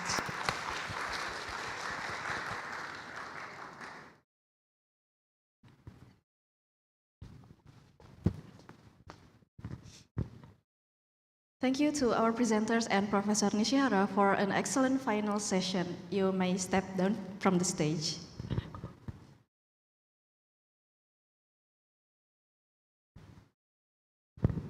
We are now take a short 30-minute break while the review committee meets to finalize the best paper awards. To all participants and presenters are kindly requested to wait in the front room while enjoying the coffee break. And for committee members, please remain in the auditorium for a review session. We will begin promptly at 5 p.m. and enjoy, please.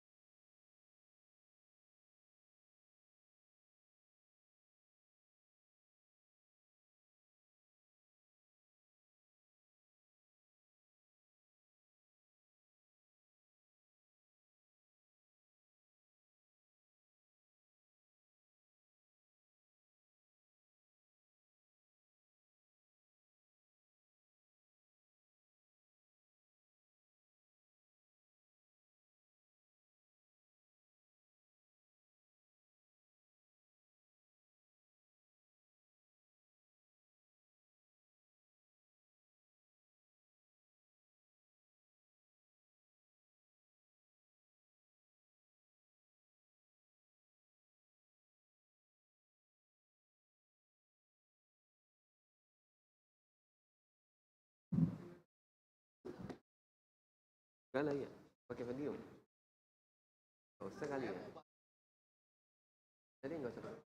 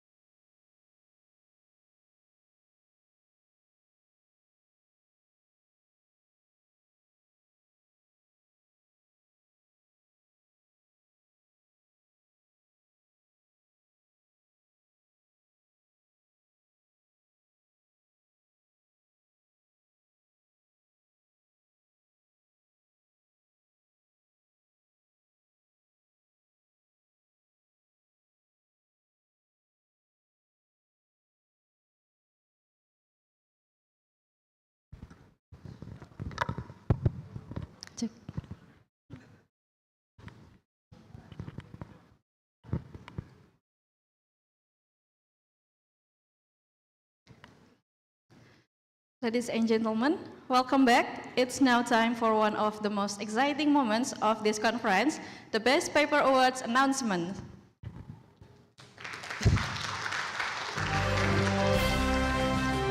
These awards recognize an outstanding contribution to the field of collaborative technology, reflecting both innovation and academic excellence. To announce and present the awards, may I invite Professor Hironori Egi. Please come to the stage.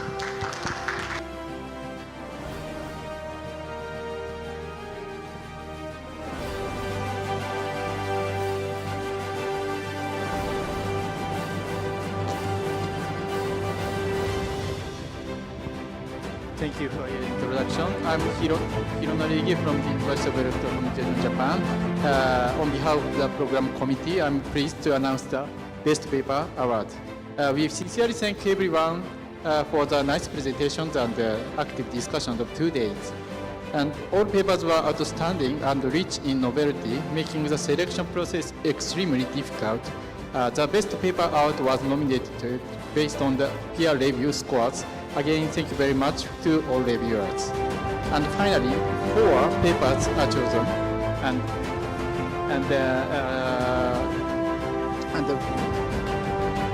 congratulations to all the authors. And when your papers nominated, please come up on stage. And the first paper is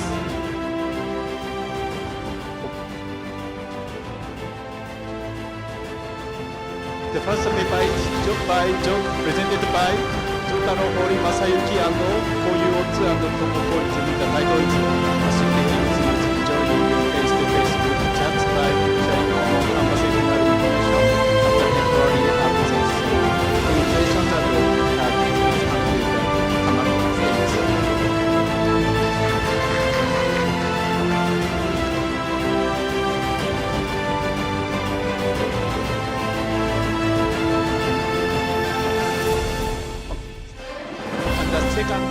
second best paper award is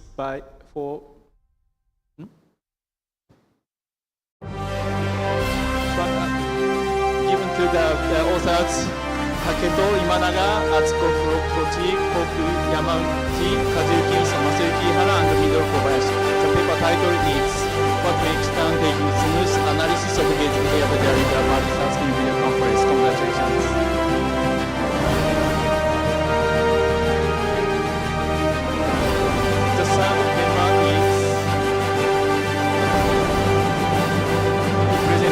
Artists Sylvia Manda, Sri Midowati, Ardinda Ardinya, Soraya Haider Sarma, and Muhammad Diaz Adani. The title is Self-Selected Groups versus Random Groups. Analysis of student engagement, achievement, and performances in collaborative learning. Congratulations. Please come up.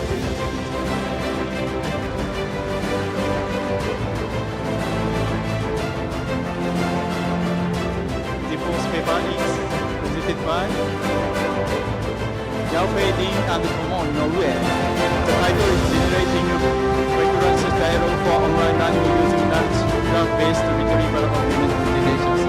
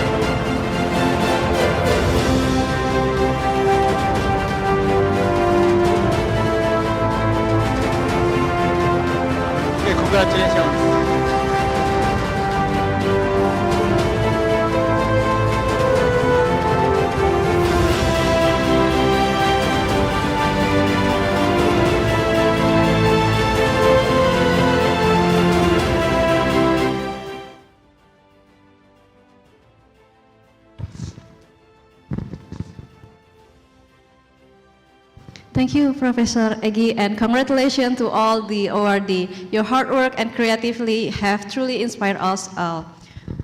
As we come to the end of Calaptech Indonesia 2025, I would like to take a moment to express our deepest gratitude to all keynote speakers, presenters, reviewers, session chairs, and participants who have contributed to the success of this event. Our appreciation also goes to the organizing committee, the Faculty of Humanities, Faculty of Computer Science, and Universitas Indonesia for their incredible support and hospitality. Thanks to our supporters too, Springer and Information Processing Society of Japan. This conference has brought together brilliant minds from Indonesia, Japan, and around the world, united by a shared passion for collaboration and technology. May the connection made here continue to inspire meaningful partnerships and future innovation. On behalf of the organizing committee, I'm Gina Mahdia Ramdhani. Thank you very much for being part of Calaptech Indonesia 2025.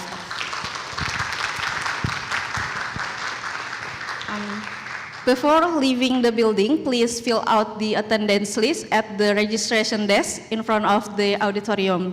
Thank you very much. See you on the next year, Calaptech Indonesia. Thank you.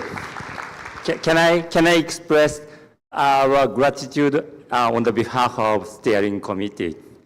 So thank you very much for all of the organizing committee and people in the university, and of course also PC members and a lot of maybe volunteers. We really enjoyed the conference, and of course I also express our gratitude to the attendees who joined the conference and discussed actively. And so before deciding to have a conference here in Indonesia, I didn't know well about Indonesia. Sorry about this.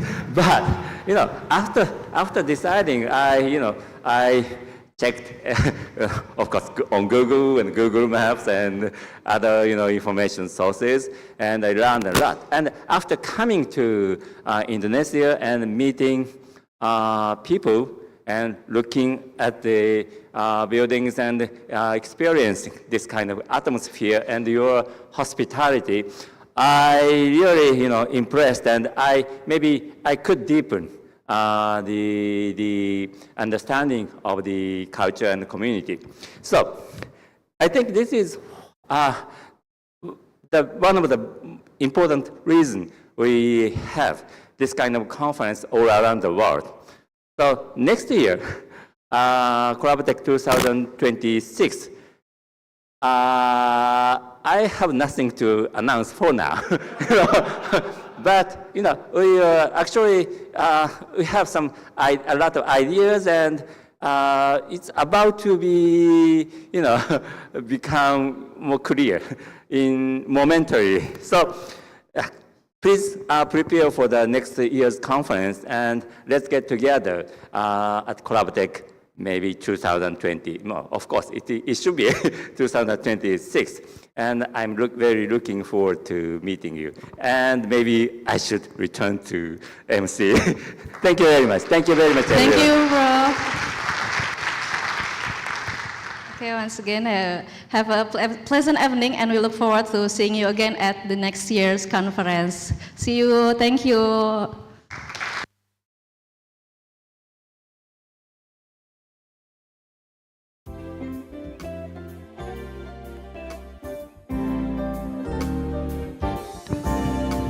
To all participants who want to join the city tour tomorrow, please check your name on the following link. If your name is not listed, please tell the committee. Thank you.